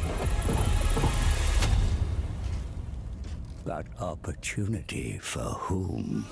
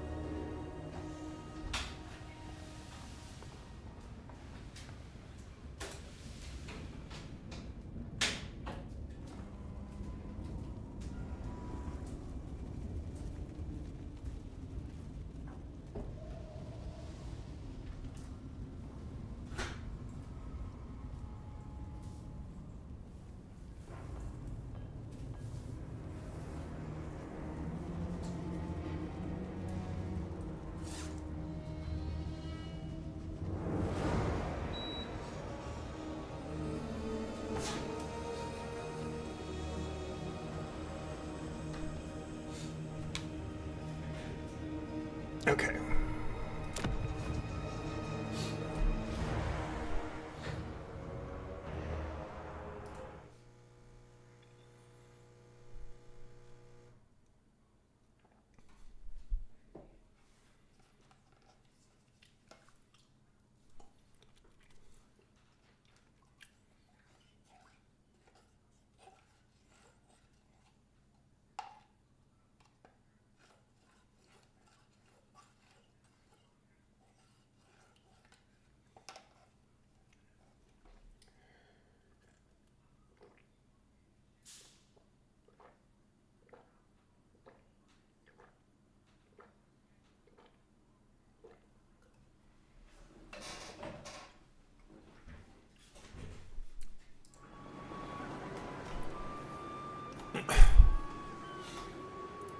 I'll have your soul. We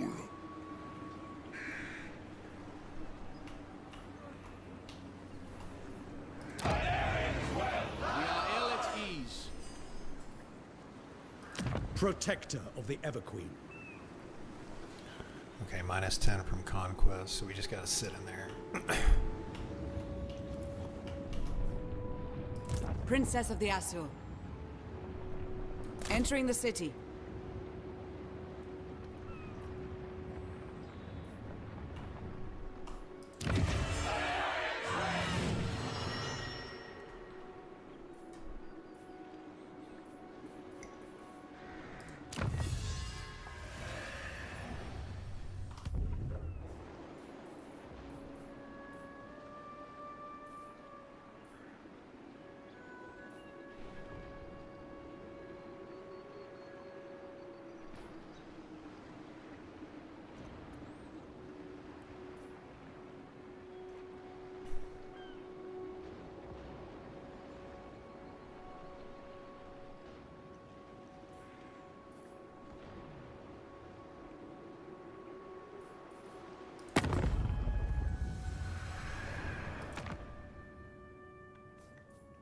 I've heard tales of your valor.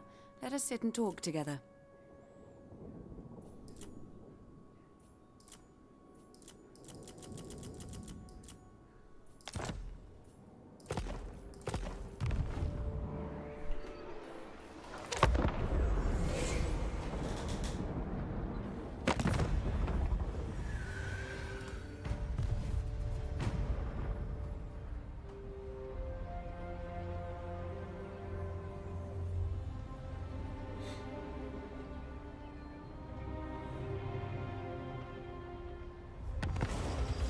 Great powers the world over are mobilizing for war, Prince Tyrion.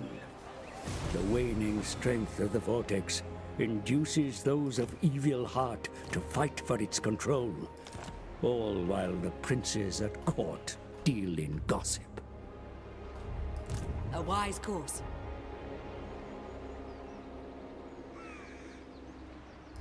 Your instructions. Can't she move?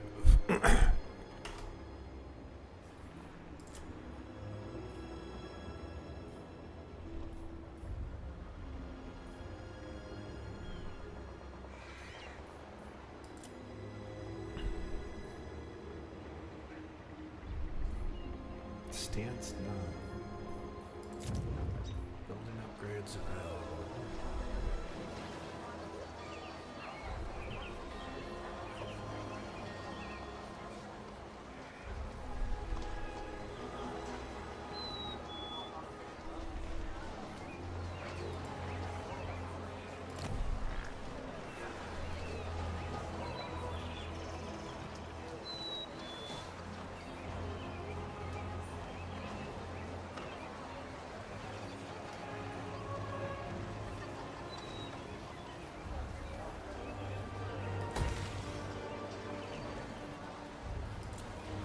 Diplomatic relations are such that a full military alliance may soon be feasible. Such pacts bind the fates of empires, so that wars waged by one will be shared by the other. You have a proposal for the Asur. How delightful.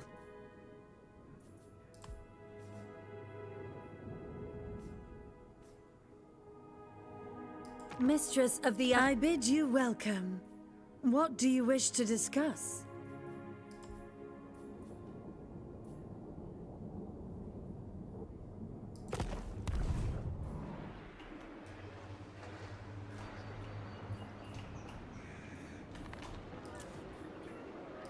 What orders?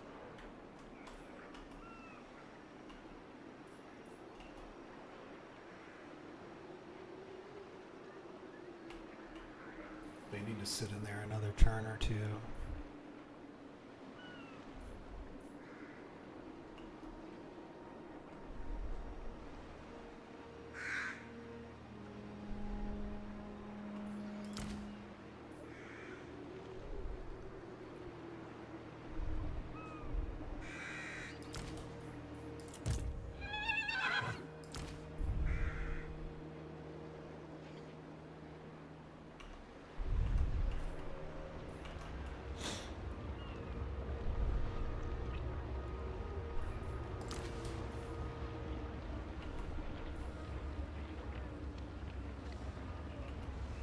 Entering the garrison.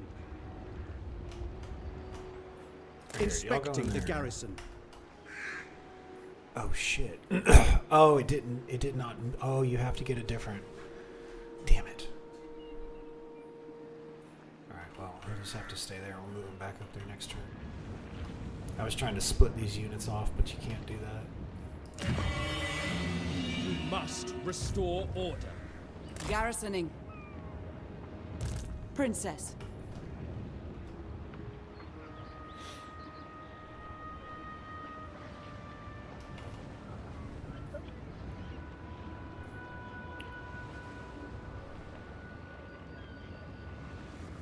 Taking up residence. Protector of Ulthuan.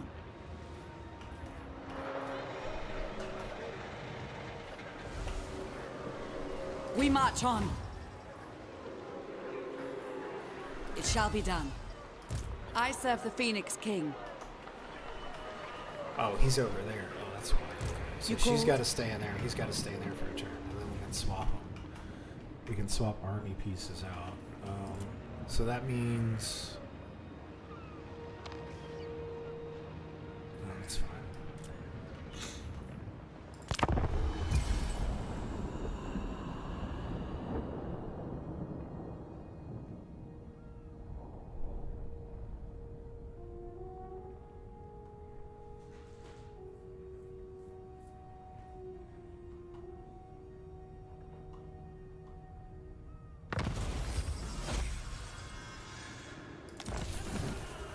Ready for duty, thank goodness. Okay. So then let's...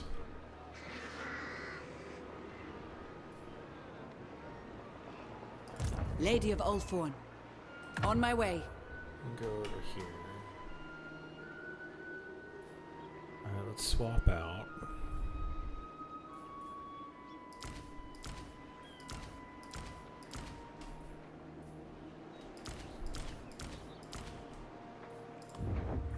There we go. Okay.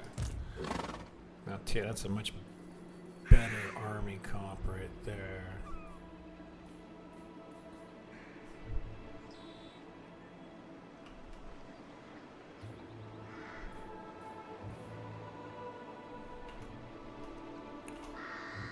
Princess of the Azure. We shall not rest. Entering the city. Can I offer assistance? Protector of the Everqueen.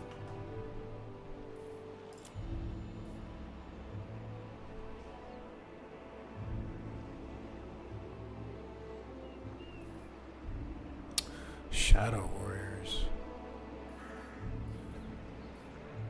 Let's get another White Lions. 2 turns. Armored, armor-piercing, Lion Cloak, Forest Strider.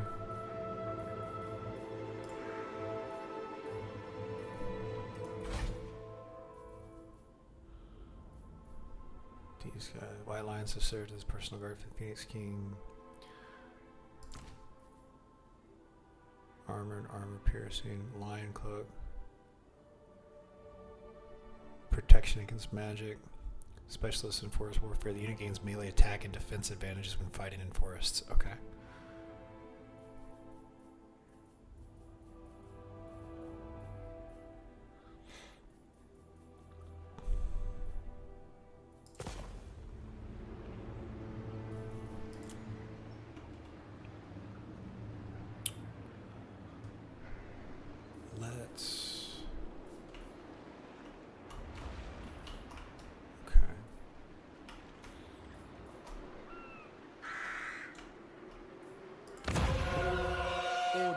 must be maintained.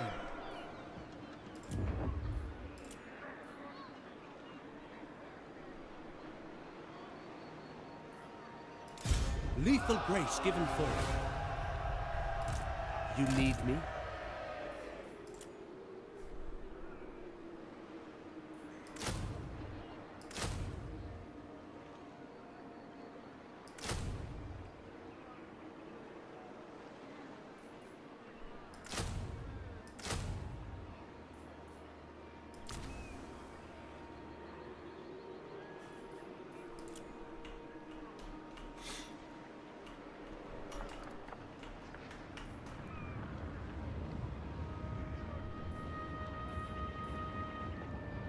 Shield against the darkness.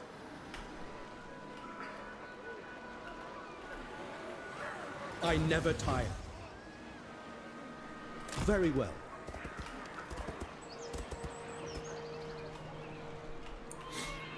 This forest is old. I live to serve my queen. Orders?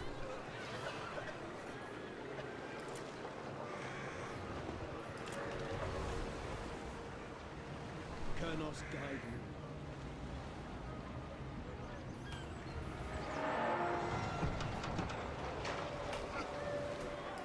Ready for orders.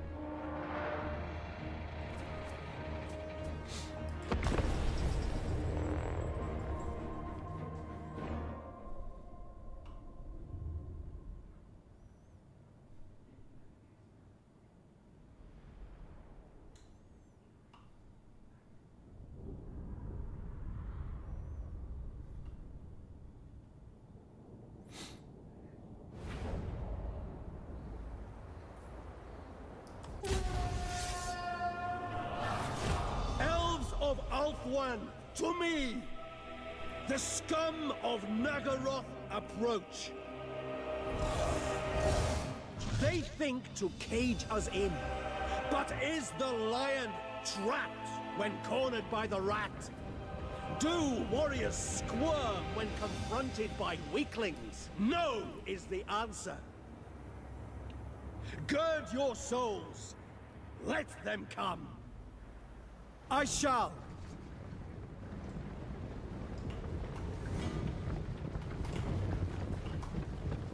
Spearman.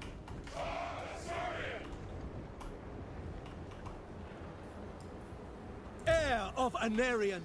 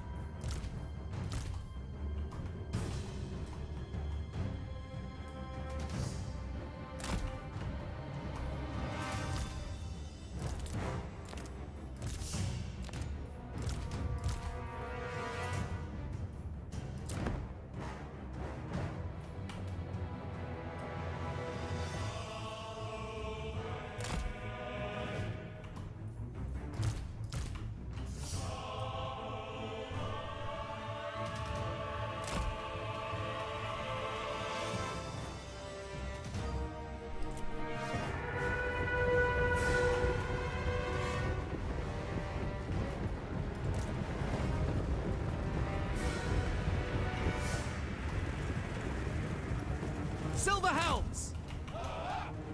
For duty! Assa, forward! Swiftly!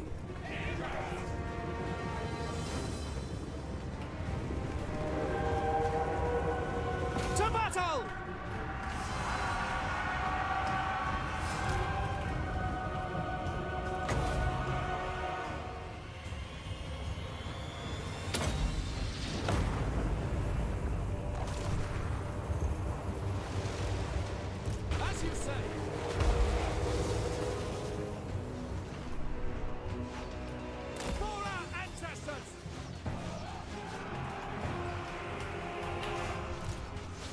Asur, attack! Without fail! By Alaria!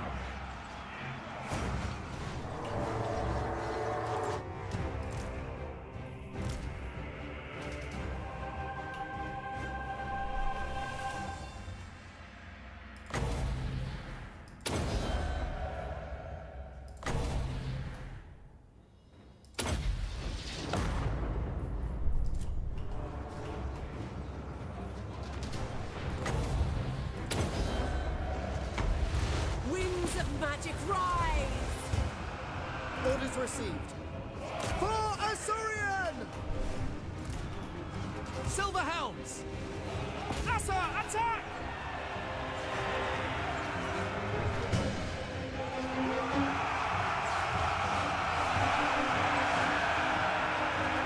For the king!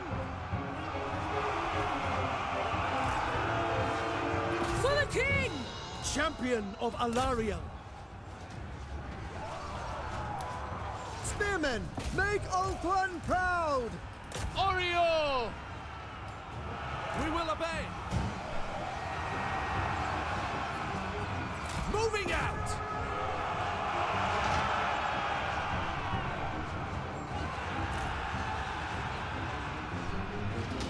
For duty! As you say. Assyrian willing! To battle! Scions of Mathlan! Sinath! Silver Helms! Assyrian guides us! For the Everqueen! Understood! For North One! Battle calls! It shall be done! Asa, advance!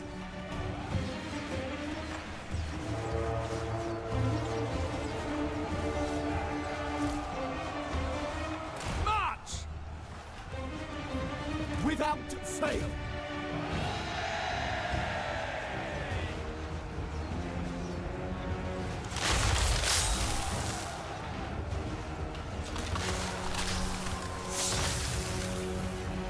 Silver Helms! For order!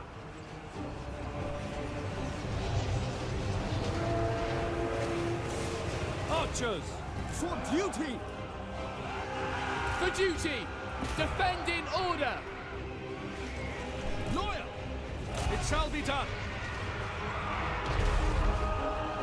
Ulthuan Mage! For order! Defender of Ulthuan! Heir of Anarian! Understood! To the fray! March!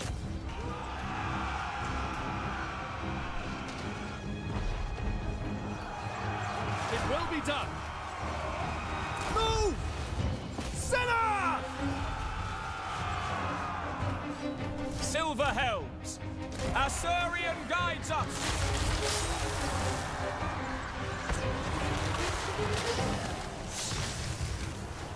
Sail! Spearmen! Acknowledged! Unifer! To the fray! Draw back! We will obey. It shall be done.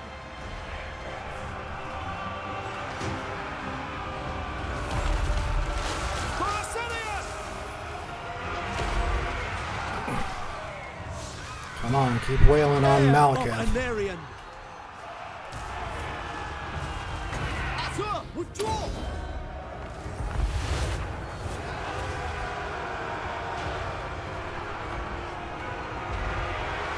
As you say. Understood. Advance! Kill them! Those Coldwood Knights are doing work. It will be done. Oh good, we broke Malakath. Sword of the Assyrian. Kill him. Asa! Withdraw! They're using magic!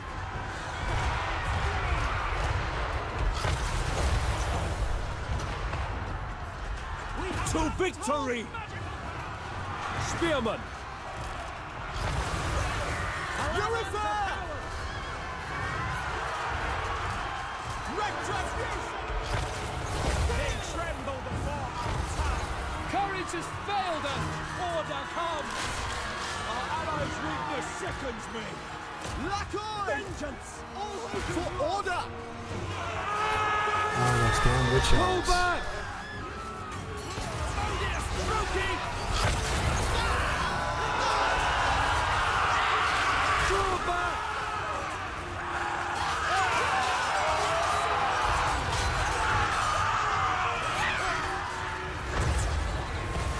Archers! By Alariel! As you say. Silverhound! Step to all! For the Ever-Queen! It shall be done! Sinath!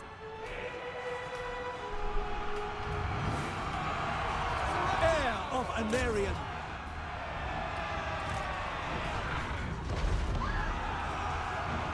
Ancestors! It will be done! For duty! Seal! Scions of Mathlan!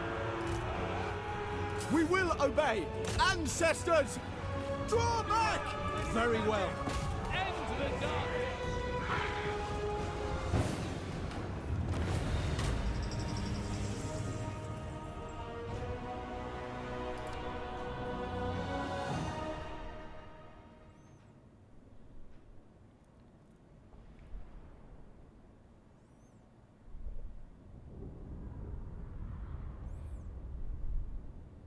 Hey, Butterdog.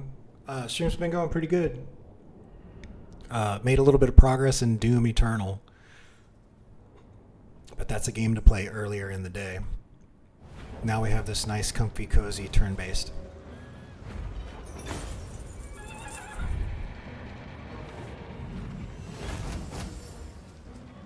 Release them!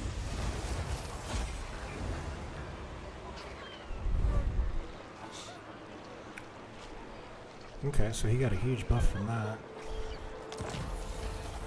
And we got a Regiment of Renown. Okay. Armor gained. Got it. Okay, so techless. You must restore order. Where is he?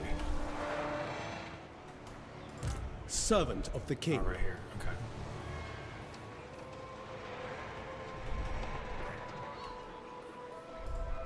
For my queen. Armor of Destiny. Look at all that armor. Lord of the Phoenix Court. 10 armor, 15. 5 armor, 10, 5. Ooh. Tyrion, heir of Anarian. Scales.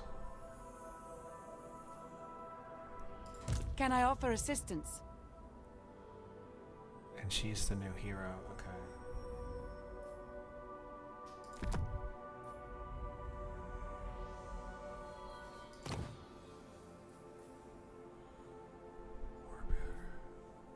Protector of the Everqueen.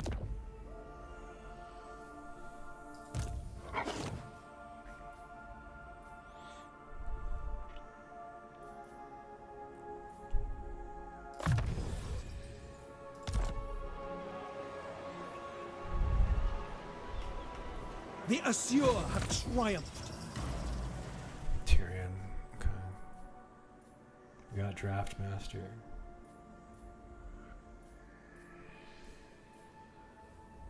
Dedicated to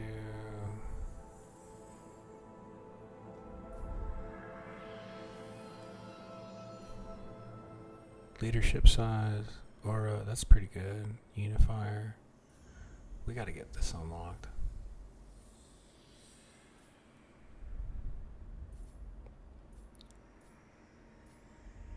And this stuff. Okay, so we got Blade Master. We need one more to get something over here, so let's do that. Weapon strength. More weapon strength. Oh, look, and Deadly Onslaught. There we go. There, now he's a badass.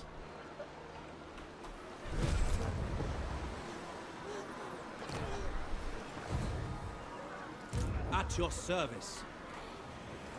Your instructions?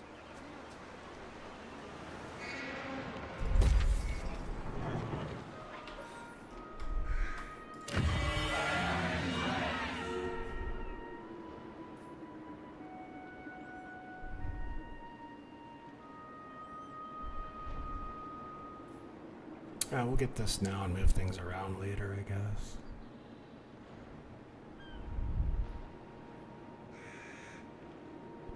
Yeah, why not? This way we can recruit them.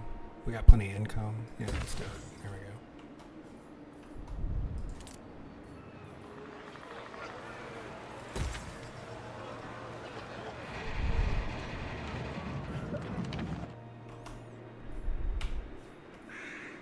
go. Okay. Lord of the Phoenix Court. So he's there. This guy's following your healing orders. back up.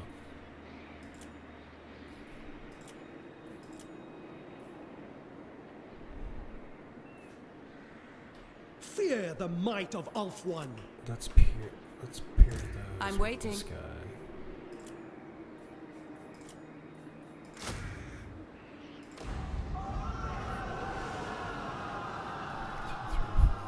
It's a lot of cavalry, but whatever.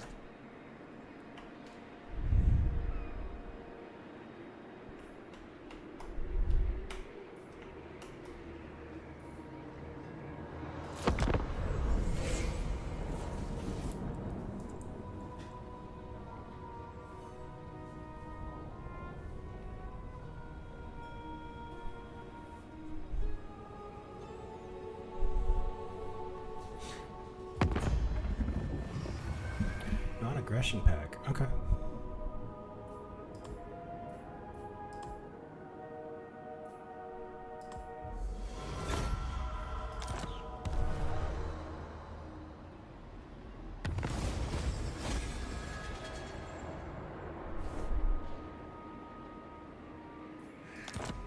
+2 recruit for melee units. Okay.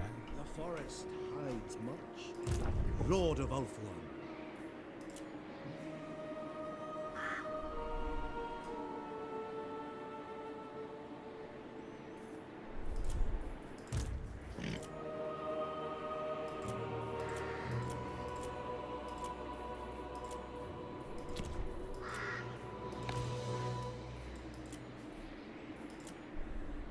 Orders?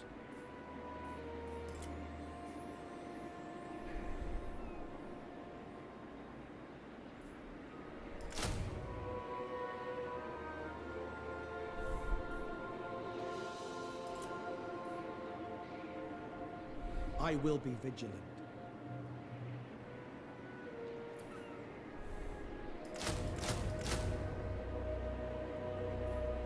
This forest is old.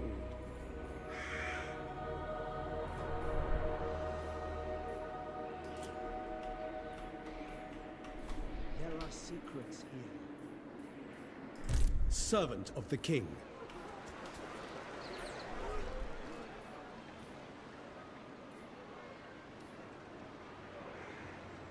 Making camp.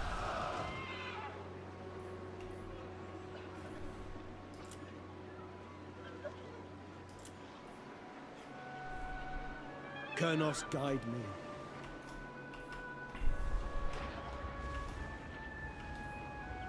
I serve the Phoenix King.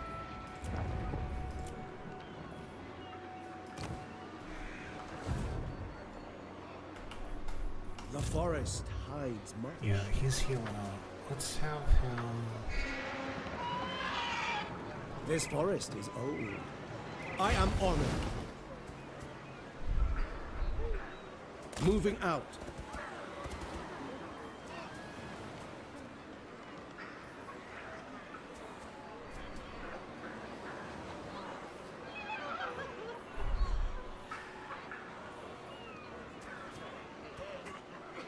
Preparing a fire. Princess of the Azure.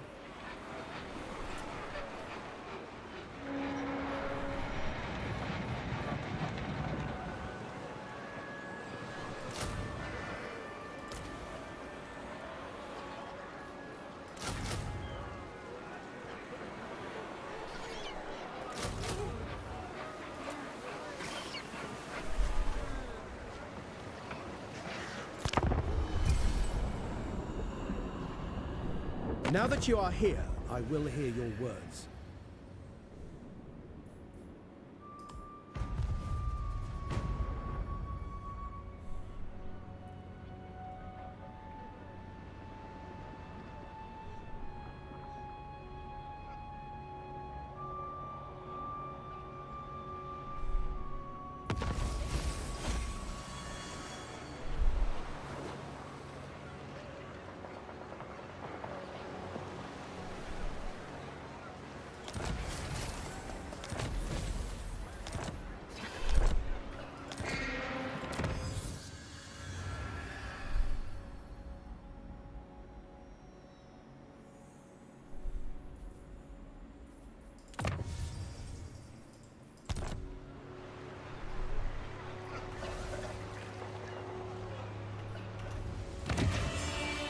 The Asher bids you welcome.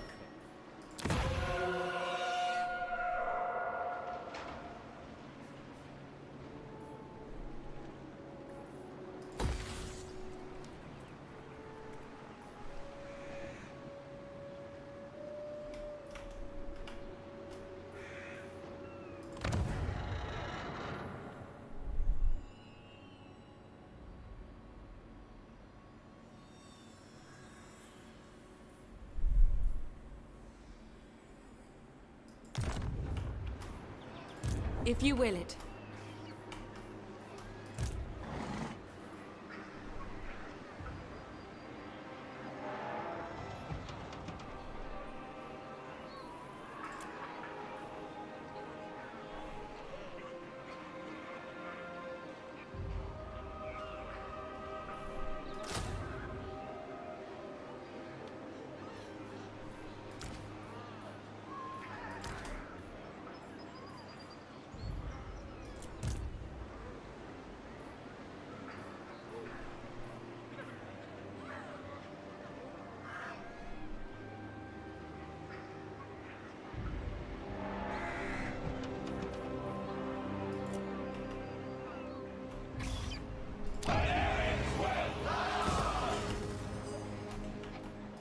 Her servant.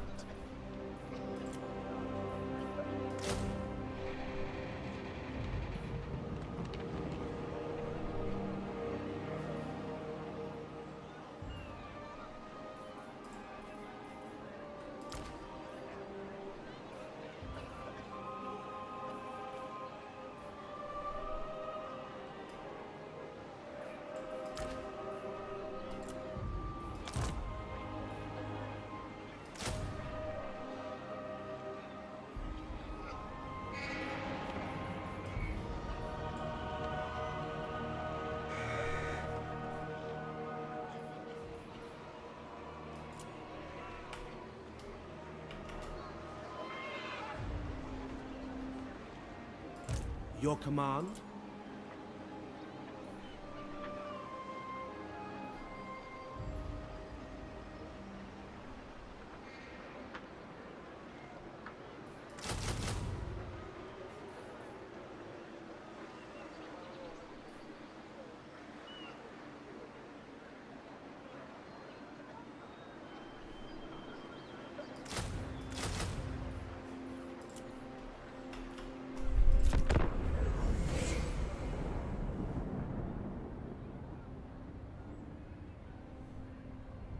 My temper is quick, but Sun Fang is quicker.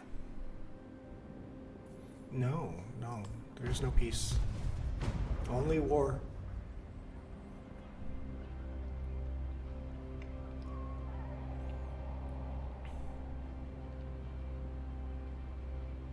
Duty is its own reward.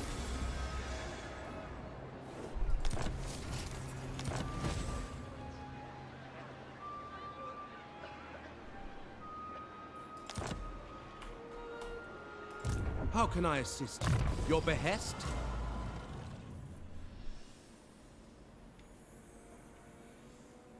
Speed and melee defense seems good.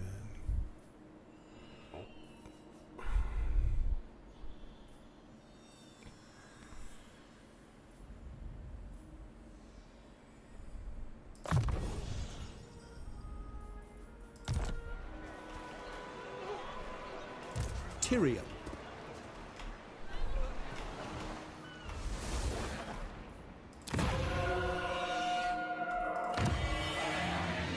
the Guardians of Order.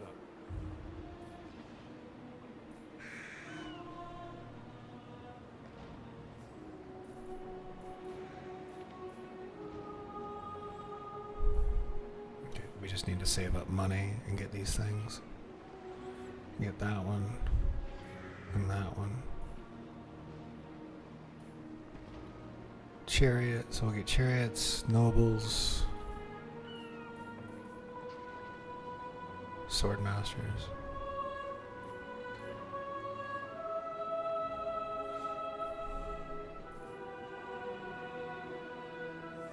Lady of the Phoenix Court.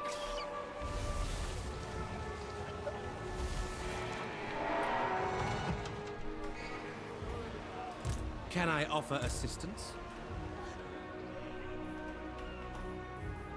Can I offer assistance?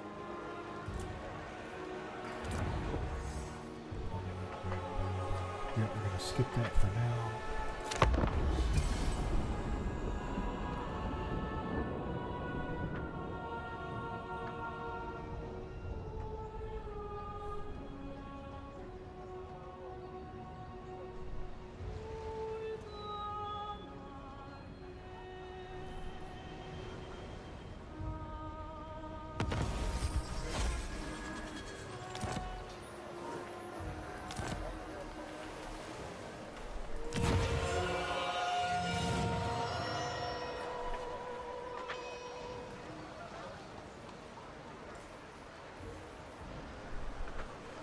Sisters. Oh, this is the really good. Let's do this one first.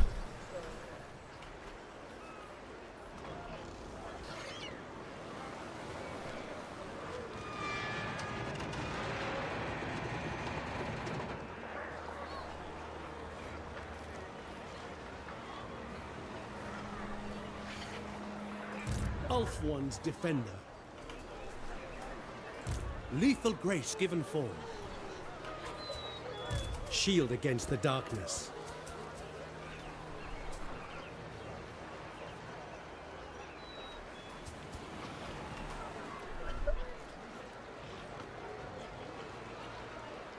Setting forth. Loyal Prince. For the Ever Queen.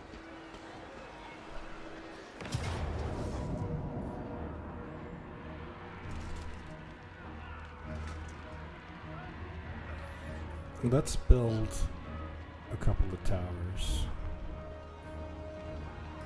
Let's build a battering ram, 2 towers.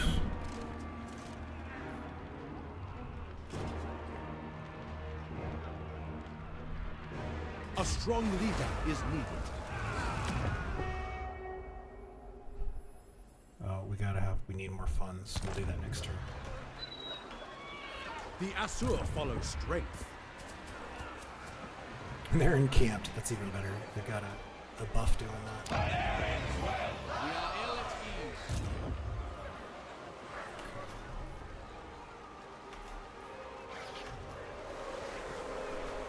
Stay here. Highborn.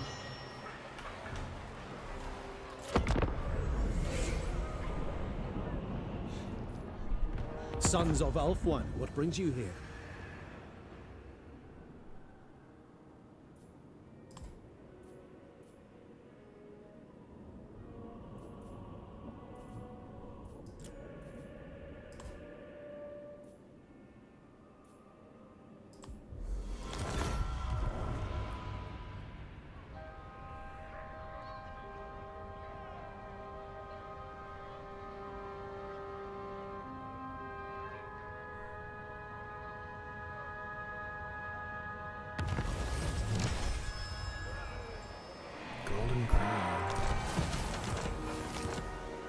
Allegiance is the lifeblood of martial alliance.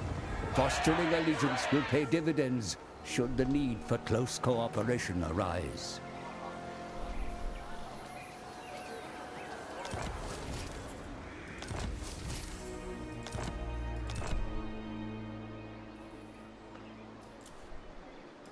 Champion of the Ever Queen.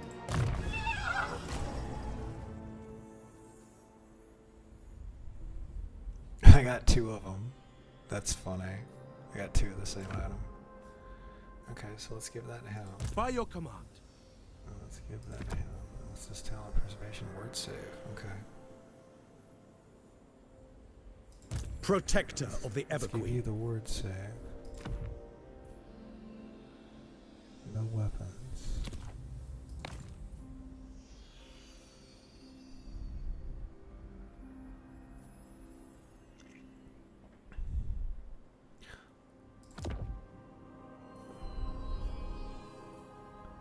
Let's give you the potion of speed. I live to serve my queen.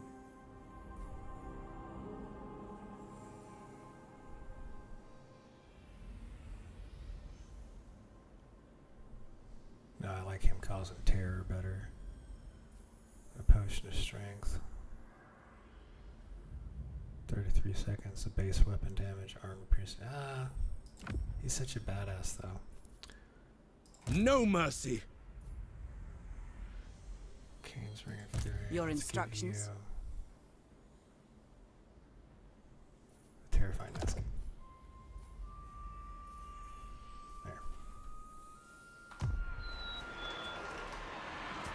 The Asur need me. And we're going to perform this right because we'll get Val's hammer during siege battles. And it will last for 10 turns, so let's perform it right now. Right, performed, yeah. Okay. We can get Bound Spell Reaver Bow. Jewel of Dusk. When's a magic power come on?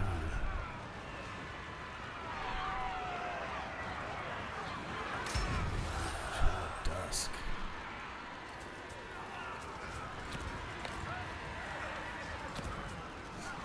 Servant of the king.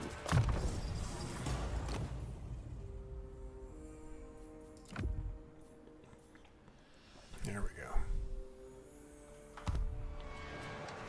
Wait, you can have more than one mount? Okay. Defender of Ulfwan.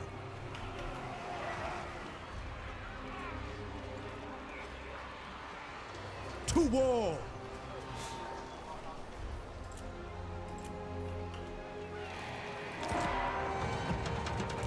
Protector of Ulfwan.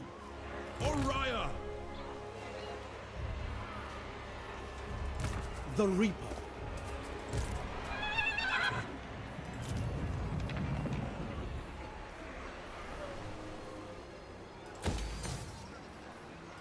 Asur Lady.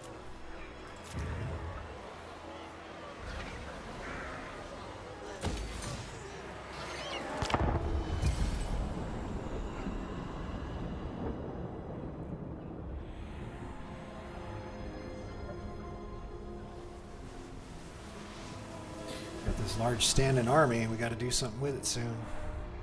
I think we're going to assault next turn.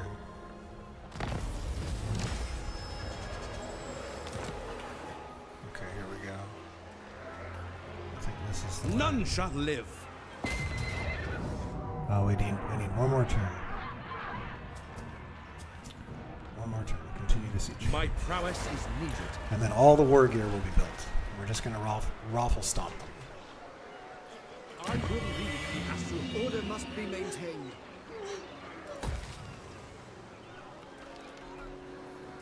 Champion of the Everqueen. You called?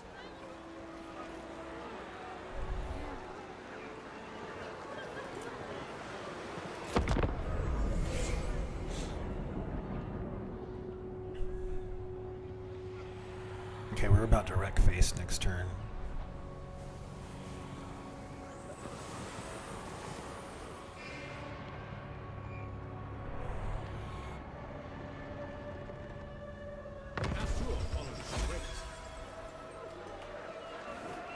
For order!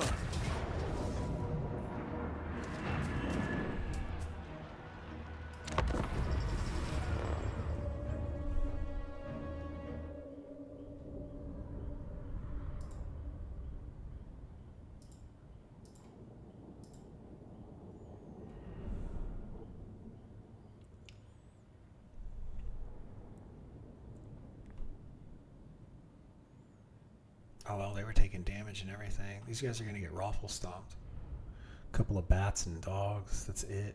Those poison attacks. They're at low health. And a couple of zombies. No big deal.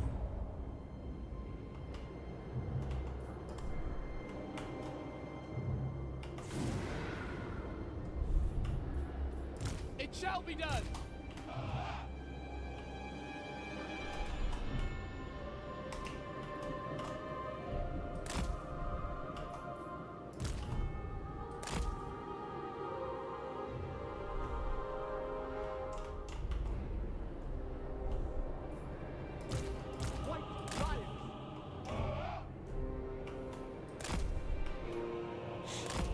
Okay, so they'll stay far back. Archers!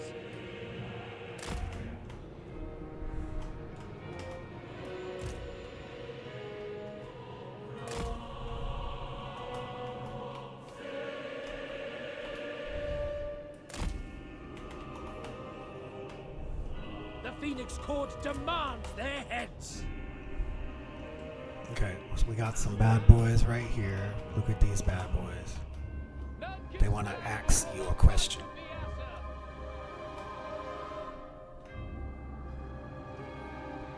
We got some missile troops. Crumble their defenses to dust!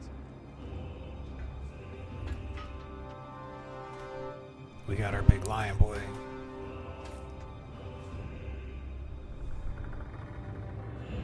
There's the battery. The Asura do not forget, and we never forgive!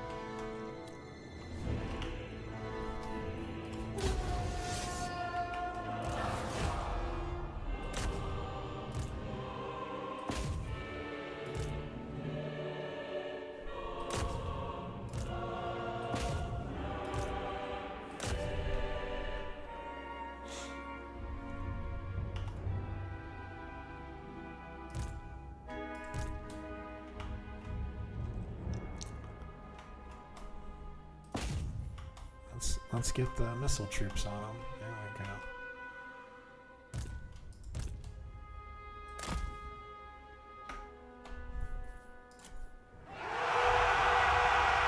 For order! And in 2 minutes, we get all our reinforcements. So here goes nothing.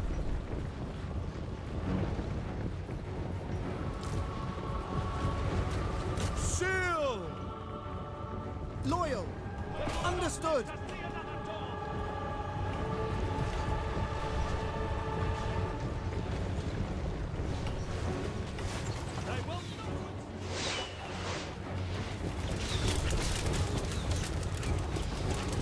Ah, they're getting off the wall.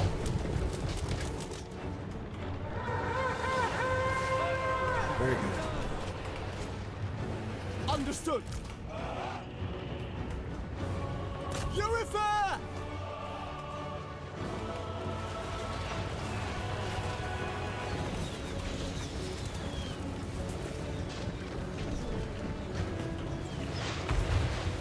We are entering trouble!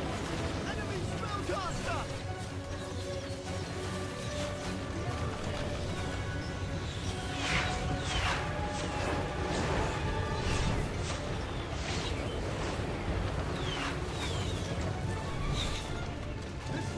Like a trap!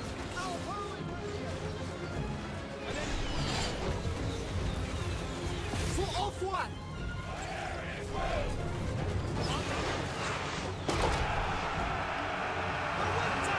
Here we go, boys. Without question! Spearmen! For Oakland! White Lions! Moving out! To the fray!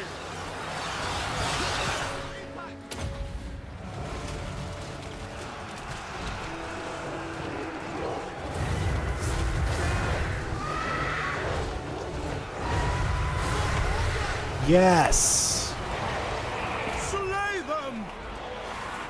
That was a good shot. Okay, let's have y'all come on in here. And then you folks. Oh, that's the big boy. Where are you? You get up there and fight him. Powerful explosion affects city walls and siege equipment.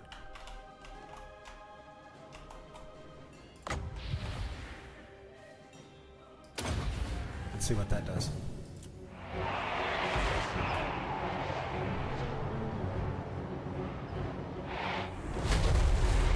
Oh boy. Oh wow. Without fail. We go! White Lions! It shall be done! Acknowledged! Azurian guides us!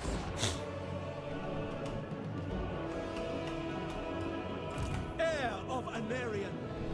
Advance!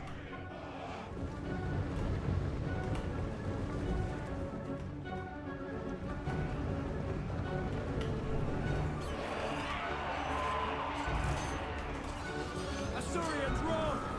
Orion! For duty! Fall! Bless my blade! For duty! Swiftly! Understood! As you say.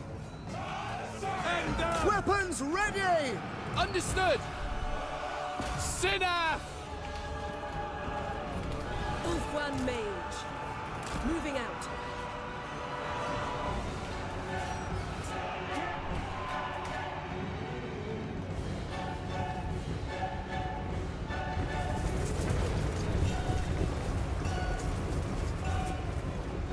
Beware! Enemy magic! They're using magic against us! Archers! Attack! Restoring order!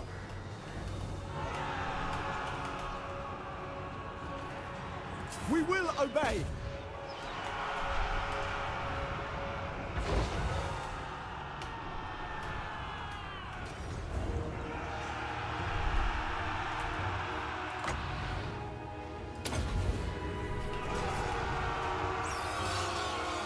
Orders understood!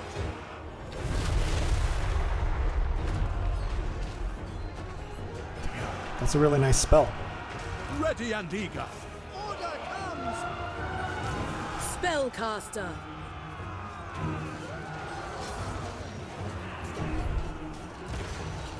For the king! Without fail. I told these guys just to attack melee. And they're winning. Because it's zombies. While they're taking damage.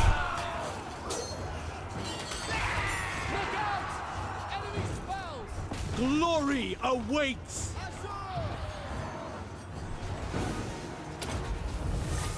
Immediately!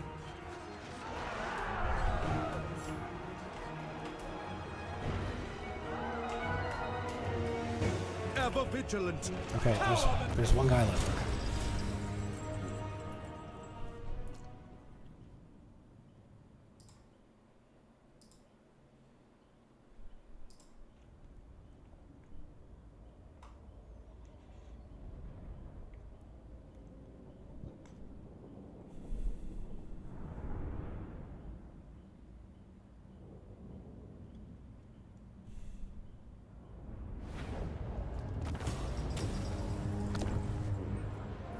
Occupy their lands!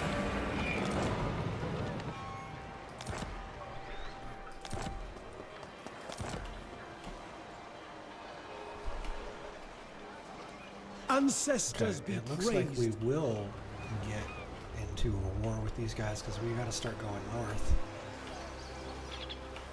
Oh, well, there is a big Slaneshi invasion up here. Okay. Oh, wow. Okay. Alright, well, I got neighbors protecting me from them right now, but we need to go ahead and work our way around the giant donut and clean it up. Purge it of all chaos and infestation.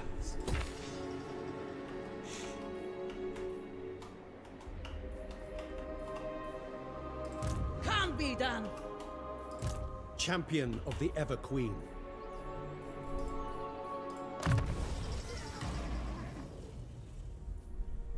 Miscast chance less than 15%. Yeah, let's do that. She's our awesome caster. That's what she is. Fear the might of Ulthuan. What do we got over here? They have a very small garrison. Okay. Alariel's champion. I shall go.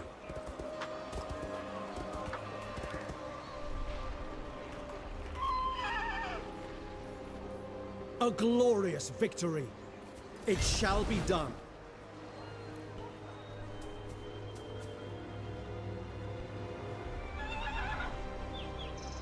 Armies will suffer attrition. Okay, cool. Alright, well, let's stay there for this turn, and then we'll declare war next turn. Lethal grace given form. Honor calls. Oh, shit. Land ahoy.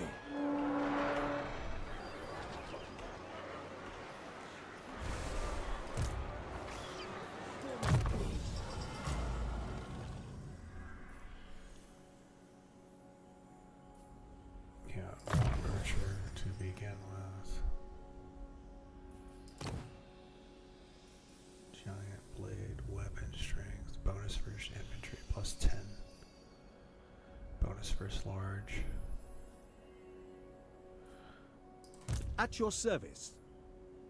6 attack, 6 defense. Let's equip that. You need me? And then, what do you got? Warrior's Bane. Let's give you that one. And then what do you need? You got a Warrior's Bane. Base weapon damage. Large. Let's do Warrior's Bane. There you go. Your instructions? Armor. Can I offer assistance? You need... Who are you? You are the princess that leading the other army, so you need another weapon. There you go, bonus first large. At least you got something. And there's 2 armors that we don't have. Razor standard. Yep, and we're just going to continue stacking all the power over here. There we go. Tyrion's going to be such a badass. Alright.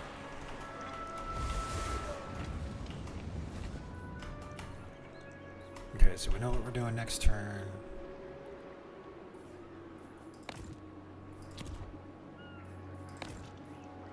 Fear the might of Ulthuan. Orders? You called? Discover foreign entities. Okay. Oh, destroy it.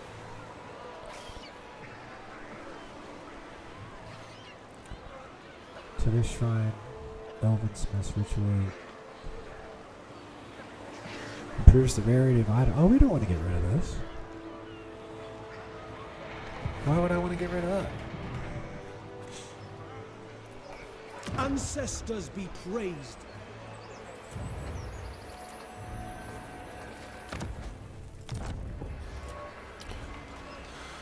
Champion Okay, that's of the Ever Queen, Lord of Ulthuan.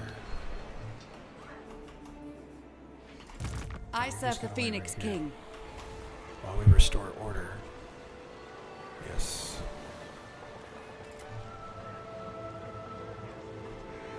We're just gonna wait. We don't want the army to get any bigger.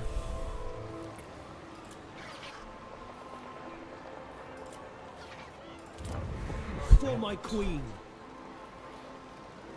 Let's get public order back.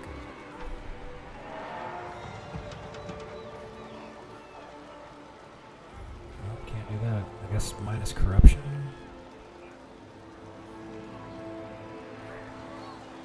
Yeah, less corruption. We have no corruption, so there's no need to do that. Rally citizen militia growth. I guess it's growth. We get more money. get more money.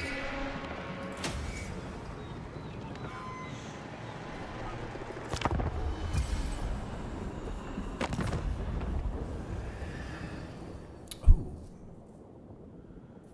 Kislev, okay.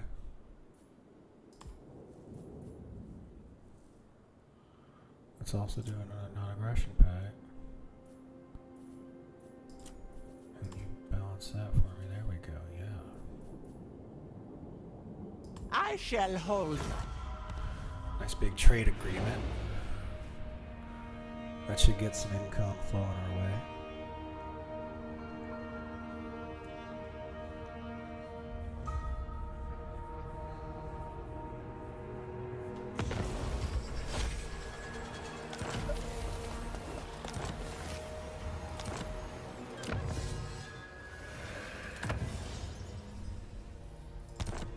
I'm about to research all the tech.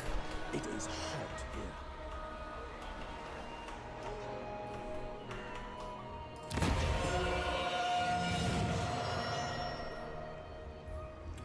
Here, this will increase income.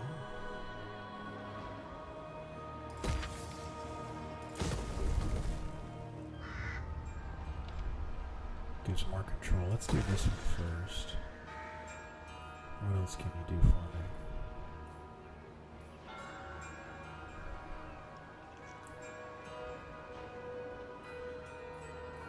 Well, I think we're going to switch over to one of these. Okay, so we built one of those, so we need to build one of these or one of these over here.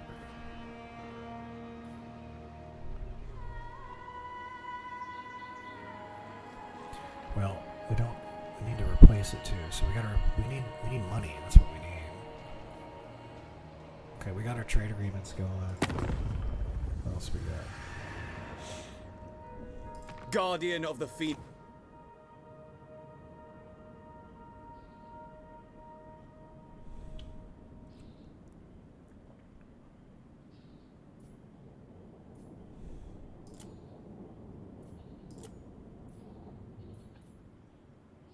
What brings the uppity Aesir down from their gilded towers? Show tolerance, Arahan.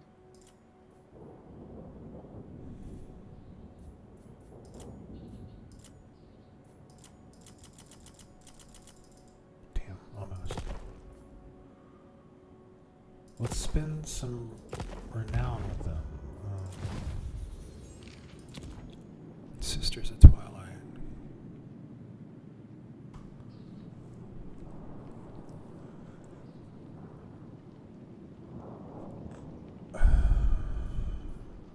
Okay, we don't have access to them yet. Okay.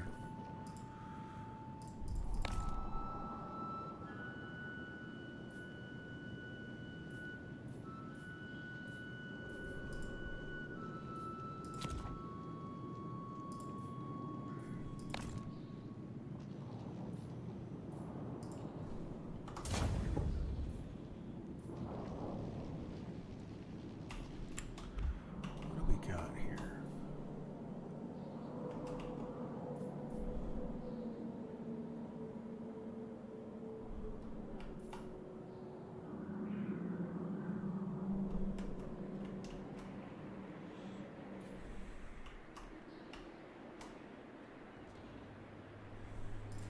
Lord of the Phoenix Court. Ready to serve.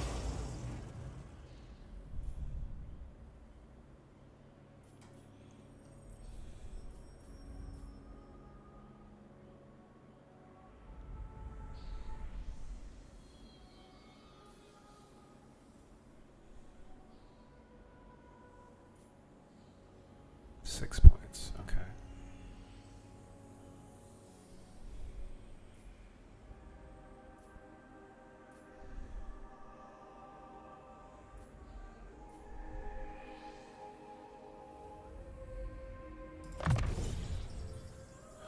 This guy buffs the white lions, so we're just gonna keep buffing those. Okay, I think you can run out here and grab this real quick. Ulfuan Prince. Got it. Okay. You may have to defeat a great hoard of treasure may be received. Sail to the wreck. Let's do it.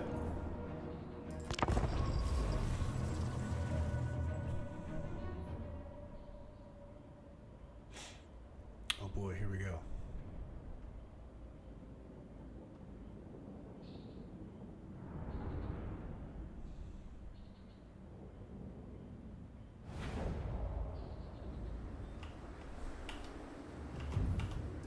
It shall be done. Orders received. We will obey.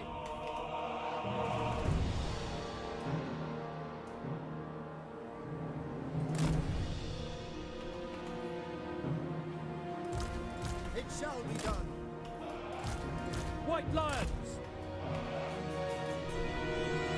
Spearmen.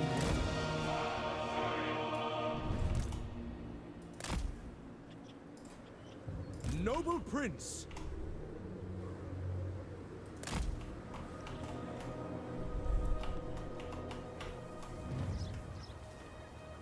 Those are our big bad axe boys. Got a nice solid line of spearmen. Plenty of missile troops. Let's get the missile guys ready. Archers. Orders received. And they're going to be toggle fire at will. Let's keep them in skirmish mode. As you say. There you go.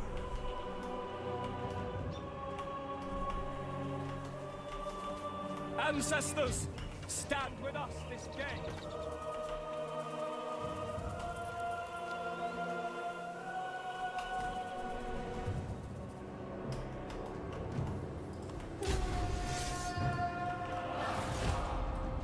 Asurian wills it. We will obey. We go. Archers. Onward. For order! White lions, we away!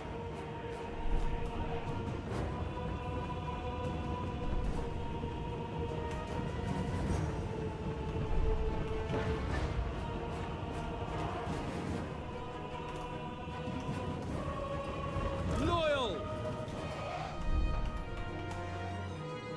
Advance! Orders received.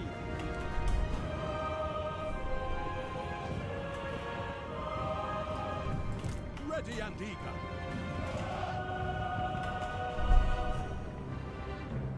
At once.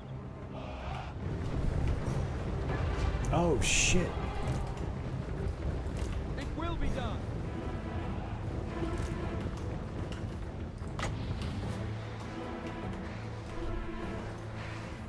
For Alphuan. As you say. Move.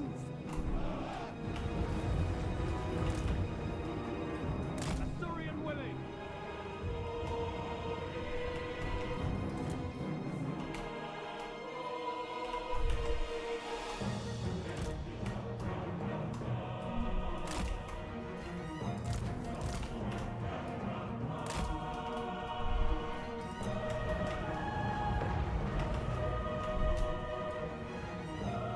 Orders understood.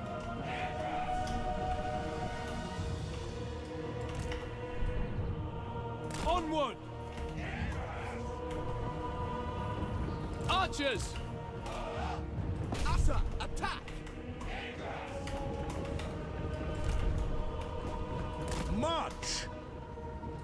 Moving out! White lions! Quickly now!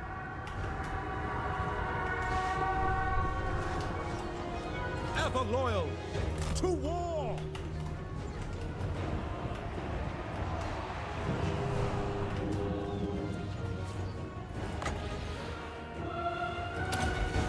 I agree!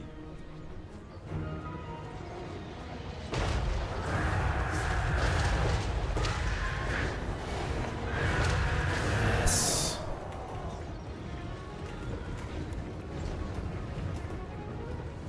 White lions! For our ancestors! Swiftly! Son of Ulfwood! White lions! Make Ulf-One proud! Spearman! Acknowledged! Asa, advance! As you say. Asa, advance! As you say, Asuryan guides us. Archers! Following orders! Urifer! Can I be praised? For order! March!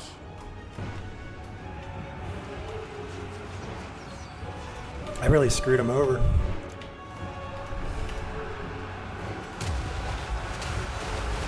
Guardian of order!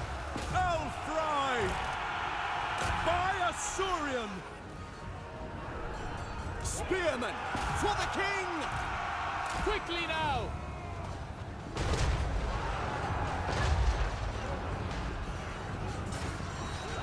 Let's kill that undead. Ashur Prince! Spearman!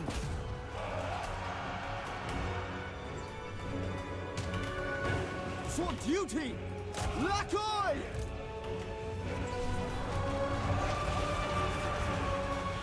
Archers!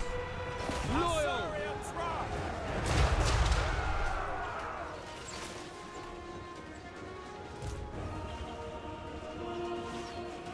Death to all!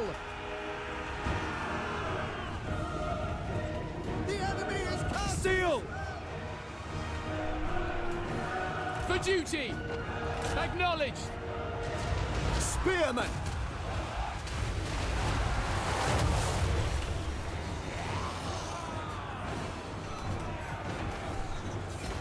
Orders received!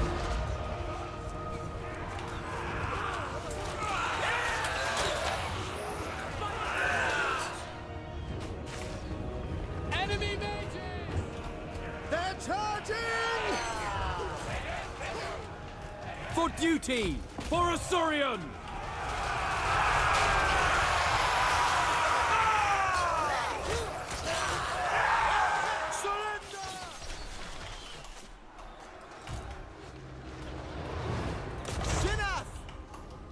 Spearman! King and country!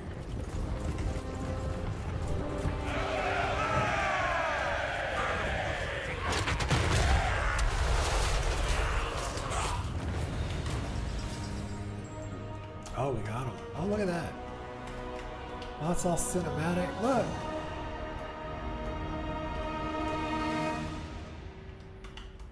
They're all getting blown up. Just got spear charged. Oh, that's really good.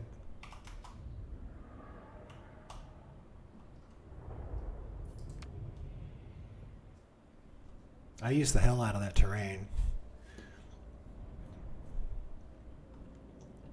It's because I deployed 1,337 troops.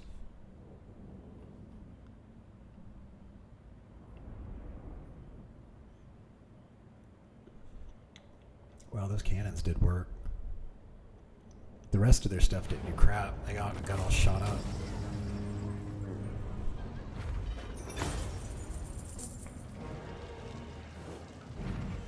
Turn them loose.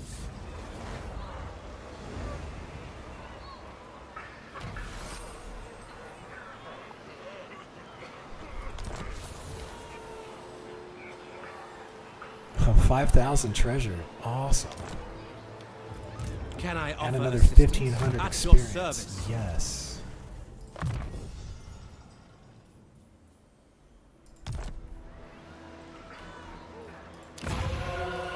Order must be maintained. Now, let's have you go back in here. Land ahoy! Can I offer assistance? Protector of the Everqueen. Go. Wait. I know what we're gonna do. It is warm out.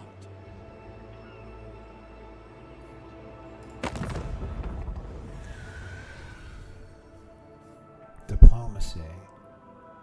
Now where? It's these. Mistress it's of these the guys right here. Undying Forest, I bid you welcome. Okay. What do you wish to discuss? Join war against.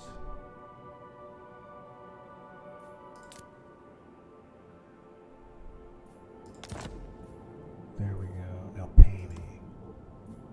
There we go. Yes, so I get paid to go to war with them.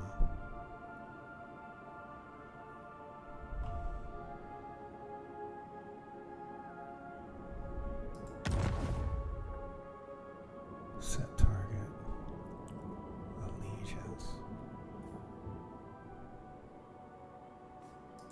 We don't have attack target. Okay. So wait a second. Allow me.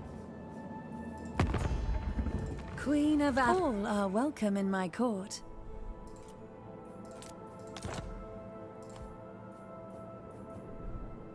Serving the gods. Okay, well, let's make our first move and then we'll figure out what to do. And our first move is going to be this. Ready for orders.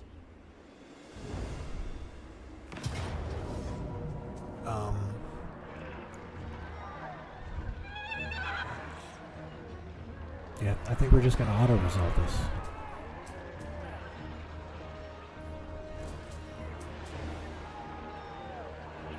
I mean, these guys are just going to get worked.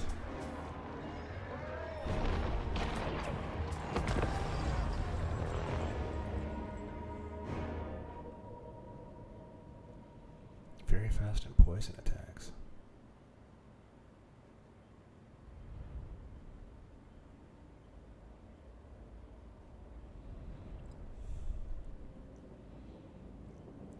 I feel like the cavalry's just gonna do work.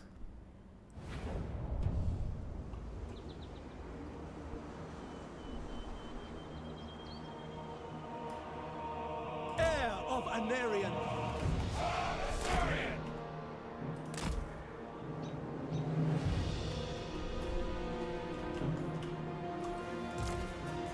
It shall be done.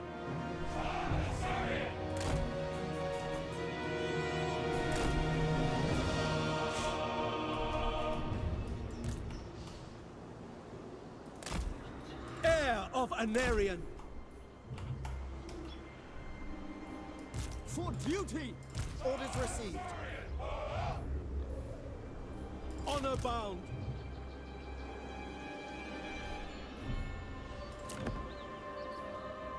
Okay, missile front skirmish.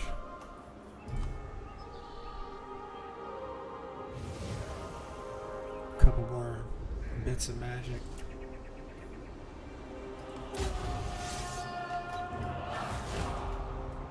Sons and daughters of Alduin, be ready. Gird your souls. Let them come. To battle. Advance.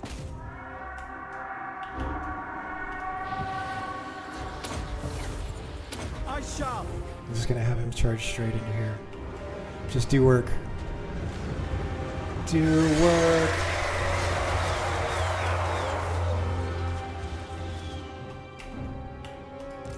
Loyal.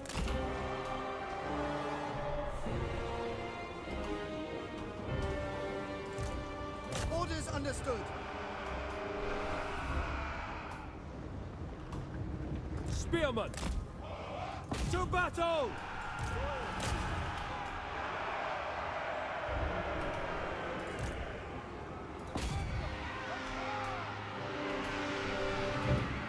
Scions of Mathlan. Asa, advance! Asa, attack! As you say, for Loffen! Sinner! Heir of Anarian.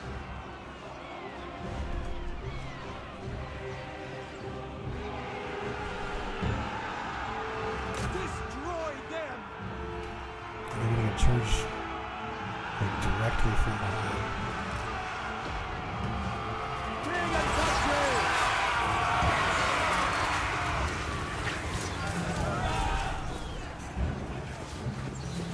Attack! Ulf One! Understood! Unifer! Spellcaster.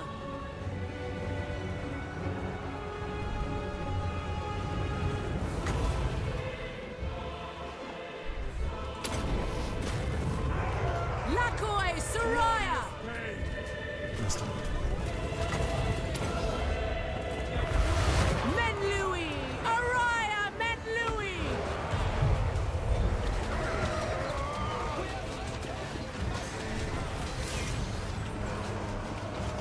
Heir of Anarian! Death to all! At once! To battle!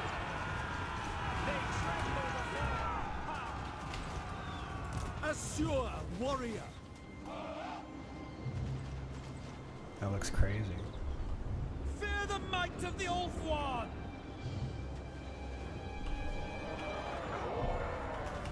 Heir of Anarian!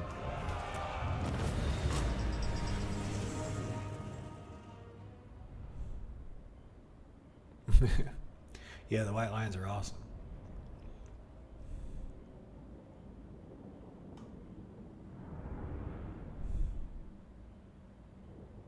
We lost 43. If we'd have lost like 400 if we auto resolved that.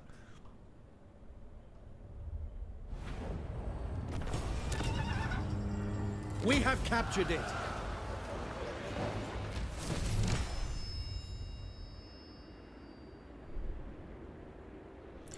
Wow.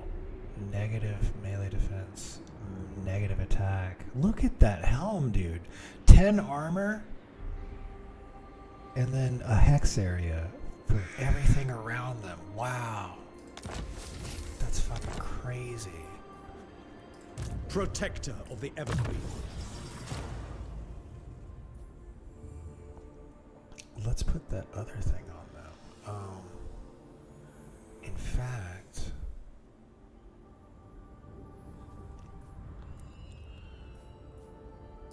get rid of that. And then where's that mask again? Oh, I'd have to.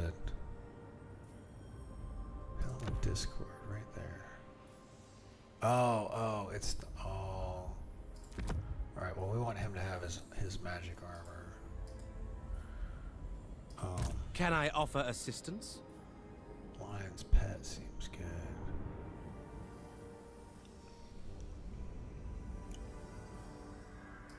Lady of the Phoenix Court.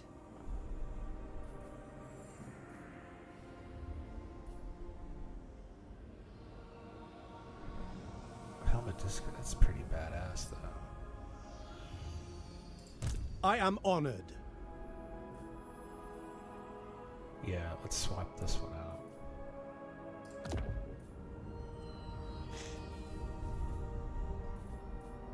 Okay.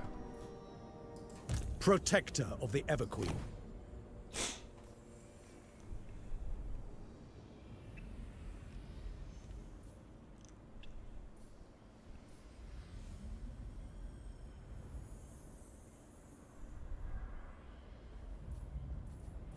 Okay, so the Majesty, leadership, or unifier, recruitment, global recruitment duration turns menace. Wow, I guess that.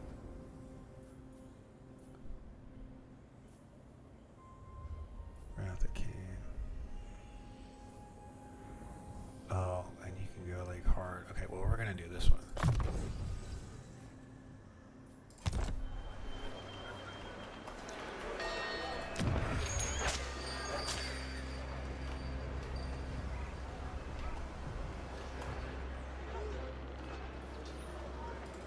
Your command?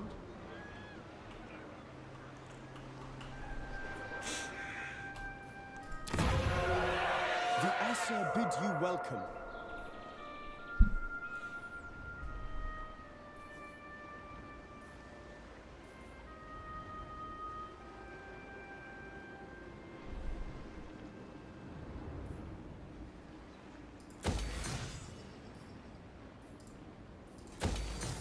There we go.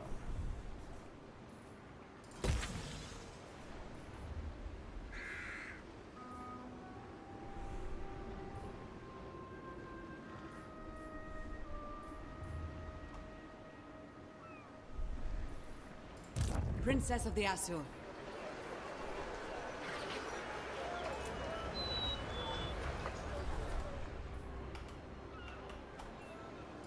How can I assist you?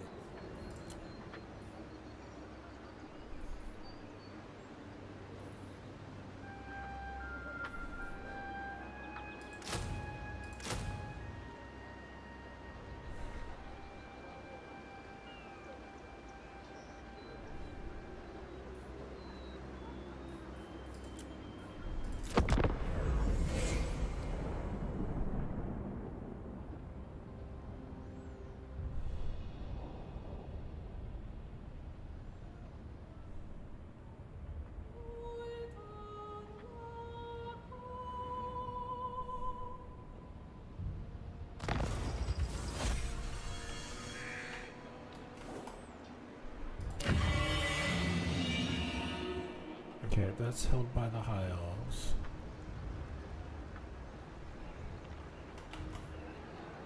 Okay, we just need to sit there.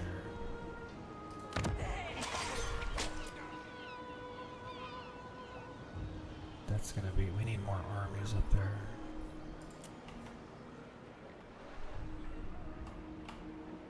What's this? No! I'm surrounded by fools! Can I offer assistance? Lord of Ulfur. Oh, they're just gonna mark over there like that? Your instructions?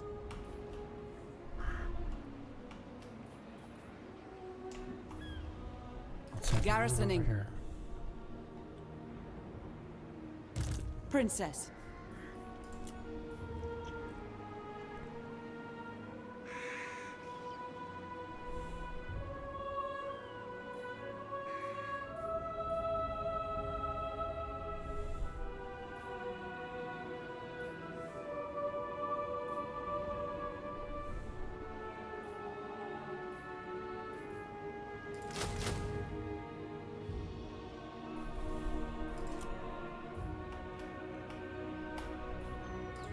That is forbidden!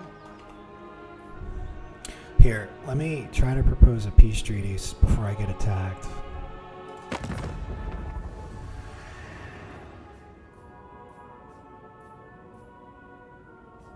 Flotilla of the Dark. Do you offer anything more than just your vessel of a body for my crew?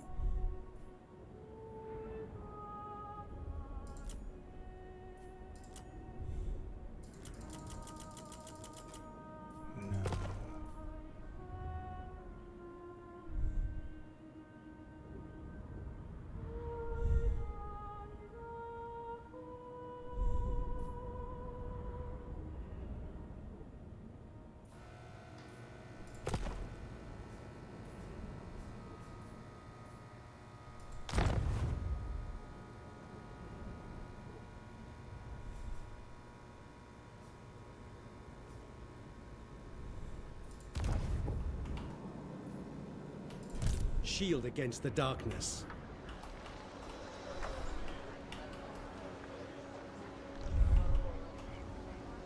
None but Slanesh may dominate me! Tyrion, heir of Anarion.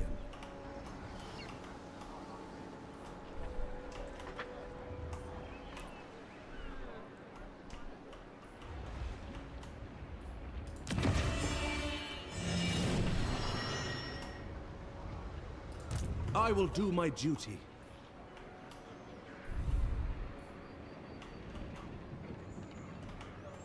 Let's see, what if we just cancel these two? Yes, there we go.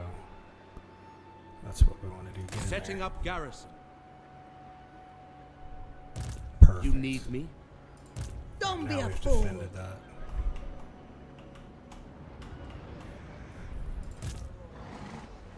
Okay, he can stay there.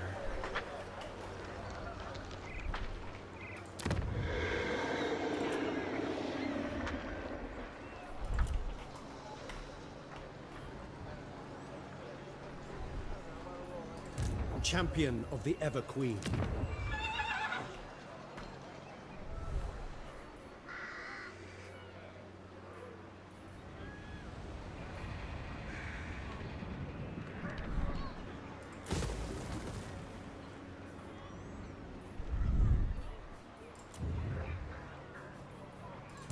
defender of Ulthuan.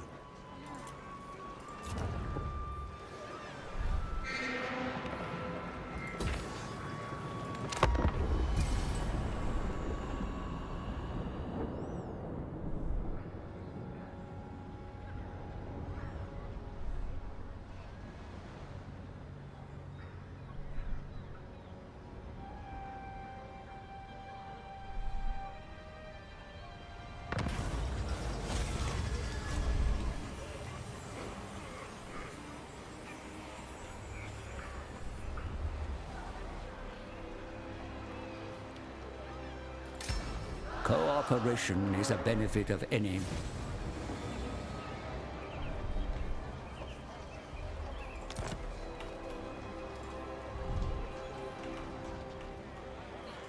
Your command?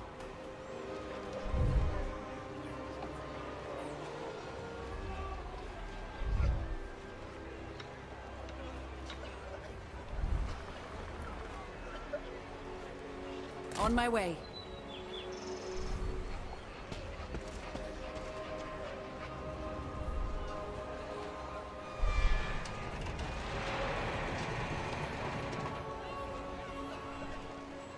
Immediately.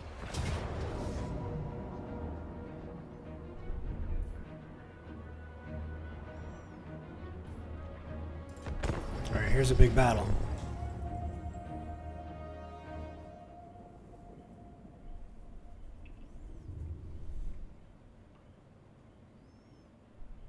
Damn those mortars. We're gonna have to use the cavalry to get them.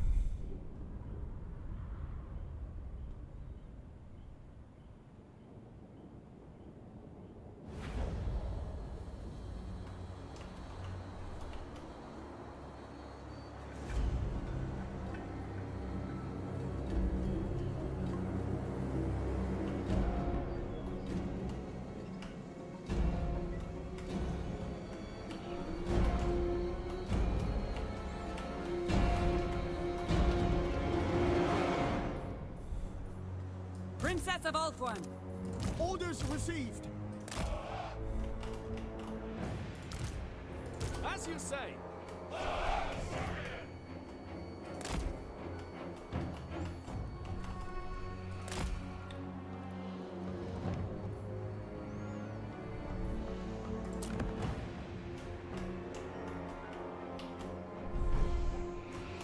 We just skirmished the whole way. Alright, let's save.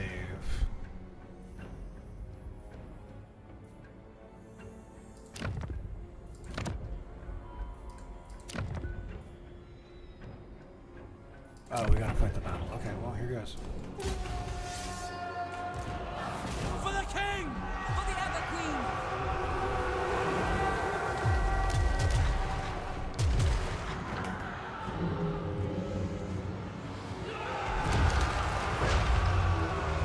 Illyrian Reavers! To battle! Heralds of the Wind! Princess of Ulthuan.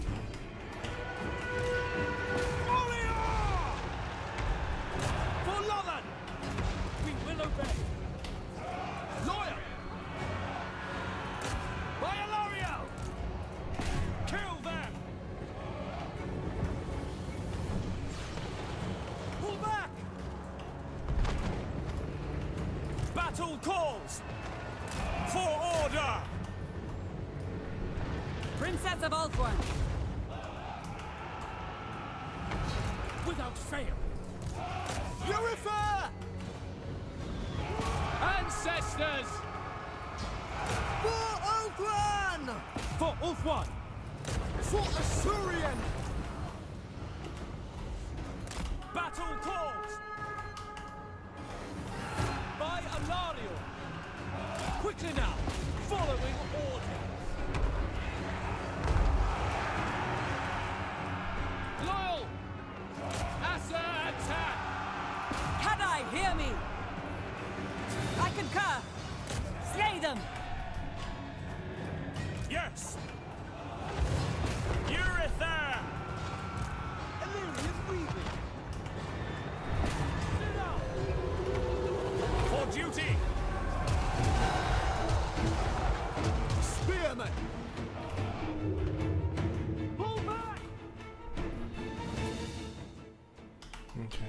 they're showing up over here. Oh, they're showing up on top of each other. This is great.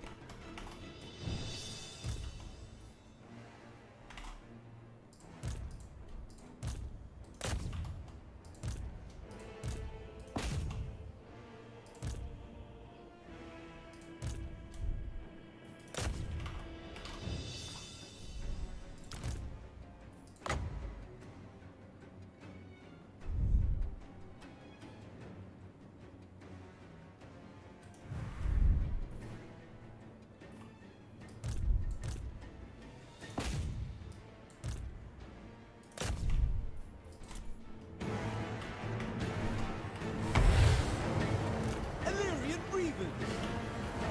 The Evergreen! Ancestors! Lakoi!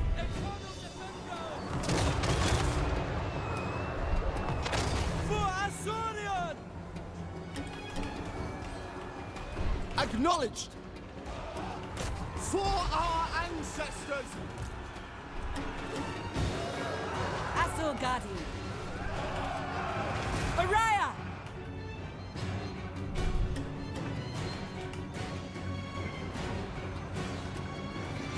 What a mess.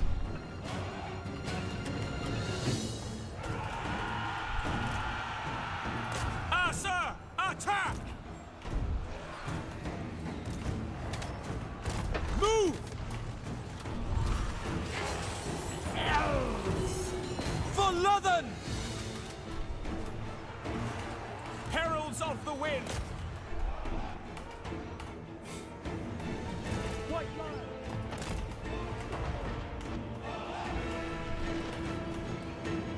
Understood! Ashur Prince!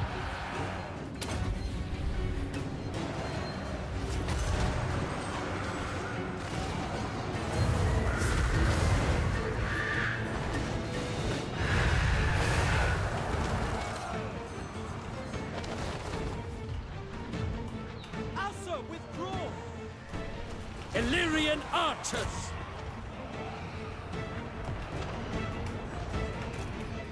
Lakoi! Destruction! Make Ulthuan proud! Serve the king! For Assyrian! Spearmen!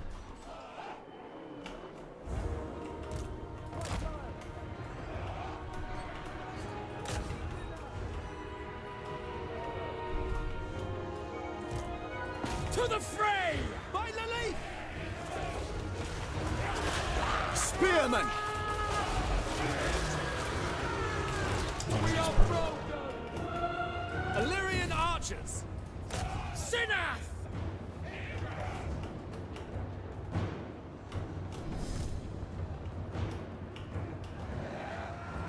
Urifair! Orders received. For the king!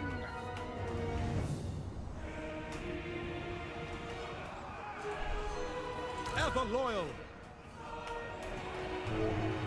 We will obey! Illyrian archers! Spearmen! It will be done! Ancestors! For Ulthuan!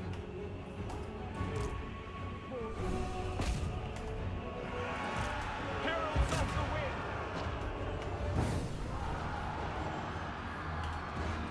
To the fray! We will obey! Lakoi!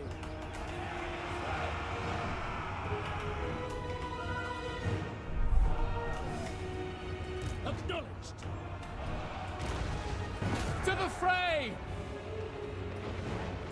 Illyrian archers! Sail! For duty, without fail!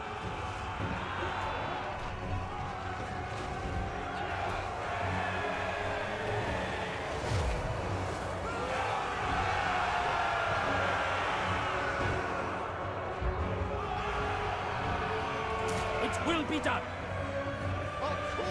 Orders received!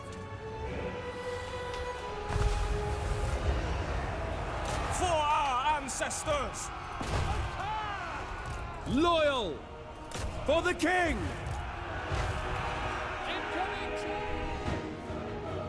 We're just slogging it out over here? Okay. Guardian of order!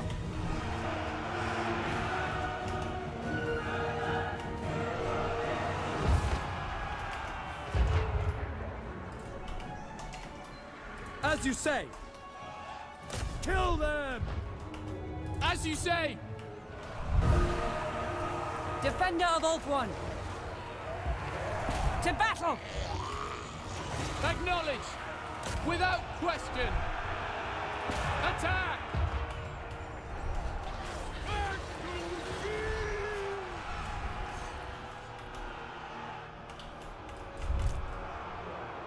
For order! For duty! Understood! Forward! Spearmen!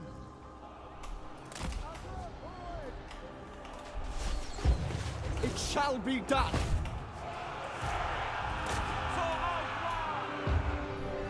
Orders received!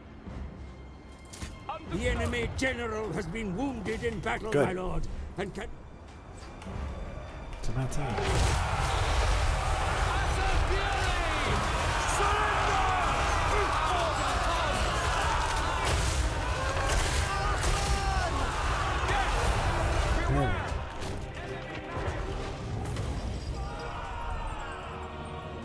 Look at all the dead.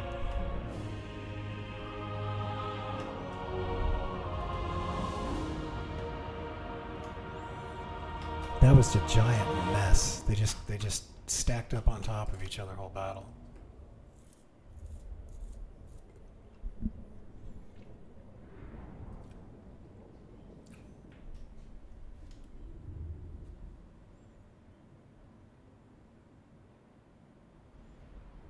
Well, we forced that issue, didn't we?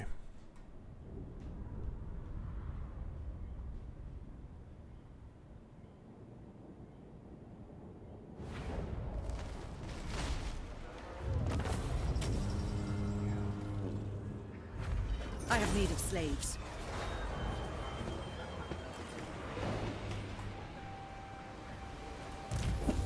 Asa, rejoice! Protector of Ulthuan. Can I offer assistance? For the king! Aisle 5. We're gonna auto-resolve that. I will lead the Asur. Free them.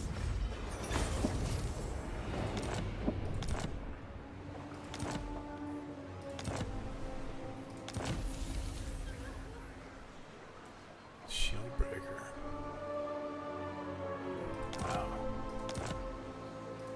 Loyal prince. Marching out.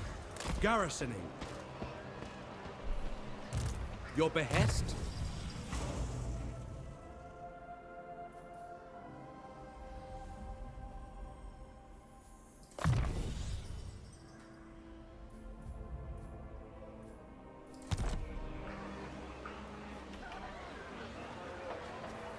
Victory for Asurian!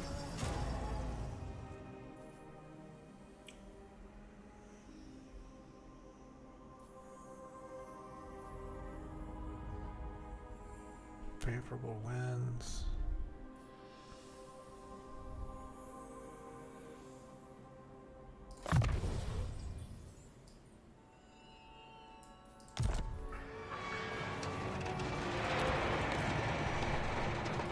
Lady of the Phoenix Court.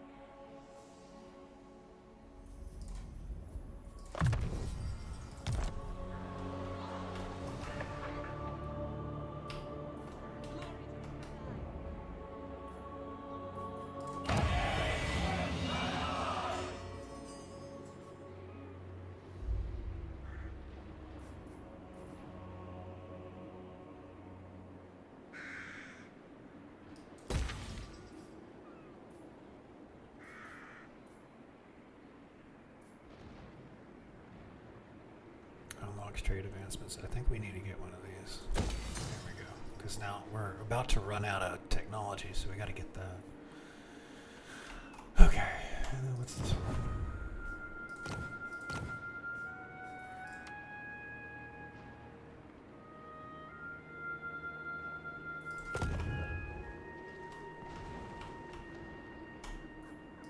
Shield against the darkness.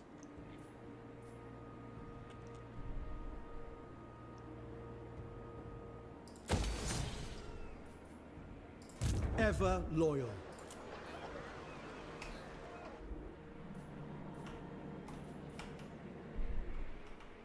Triumph for Ulfuan. Okay, I guess we're just gonna keep moving north. Victory for the Asur.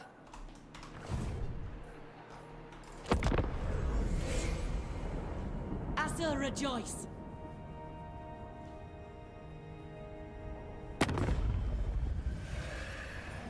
Oh, now you want a peace treaty? No thanks.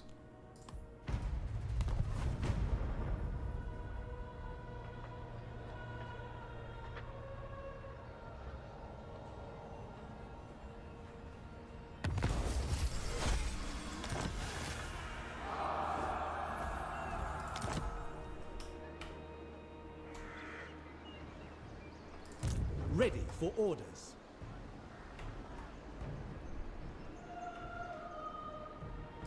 Don't tempt me.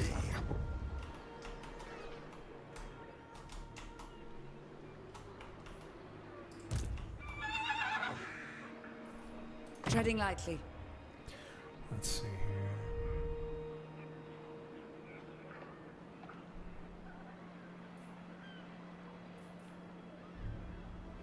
Let's transfer these over to you.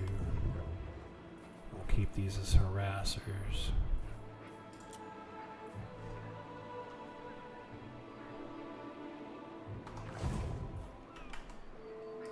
I serve the Phoenix King. Let's have you Taking up residence.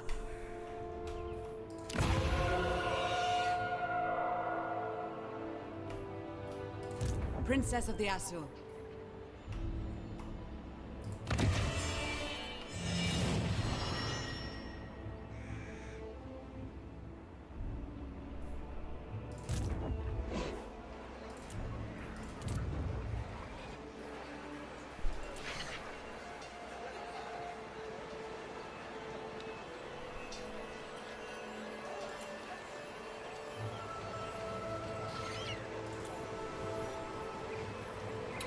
Slanish corruption. Oh no!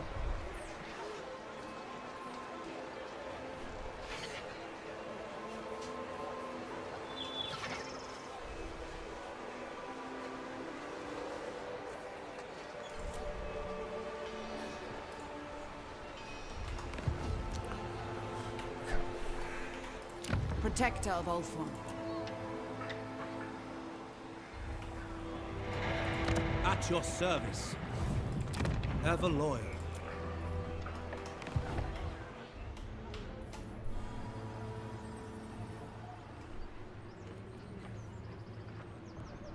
Okay. Alright, I think we made some good progress. I'm getting kind of tired, so I'm gonna call it for the day. But made some progress in Doom, applied to a bunch of jobs, and we got some good gaming in.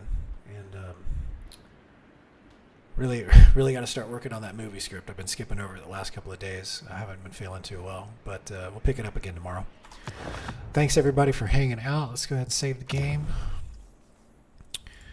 And we'll see you same bat time, same bat channel tomorrow.